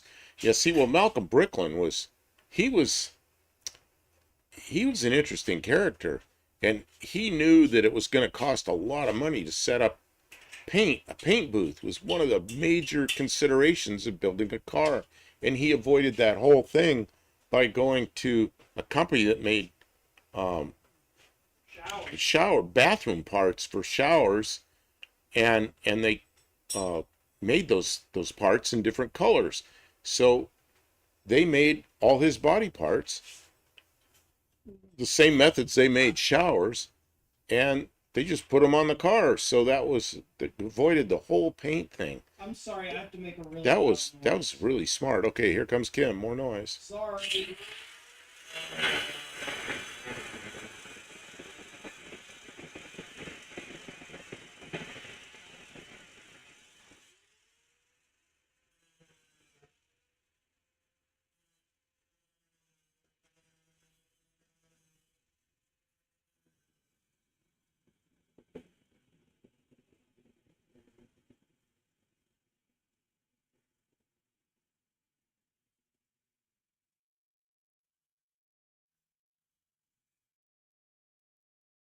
Grinding.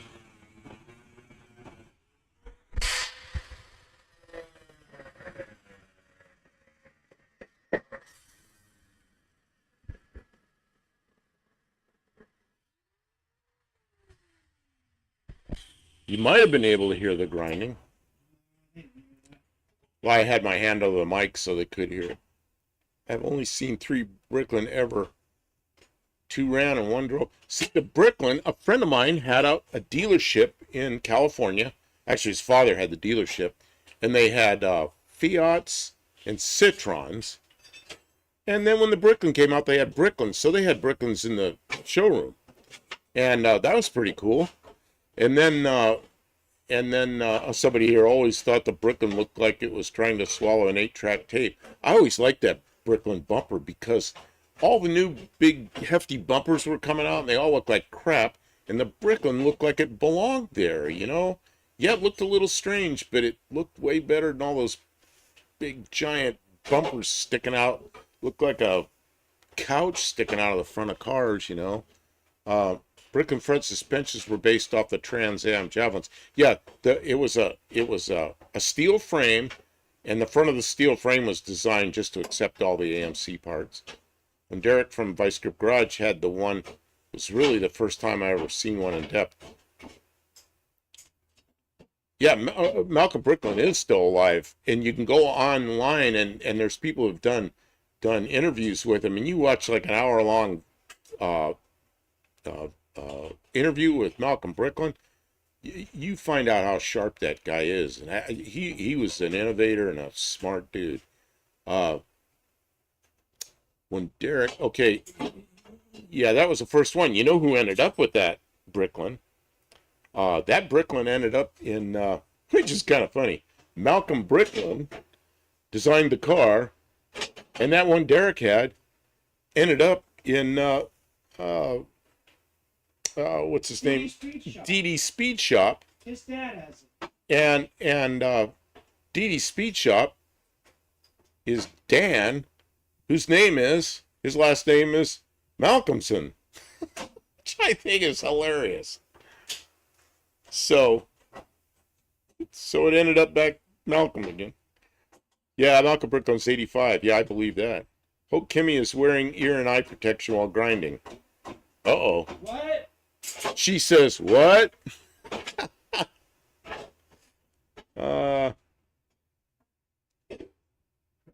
JB, that's why I like it. Cookster says, Mark Donahue javelins were awesome. Man, I remember Mark Donahue, what were those things that I like? I don't know, I can't even think of it. More hammering. Nothing.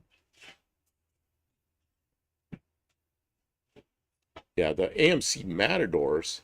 Mark Donahue had Matadors that ran at the in the NASCAR circuit, and I remember watching those live. I watched a Matador at Ontario Motor Speedway, which is now gone, back into turn one at about 180 miles an hour, and it smashed that car up to the roll cage. Yeah, who was the guy that drove for him? It was Mark Donahue. Who were the two guys? One owned the car and the other did the driving. The Mark Donahue Javelins. I wonder if the Pontiac Fiero design was inspired by the Bricklin. Oh, you never know. I guess everybody inspires everybody. You don't go, I've done that with airplanes and be, well, you copied this, you copied that. Well, you know what? I'm not going to go out and start where the Wright brothers did. Same thing with cars. I have a video posted interviewing an owner of a Ford 351 Windsor Bricklin at Fenton, Missouri car cruise. Some Bricklins had 360 AMC engines. Yep. The original ones had AMC, 1974s, 1975s, and the very few 76s had 360 AMC engines. I like Dan and Danny. They are fun to watch. They just moved. Yeah, they moved all the way over to Alberta. And they got I guess Dan got a new job over there, and they got a new house with a big shop, big garage, nice garage, you know. And so they've been moving. So we've been, yeah, Kim watches them all the time. I watch them some. I don't watch all the stuff. I got watching him, the first four-door Chevy he made into a two-door Chevy. Yeah, Roger Penske. I watch them every day. Penske owned the cars, and Donahue drove them. Yep, so it was Mark Donahue I saw back into the turn one at 180 miles an hour, whatever it was, destroyed that Matador. Matadors those years were unusual, but cool. Yeah, I bought one brand new. I like that car so much, I bought one brand new.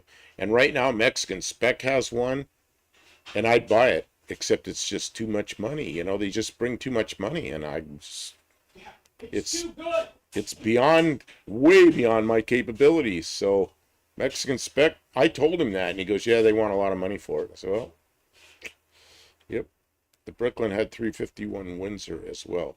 Yeah, it did. It had Windsor the first year, and 360 AMC. Okay, I got a hammer. They never put Cleveland's in them, did they? No, I think there were Windsors and AMCs. Pause it. Okay.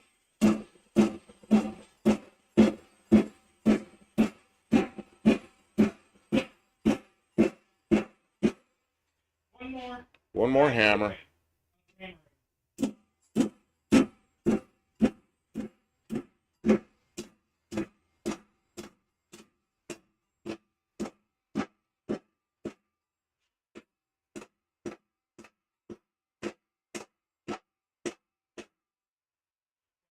Okay. Okay, Blue Grit's taking off. Yeah, 5:30 in the morning is coming fast. It sure is. You're not going to get your sleep tonight. Well, I guess it depends on where you are. What time zone are you in? Yeah, I don't remember. I think you're in Central Time? Okay, I'm gonna hammer, but this is quick too.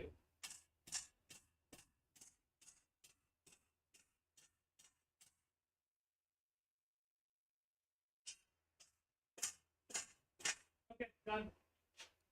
Dust Devil says, I want a 79 AMX. You and about half of the rest of the world, Dust Devil. Welcome to the stream. What's a 79 AMX? That's a Spirit? I think it's a Spirit. Is it a? Oh, is it one of those fancy ones? It's the like a fast. It's like it's a Gremlin body, but it's a fastback hatchback thing, I think. And they were an AMX. Yeah, it's a cool looking car. Penske Donahue drove the infamous acid dipped Camaro. It was so delicate the inspector's clipboard pushed in the roof when he saw it. Kimmy's a drummer now.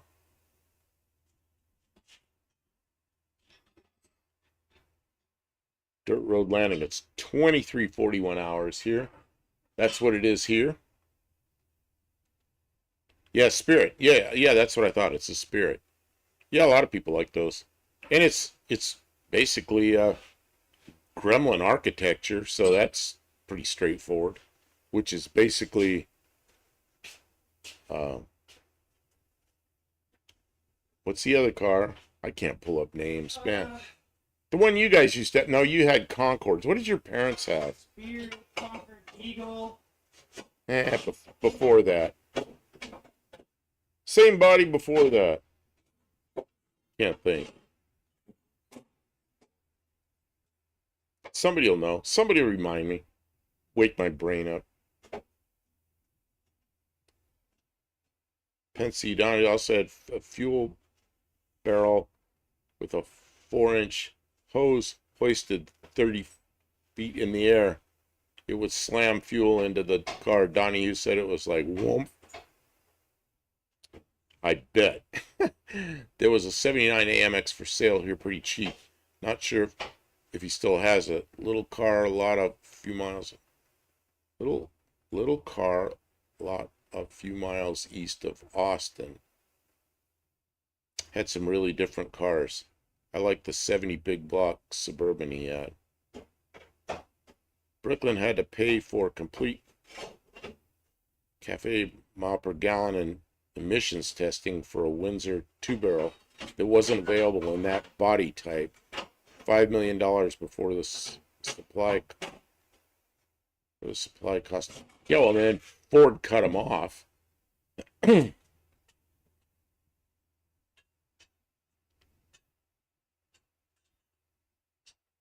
it Ford that cut them off? Which ones was first?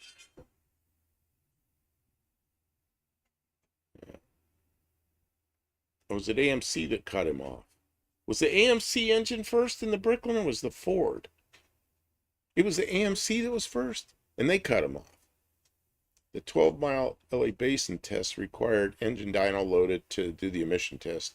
They used Dana axle ratio. Ford didn't use. You know, why do they have such government?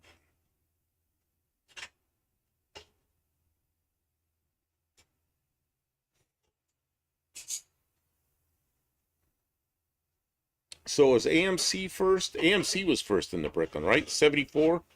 Then 75 and 76 were Ford engines? I think that was the direction it was.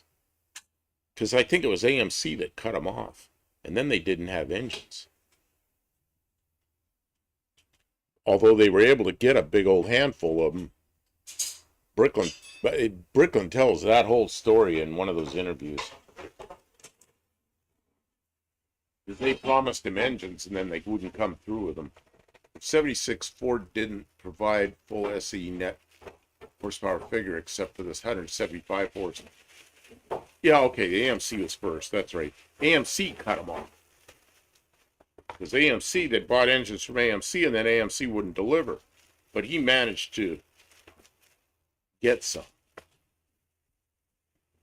And then he moved to Ford engines. What a mess.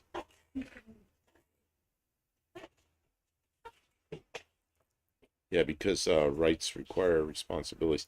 Yeah, I don't know. I just I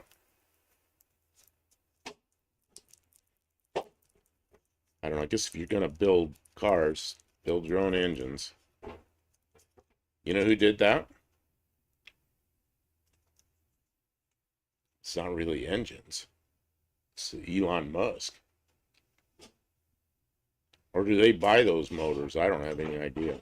Of course, those are zero emissions, you know, because they don't pollute. Just the power plant down the road pollutes. That's their problem. That's their problem. The electric cars I really like. I mean, I really like them. The hobbyists who put solar collectors on their house and on sheds and lean-tos, whatever, and they charge their cars with solar energy. I think that is cool. But when you're stealing power off the grid to charge your car, it's not zero emission.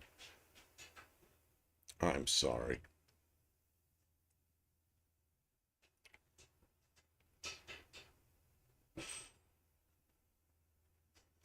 Cough drops again, I'm sorry. Clacky, clacky, clacky, sore throat.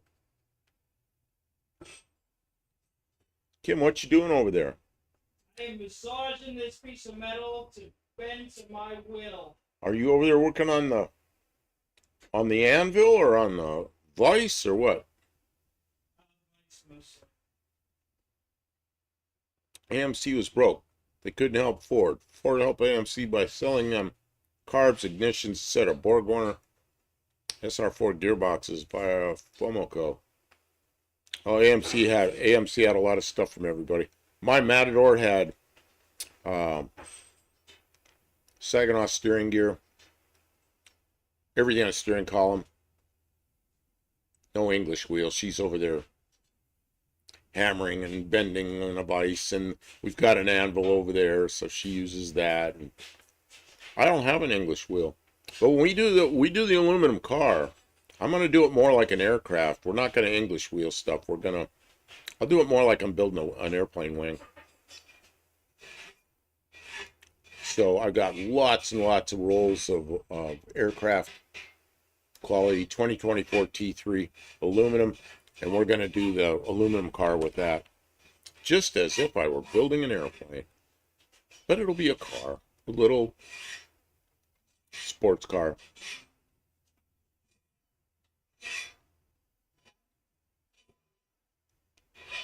I can hear her filing. Zing, zing. She's filing. What kind of welders do you have? Oh, we got some welders. Kim has a flux core welder. I have a MIG machine that she uses a lot, and I use it. We have oxyacetylene welder. I have a Miller TIG machine that I haven't used in so long, I'm afraid it's going to be bad because it's got so many electronics in it. Does anybody see what she has made here? A thing with a little lip on it there to be used for something. I'm sure this all fits something. Kim, this is a nice piece. It slides up in, it slides all the way up in, and then turns, and then backs back out half of the way. Oh, so that you can...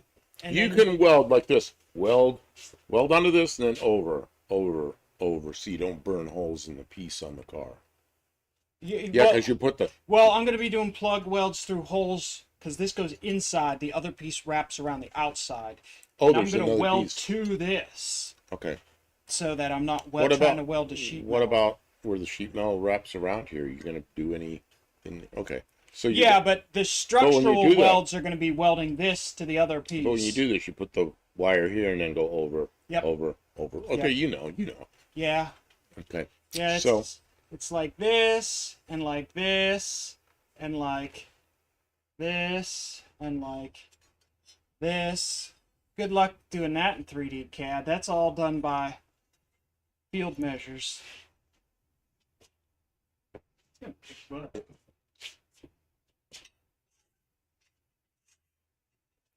let's see here. So okay. So I have a TIG machine. It's I think it's a 170 amp Miller machine, but I haven't used it in a long time. I'm gonna have to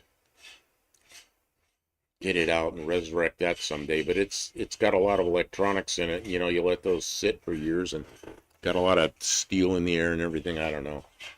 My eyes, and this hand shakes. My left hand shakes a little. You know, you're doing fine TIG welding. You can't be shaky. So I don't know. I suppose I could brace my hand somehow. I don't know. I used to do a lot of chromoly tubing and stuff, aircraft stuff, but not anymore. And of course, any of the stainless I did stainless with the TIG machine. And I used to, like 40 years ago, weld up airframes with oxyacetylene, which is an acceptable way to weld chromoly tubing because you get the clusters red and you weld, and then as you pull the flame away, as long as there's no wind or breeze and you got like a normal room you're working in, 70 degrees Fahrenheit, just cools normally. It's normalized, so it's 90,000 psi. When you TIG that stuff, you gotta heat treat it afterwards, which I did a lot of that too. Central Time 69. Trans Am Camaros had vinyl roofs due to waves from acid dipping. And then they put the weight of vinyl on it. Sam Posey's Challenger was dipped too long and it cut a roof off a customer car at a dealership up past 10. I love it. Oh, geez. When I was doing all the sprint car stuff, they had late model stocks and they ran sprints at this track. Well, late model stocks at the time were like Novas and Darts and stuff like that. And guys had crashed, and I knew a guy that had a Nova, and he crashed it and bent the front end all up. He went out in the parking lot, got the radiator out of his wife's Nova and put it in his race car. And you know what he did? He crashed it. They couldn't get home because they didn't have a radiator in either car. That was pretty funny. Sam Posey before his... Yeah, so the next day, or 2 days, that was Saturday night. Monday, I was building 2 radiators for him. And I sponsored him, so that was 2 free radiators. The 68 race tunnel ram versus cross ram. Z28 is my favorite car drive report. Dean, yeah, I know you've seen my cross ram. Is that too loud? Kim, Yeah. Dean has a message for you. What's his message? He says, unless using washing machine metal, you're doing it wrong. This isn't that kind of job. Yeah, that's how the Cubs frame was welded, oxy welding. In fact, the original Cubs were... She's drilling. Noise.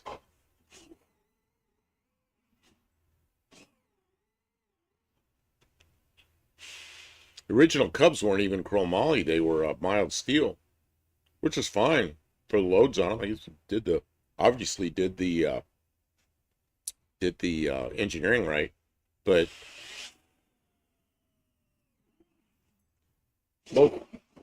most can't talk over the drill.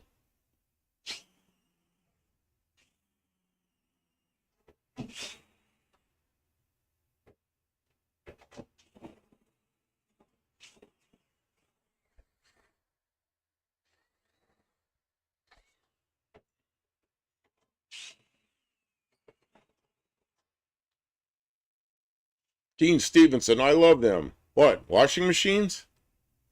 Or Piper Cubs?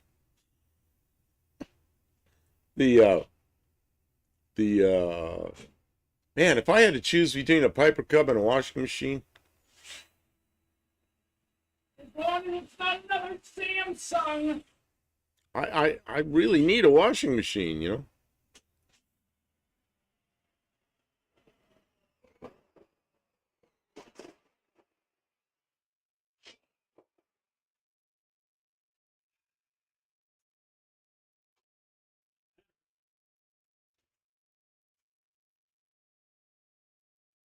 Yeah, all newer airplanes use chromoly tubing, 4130, which is what I use. I was using that stuff up till just, well, I still got a lot of, I still got a lot of 4130 around.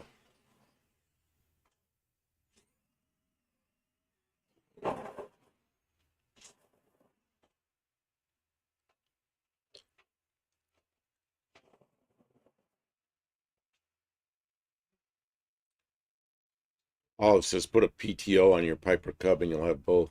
So where do you put a PTO on a Piper Cub so you can attach a washing machine? Nah, I don't think that's going to work. Use a propeller. Blow dry.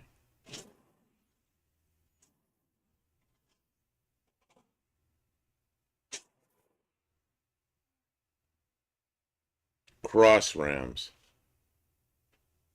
Yeah, I had a cross ram. Cross rams. You like the cross rams. Okay. Washing machines or Piper Cubs. Okay, cross rams. All right. Yeah, we were talking about all three. Yeah, you can use the propeller for to dry. Man, I had a friend that had an airboat, and in California, it was a really hot summer day, and my radiator shop had just doors that open. You couldn't pull a car, and we did all the radiator work inside. We did the car work outside, and it's so damn hot in there. And we were also rebuilding some Mazda rotary engines. So he backs his airboat up, which had a Corvair engine on it, starts it up this big-ass propeller outside the shop, blowing air into the shop. Man, did that cool that place off in a hurry. That felt so good. But airboat propeller on a Corvair engine, direct drive Corvair, and it was keeping the inside of that shop much cooler because, it's blowing a lot of air on us. If you guys can fix cars and planes, you can fix a washing machine. Oh, man. Washing machines are a little bit foreign to me. You know why? The new washing machine,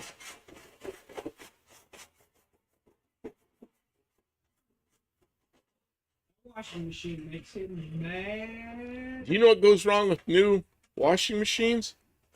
Circuit boards. Why does a washing machine have a circuit board with full of computer chips? I want an old washing machine. I want an old Kenmore or something that just sits there and has an agitator and mechanical stuff. See, my former wife she traded in our, I gotta stop, too much noise.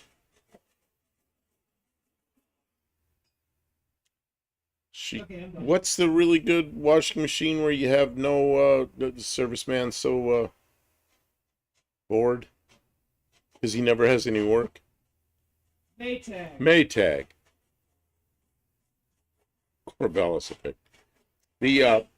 She traded in my old mechanical, never break Maytag and bought a Samsung extremely expensive electronic wonder, which broke the first week she had it. I was in Arizona.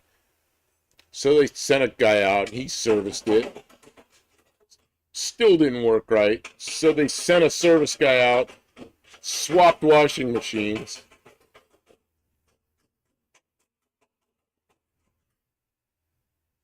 And that thing's still a mystery machine.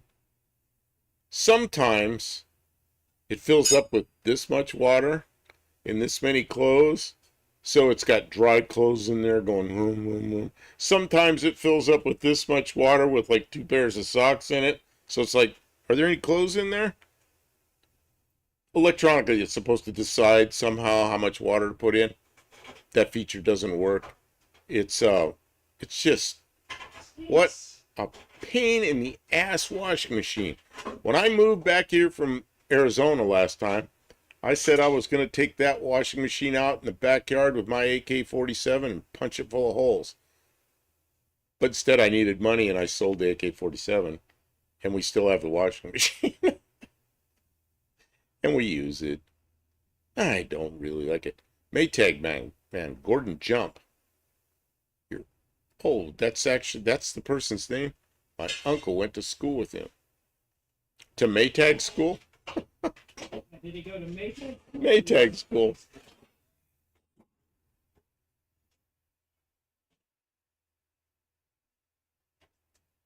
Noob. Washing machines don't wash clothes. Yeah, that's right. This one I have, you put stuff in there and then the water level's never right. And then it goes like this. Zhzh. Wait. Zhzh. Wait. And there's no agitator. It's the whole barrel in there goes zhzh. I'm thinking, and some of the clothes on top are dry. I'm thinking, this isn't doing anything. This is rearranging dry clothes. Unless it has enough water, which sometimes it does. And then maybe it's washing them. It takes 2 hours to wash a load. Somehow that saves resources. I doubt it saves any electricity.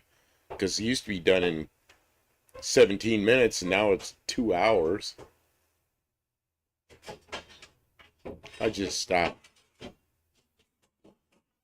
I don't get it. Then you're doing bearings and spindles and seals. That's fine.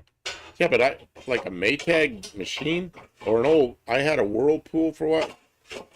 And when I was in Arizona, I had an old Kenmore with the old aggravator. The old aggravator in there. Those things just ran and ran and ran and ran. You know, you can't sell new washing machines if they last. Let's see. Ran in the assembly, then dropped the container in transit, probably just a little.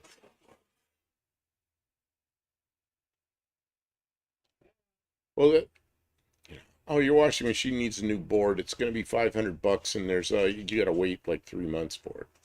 What? Jesse Dave, where's the Tommy? There's where my hole was drilled through, so I can weld through. Okay. So Kim says where that black dot is up here, or black ring, that's where the hole is in the car.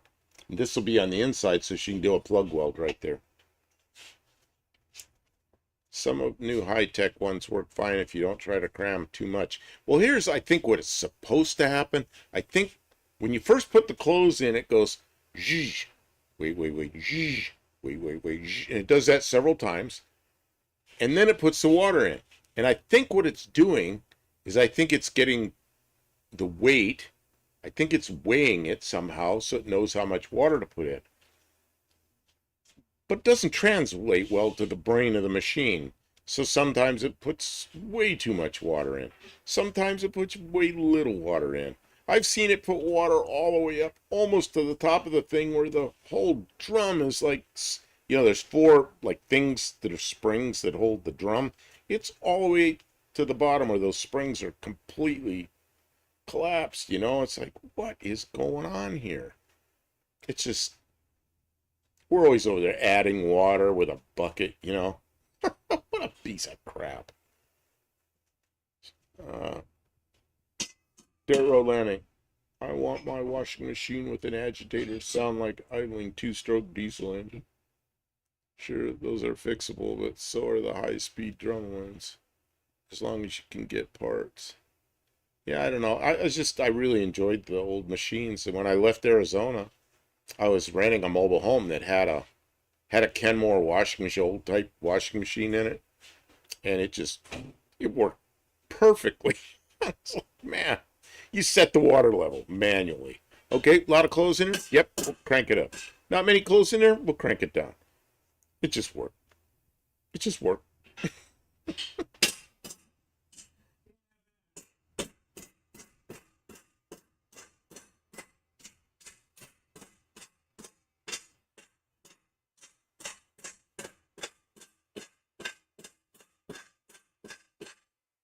And then that Samsung machine has a very, very dark tinted window in the top, in the lid. 1 second.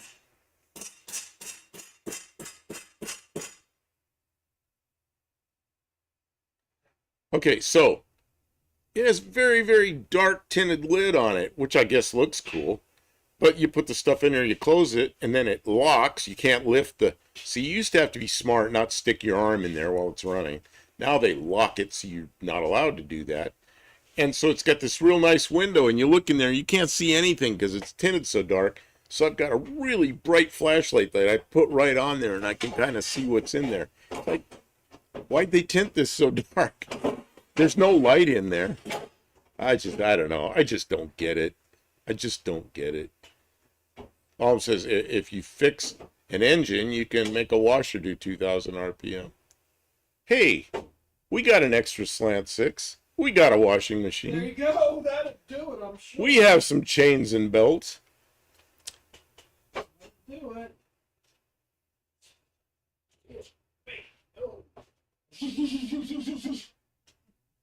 Yeah, but the problem is we need it to set the water level correctly. The problem is not that the motor actually works. Dean Stevenson says those machines have souls when I put my shoes in them. Shouldn't like your silly. Hey, it is getting to be about midnight. How do you feel? Oh, it's after midnight. It's tomorrow. No. That's wrong. It's never tomorrow. I can be done, but we can keep going if you really want. They tinted it so you can see, so you can not see how crappy it runs. Well, see, then I take my brightest LED flashlight and I stick it right on the tinted window and I look in there and I go, there's this much water and there's this many clothes and there's dry clothes going. Or I look in there and it's a smaller load. You can't override it. It's gonna do what it does. It'll be a smaller load and it's got like this much too much water. It's like, what is wrong? It's a clothes washer, not a shoe wash. Yeah. I haven't put shoes in that washer yet, have I? I don't think I have. What's the worst thing I put in the washing machine? Shop rags. But shop rags, I'll put red rags in there, but they're not, if they're really greasy, dirty, I chuck them. That means throw them away. If they're like soiled from wiping hands and stuff, I'll put them with a bunch of soap in the washing machine and I'll wash them. The water level may be about the particular program. Yeah, what I don't get is I think what it's supposed to do is weigh how much is in there, and I think it sets the water level by that. But it's not consistent at all. Every once in a while, looking at it, hey, Cam, it looks like it's got about the right amount of water. And I'm like, look, looks like it worked right. But that's not very often. And then no. Oh, she got mad at me one day. She goes, we're gonna add a, what you call it, a hose bib in here so we can have a hose to fill the washing machine when it's wrong. Yeah, that's how you fix it. Have a hose in your water. Stick in the washing machine. Shut it off. Wait for the lock to go. Wait. Click. Now you can open it and add water. May not be designed around needing 3 complete water changes for one load. I don't know what, I mean, it's got all these settings and you set it like normal. Normal. What else does it have? Like blankets and short, what do they call it? Like quick wash. They got like some different names of ways to wash. So I put it on normal. All right, I need to take a video of this because I can't move forward until I do. We have to be quiet on the set. Just for a moment. Okay, this is my frame rail repair. This is the first piece. So it's kind of unique. And why it is this shape is so that I can, the way I have it cut out, right? It goes in there. Up in there. Yeah, here it is. Up in there. And roll back all the way back to here so that if this was ever open, I can pull it in there. And then it lifts up there and we're going to clamp it. And I'll be able to weld through these holes. And I'll be able to weld this seam. And then I drilled holes on this side so that I can clamp it and do some plug welds there. So this will be the outer side. And I will make a piece that goes on the inside that wraps the whole bottom and then welds to this. I'm going to tack this. No,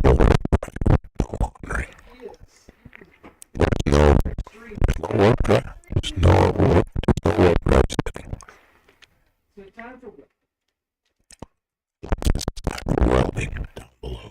I just needed to document what it looked like. Put it on there. Okay, so we're good again. Normal talking resumes. Water bills are expensive in a lot of places. Suds may not take a whole tank load like old machines.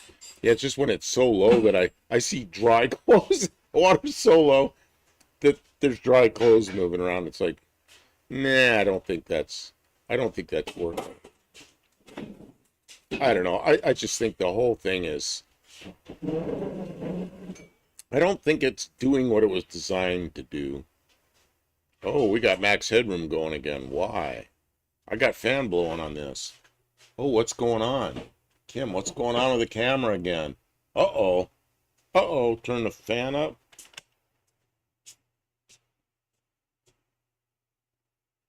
Usually if I give it a bit of aeration.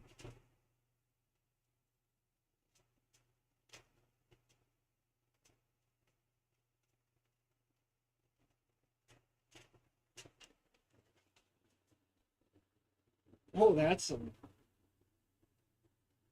It's still doing it. It's still max headroom in me.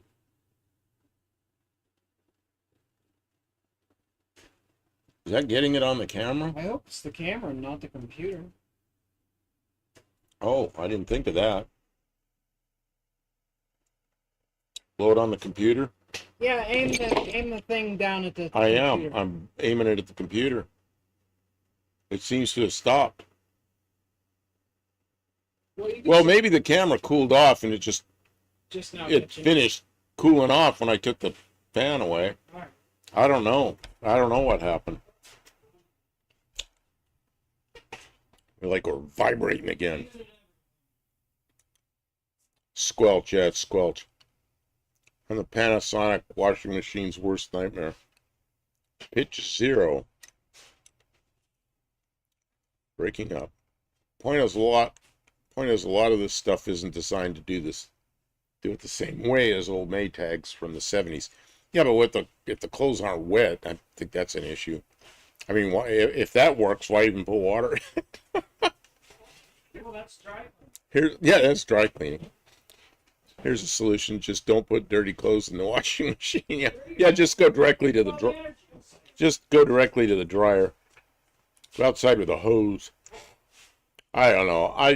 I'm just really disappointed that such an expensive, up-to-date machine is just not Why are we not? not cutting it. Why are we not? Nothing. And when I see clothes in there with not enough water to even get them wet, so okay, then I know something's wrong, and we get the bucket and go to the bathtub and we fill the bucket up and we get the washing machine up to the point where the water up to the level where it's up to where the clothes are, and then turn it back on. It's like, okay, I guess.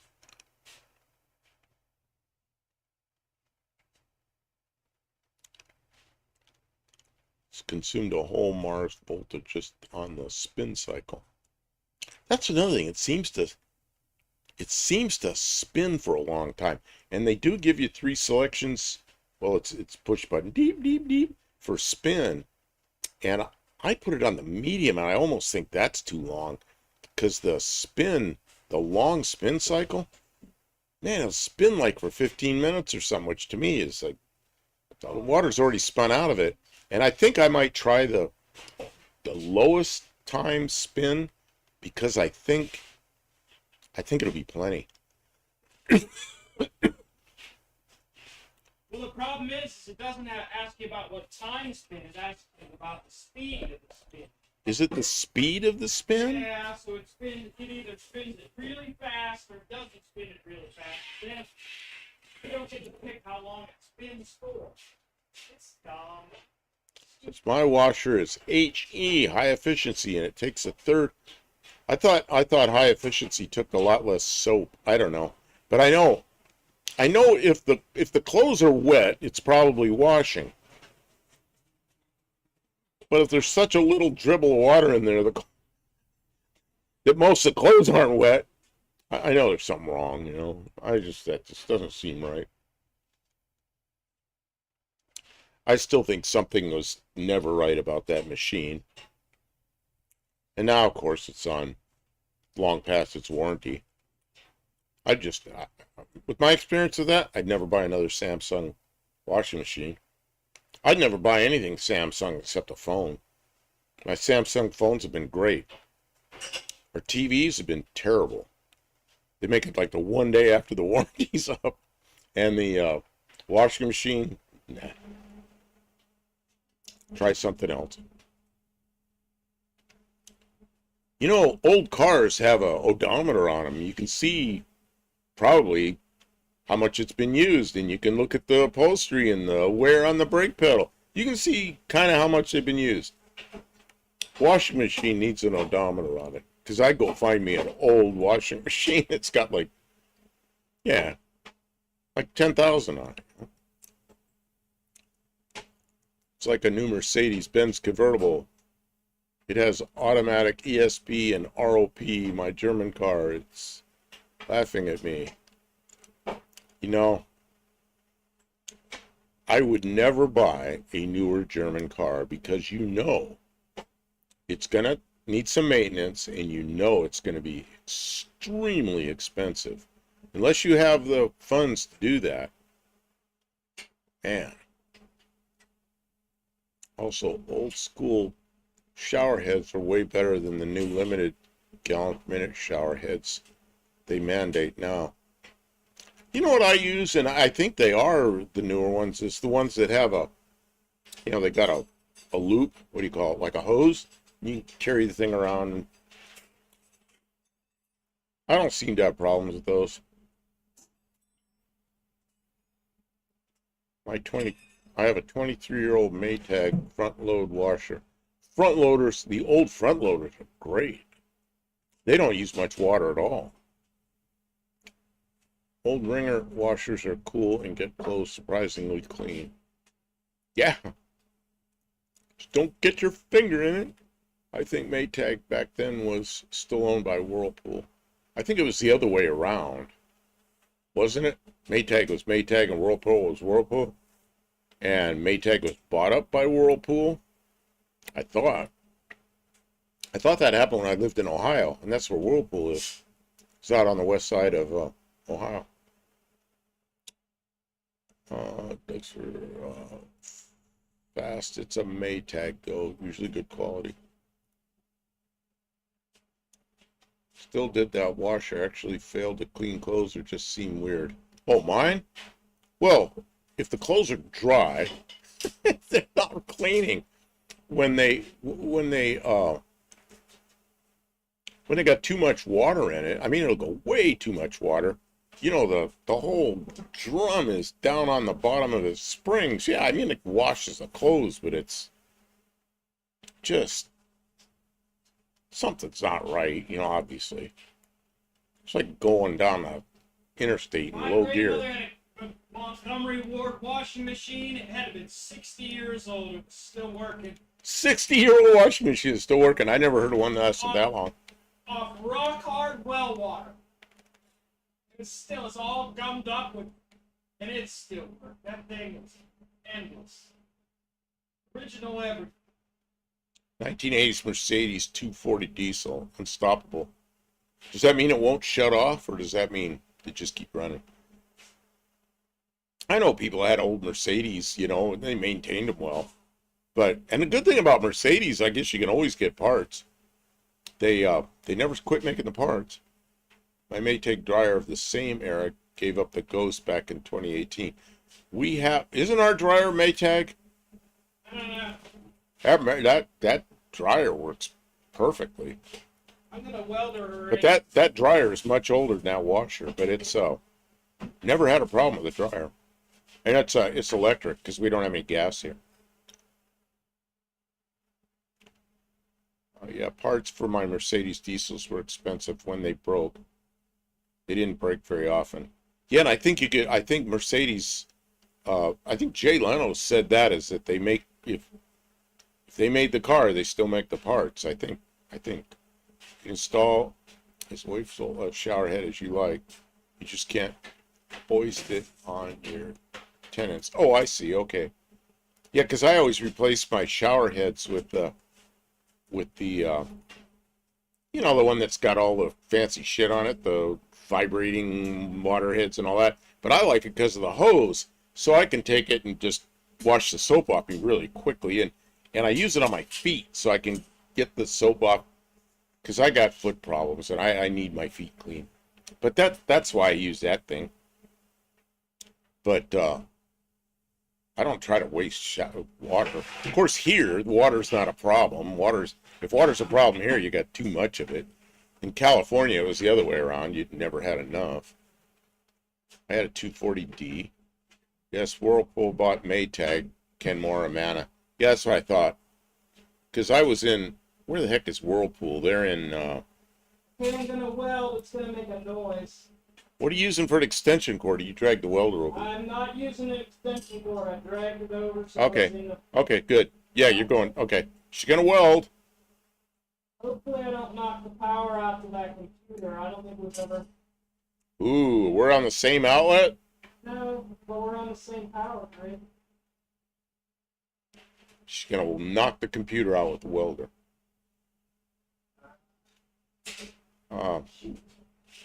People complaining about showerhead standards are mostly landlords. Yeah, I don't know much about that. Also had a non-turbo 5-cylinder Mercedes. Later, a turbo 5-cylinder. The turbo made a difference in power. I like the restricted faucets. Always find a way to turn them up too high when doing dishes, and the spray hits the plate so hard it sprays everywhere. If it's welding, you might be able to hear it.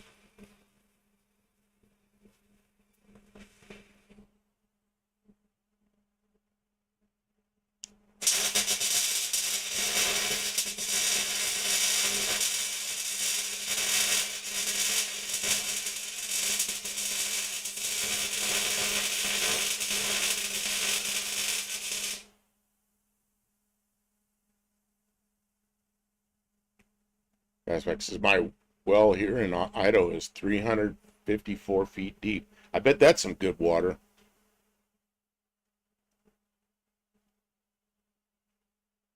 I know I'm skipping a lot of here because it's scrolling up and I had to be quiet while she was welding.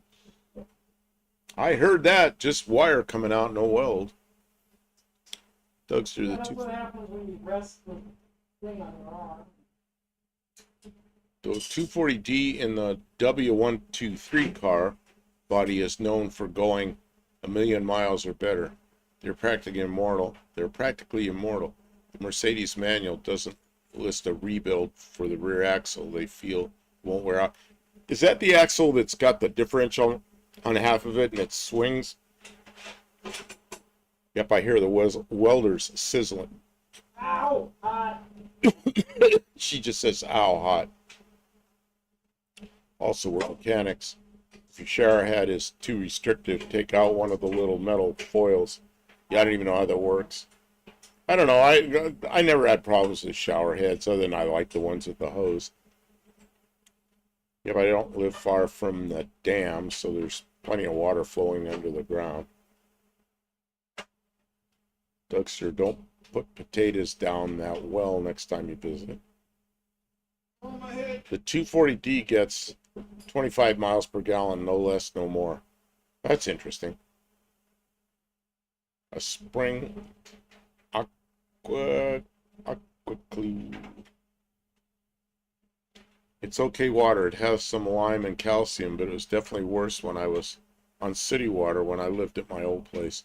You know, I've been in places with shallow wells, which I kind of worried about the water, but I've lived in places with real deep wells. The water always was good in the deep wells. But I suppose, you know, it can have stuff in it. Yep, that one. All of them were a 346 ratio. Okay. You know, the Mercedes I really like, I don't remember what the number is. It's the sports car from the 60s that had the roof that kind of dipped down in the middle. It's a removable hardtop. It's kind of a squared off little 2-seat sports car with that roof that had the dip in the middle. I really think that's a nice looking car.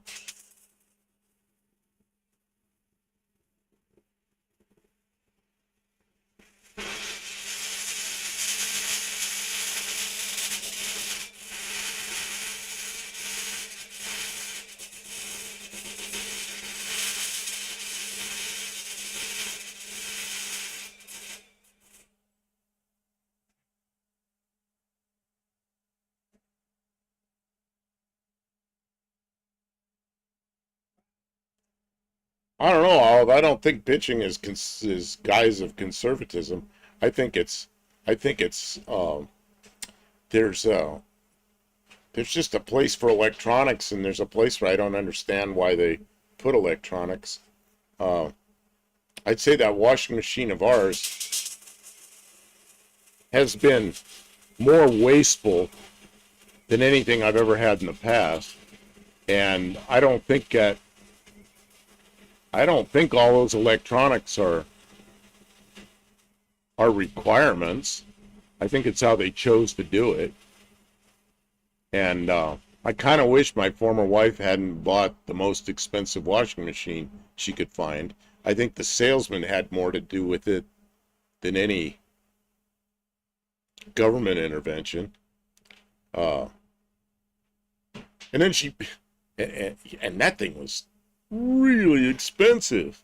You know, and I go to the big box stores and I see washing machines there's still some that are manual. I kind of wish she would have bought one.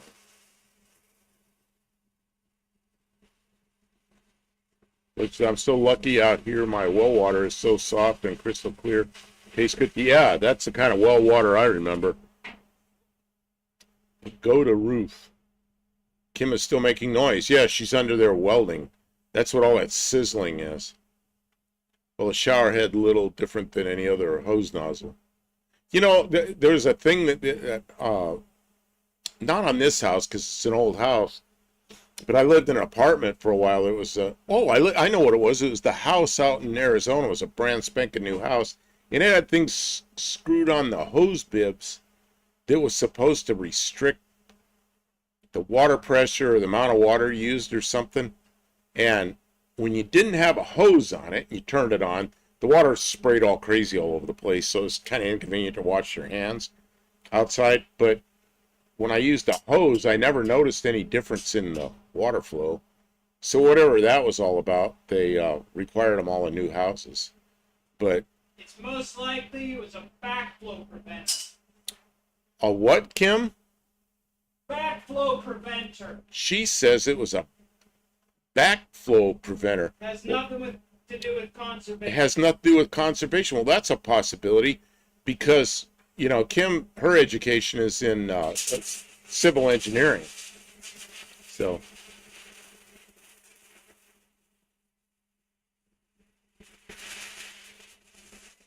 the problem is the new stuff, they keep, I don't know if you can hear me over the sizzling. The problem is the new stuff, they keep trying to do more with less, and that gets to a point where it's more problematic, yes, sometimes. Get the rolls out of Parker, rolls of notes. I think that's thing that they think electronics will substitute for build quality. And that goes wrong. Yeah, you know, these boards that are like $500 in a washing machine, something like that, I bet those things don't cost much at all, because if they were really that expensive, that's not what they'd be using. They'd be using manual stuff. I think those things are a quick and cheap way to build the machine so they don't have all the manual switches. And it's just when the person comes to fix the thing that they charge you a lot for those boards.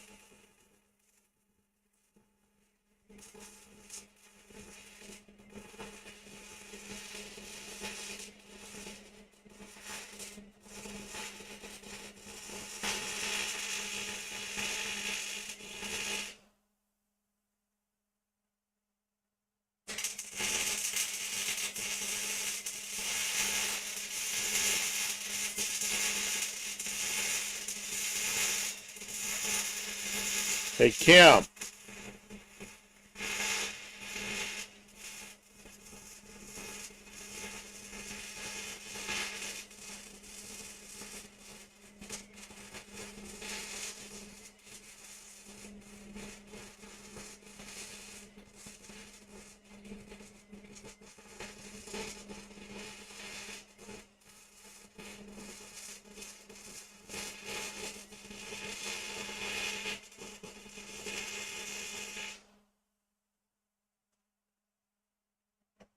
Kim, Yeah.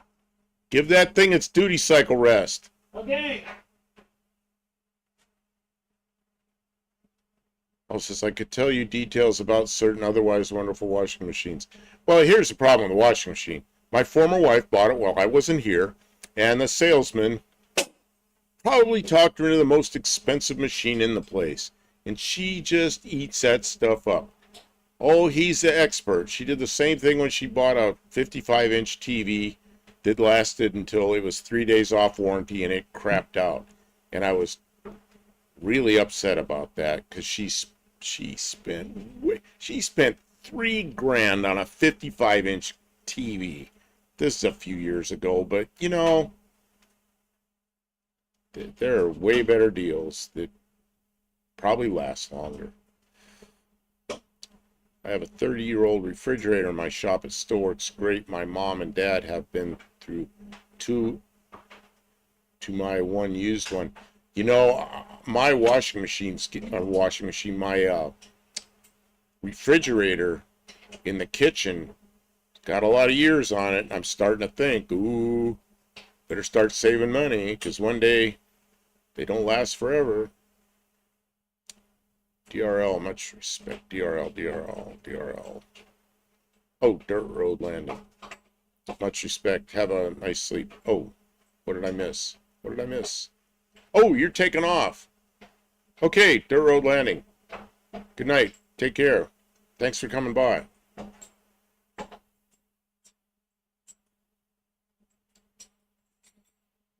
Oh, it says one little manufacturing defect in plastic, meaning all the bearings going.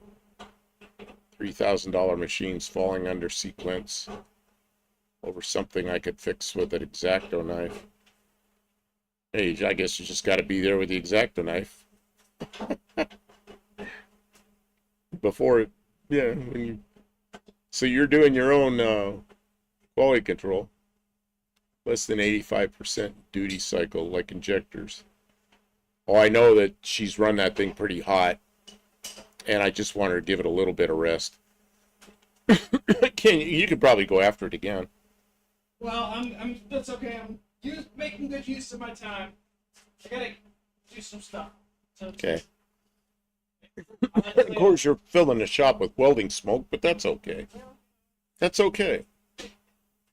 Yeah, well. All right.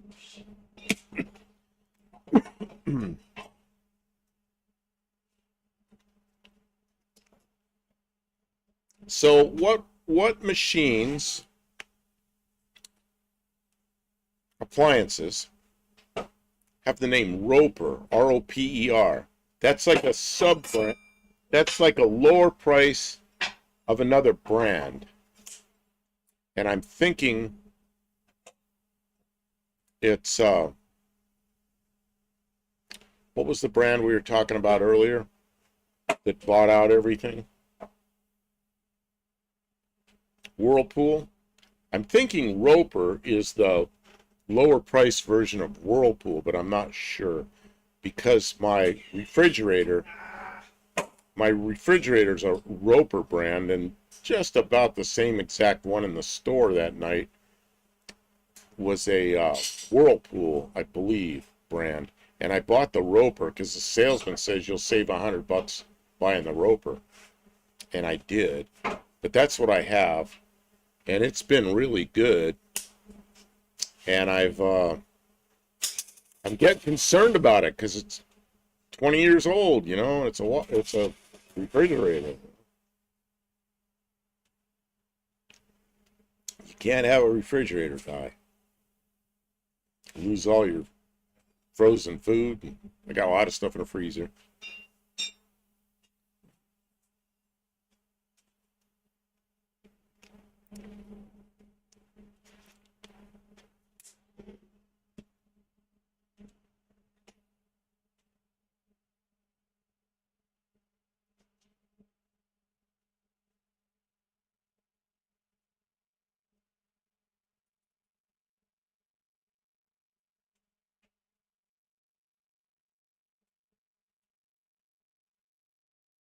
What's going on down there, Kim? I'm about to weld. Okay.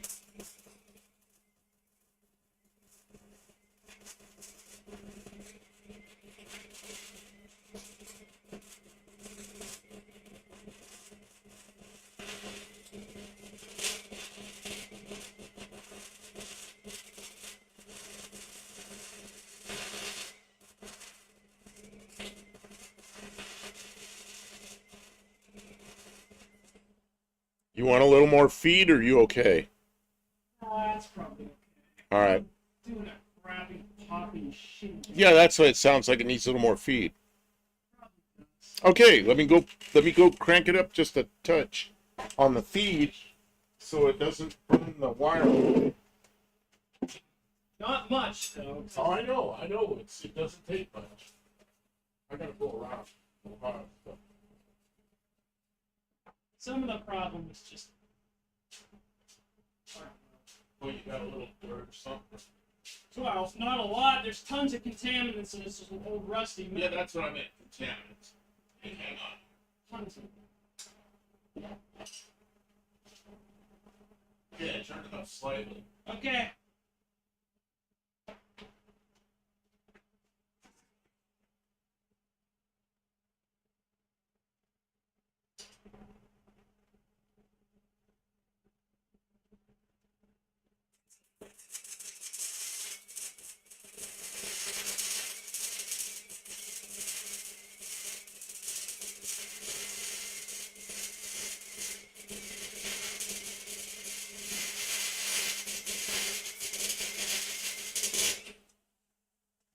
I don't know if that sounds any better or not. I turned the feed up a little bit.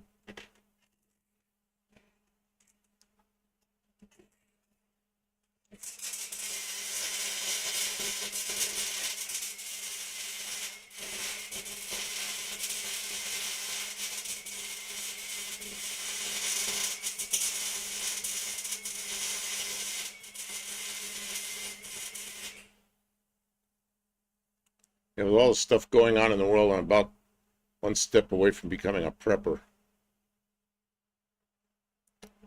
Anyway, things are only getting more computery. But if we can talk about building drag cars, we can make washing machines go. Man, did Mopar make a washing machine? Let's see here. That's what we need. A 1967 Mopar washing machine. We'll make it go. I think the sad thing is a lot of the old washing machines that we could probably fix are probably been junked out. Because nobody saves vintage appliances. I mean, maybe somebody does, but generally not.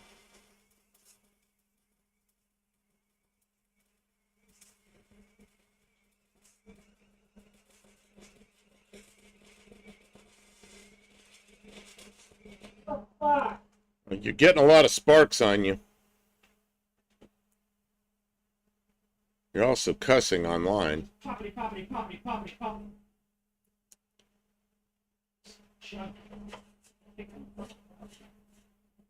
Terrible welder, and then it's also just. They make a cool washer that uses a row machine to spin it.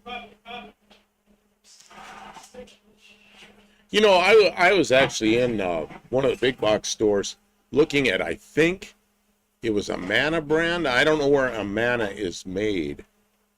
I don't know if it was a U.S. brand at one time. I don't know if it still is. But they had what looked to me like mechanical machines with the old set the water levels, set the whatever cycle you want, and had a timer on it. I don't know how electronic those were, but they were agitator and... God dang it. Well, you burning yourself? Yep. Well, don't burn yourself under there. Thanks. Appreciate You already burned yourself.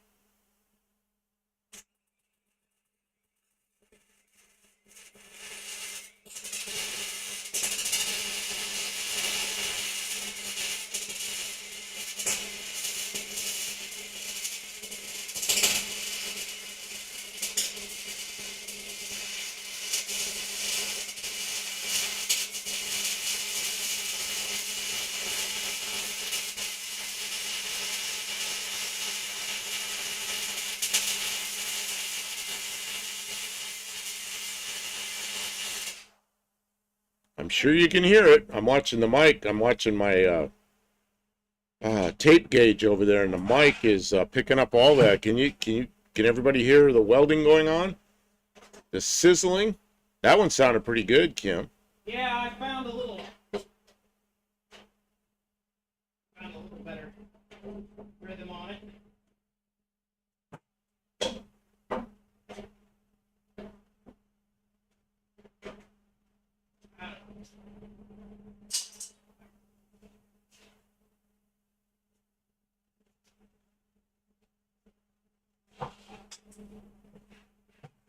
Some of the problems I need to be right underneath it so that the weld will drop on my face. It's trying to get me to be there, and I won't. Don't get under it. Let weld drop in your face. It's mad. Because I see little berries and stuff coming down. You're welding upside down, you know. Position welds are never fun. You know how mad it gets if you're not in the spot it wants you in. It knows. It Dust devil. burn you. I'm like, no, I don't want burned. And it's like, but I want to burn you. Just move over a little bit. No. Dust Devil says, I remember welding in subframe connectors. I had more than one piece of welding slag pop into my ear. Oh, isn't that fun? Yeah. On. Ears aren't fun. Down in your boots isn't fun. Now, when you don't put the ground on it, won't weld. What's that about? Yeah, did you hear that? She says when you don't put the ground on it, won't weld. Something's wrong. How many times have I made that mistake? Too many. Every time I weld. Every time I move the ground for some reason, move it out of the way, reposition, then forget to put the ground back on. I've done that too many times.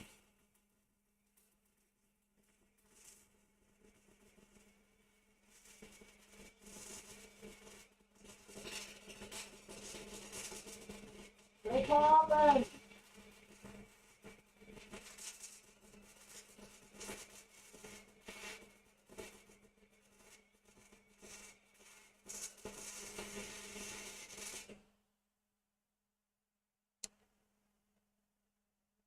She stopped. Yeah, let it. I don't know where you're at, but good time to let the welder cool for a minute. Yeah, maybe. You know what it is? I know what it is. Of course, you don't have that thing cranked up to the high setting. This tip needs clean. You're probably only running about 100 amps.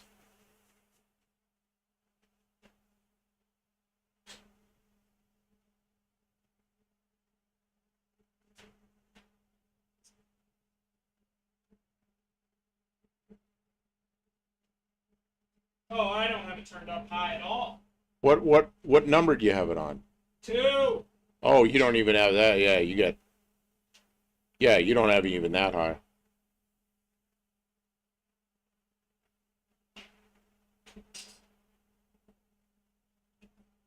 Are you welding into that 8th? That might be why you're struggling with the 8th a little bit.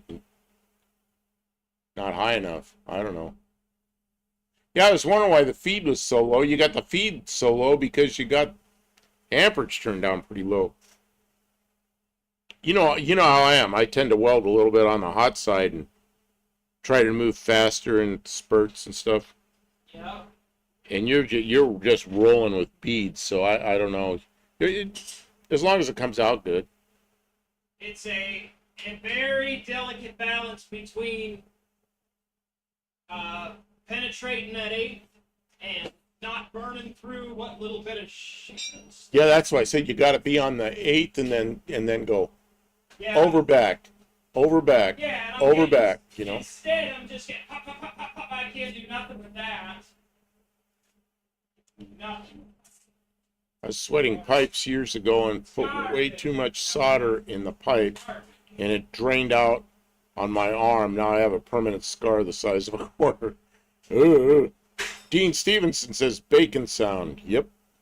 Although it doesn't smell as good as bacon. It's a 030 wire. What size wire is this? 023? I think it's 023. Alright. Putting a fresh tip in here, maybe I'm not getting any contact. And okay.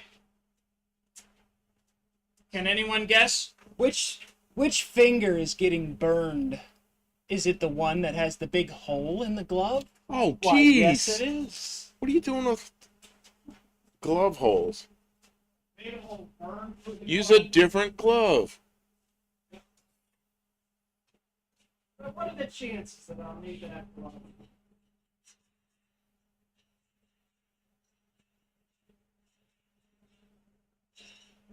Yeah, cool thing about third-degree burns, they don't hurt right away.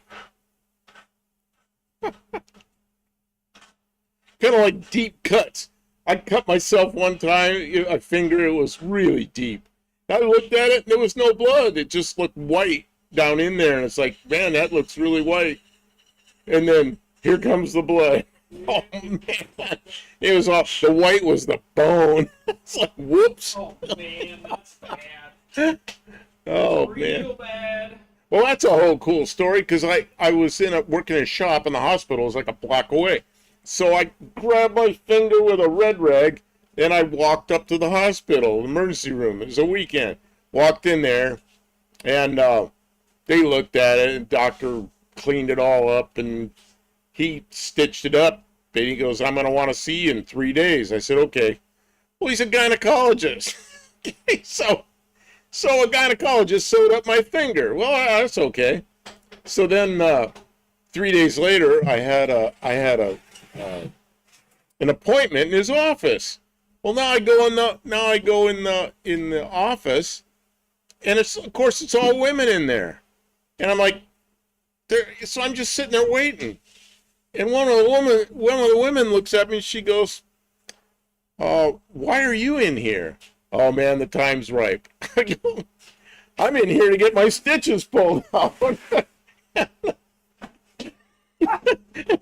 I thought that was pretty funny. Man, And she looked at me like, what? you were from another planet that day. I was like a 19-year-old boy, you know? What are you doing in here? I'm here to get my stitches taken out. Man, You were just a troublemaker, is all you ever were. I can tell.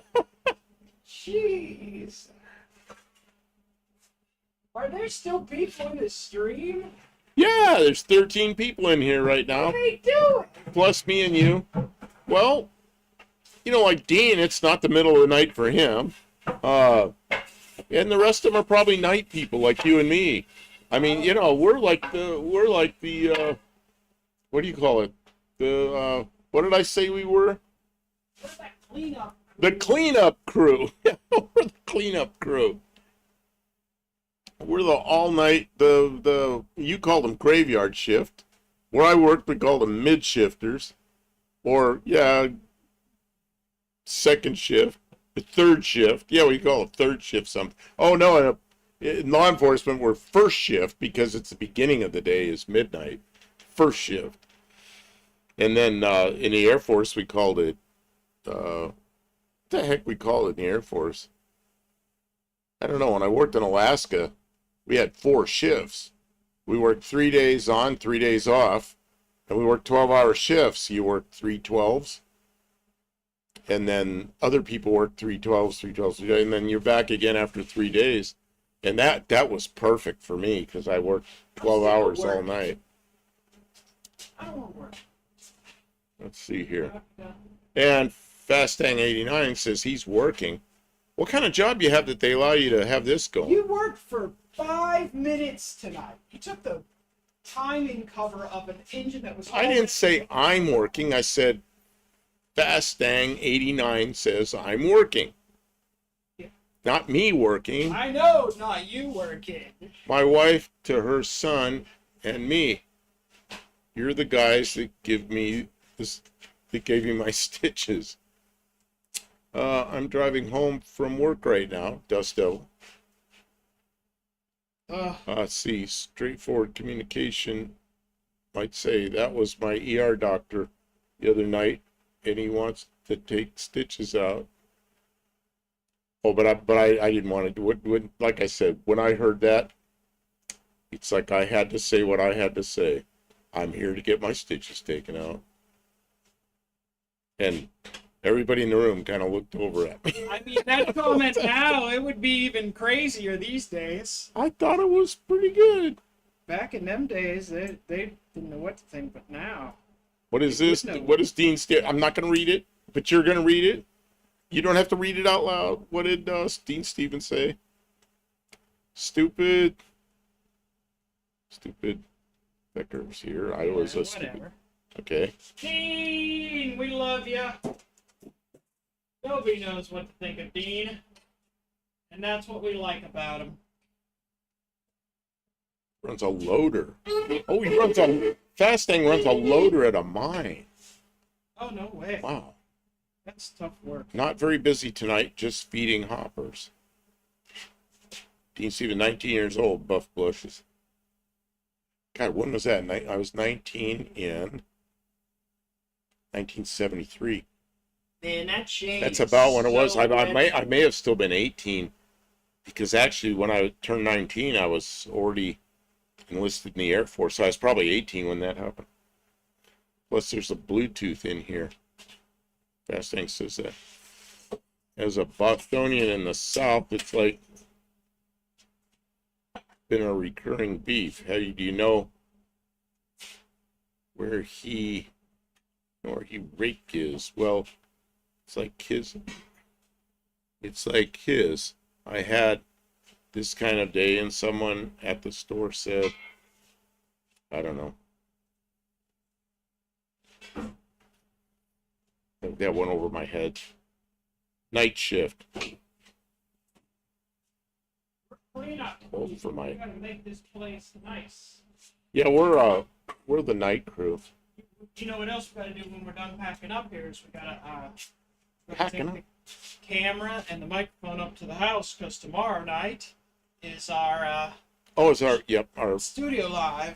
tomorrow night is our studio live at 7 Central. And Kim, before we leave here on this shift, Yeah. we need to shoot at least one short.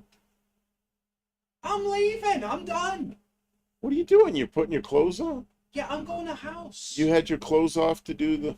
No, no, I'm not kidding. You're not ready to. You're ready to leave already? Well, We're in the middle of a live.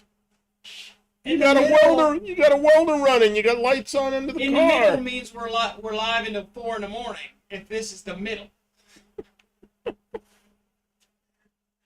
Are you not aware of the location of the rake?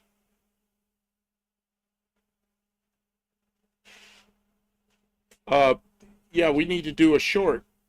Well, do What you kind know of if you wanna do a short I have film? no idea what kind of. Okay, everybody, what kind of short should I do? I don't have another short. Do I have another short? I think we only did one last night, You know? which means I have no shorts sitting there waiting for me. I do not. Wait a minute, what's this one? Oh, I do. I have a short, but it's you. Kim, it's the tool you made. I'll use it. I'll use it. Kim will be in the short tomorrow morning. We don't have to video a short because Well, we're gonna have do to a get short of the loose timing chain. If we don't do one tonight, yeah, do a short of a loose timing. No, that's not a tool short. Yours is a tool short. We can use a degree wheel and measure how many degrees. How many of degrees slop it there wheels? is in the time. Oh God, Kim. Well, I think we should just use the one we have. Well, then No. what are we gonna do tomorrow? We'll make a new one. Oh, we'll be down there tomorrow, won't we? I don't know. Let's get out of here. It's that time. All right. Okay. We've been on here for what? 8:15. Is that right? Yeah. We've been on here over 4 hours? Is that right? 4 hours and 42 minutes. Oh, this is like the longest one we've ever done. Okay. Yeah. Hey, wait. I gotta say goodbye to everybody. I was just going to push the button. No, everybody. Thank you for being here. It's been a She's just pleasure. going to give me a hard time. I She's been do. I working. give him a hard time a lot, but honestly, he loves it when you guys are here to stream. We appreciate everyone who commented and viewed and contributed in whatever way. We really do appreciate you. We hope to see you again tomorrow or as soon as you can come back and visit again. We will be in the shop later this week, but we will be in the studio tomorrow.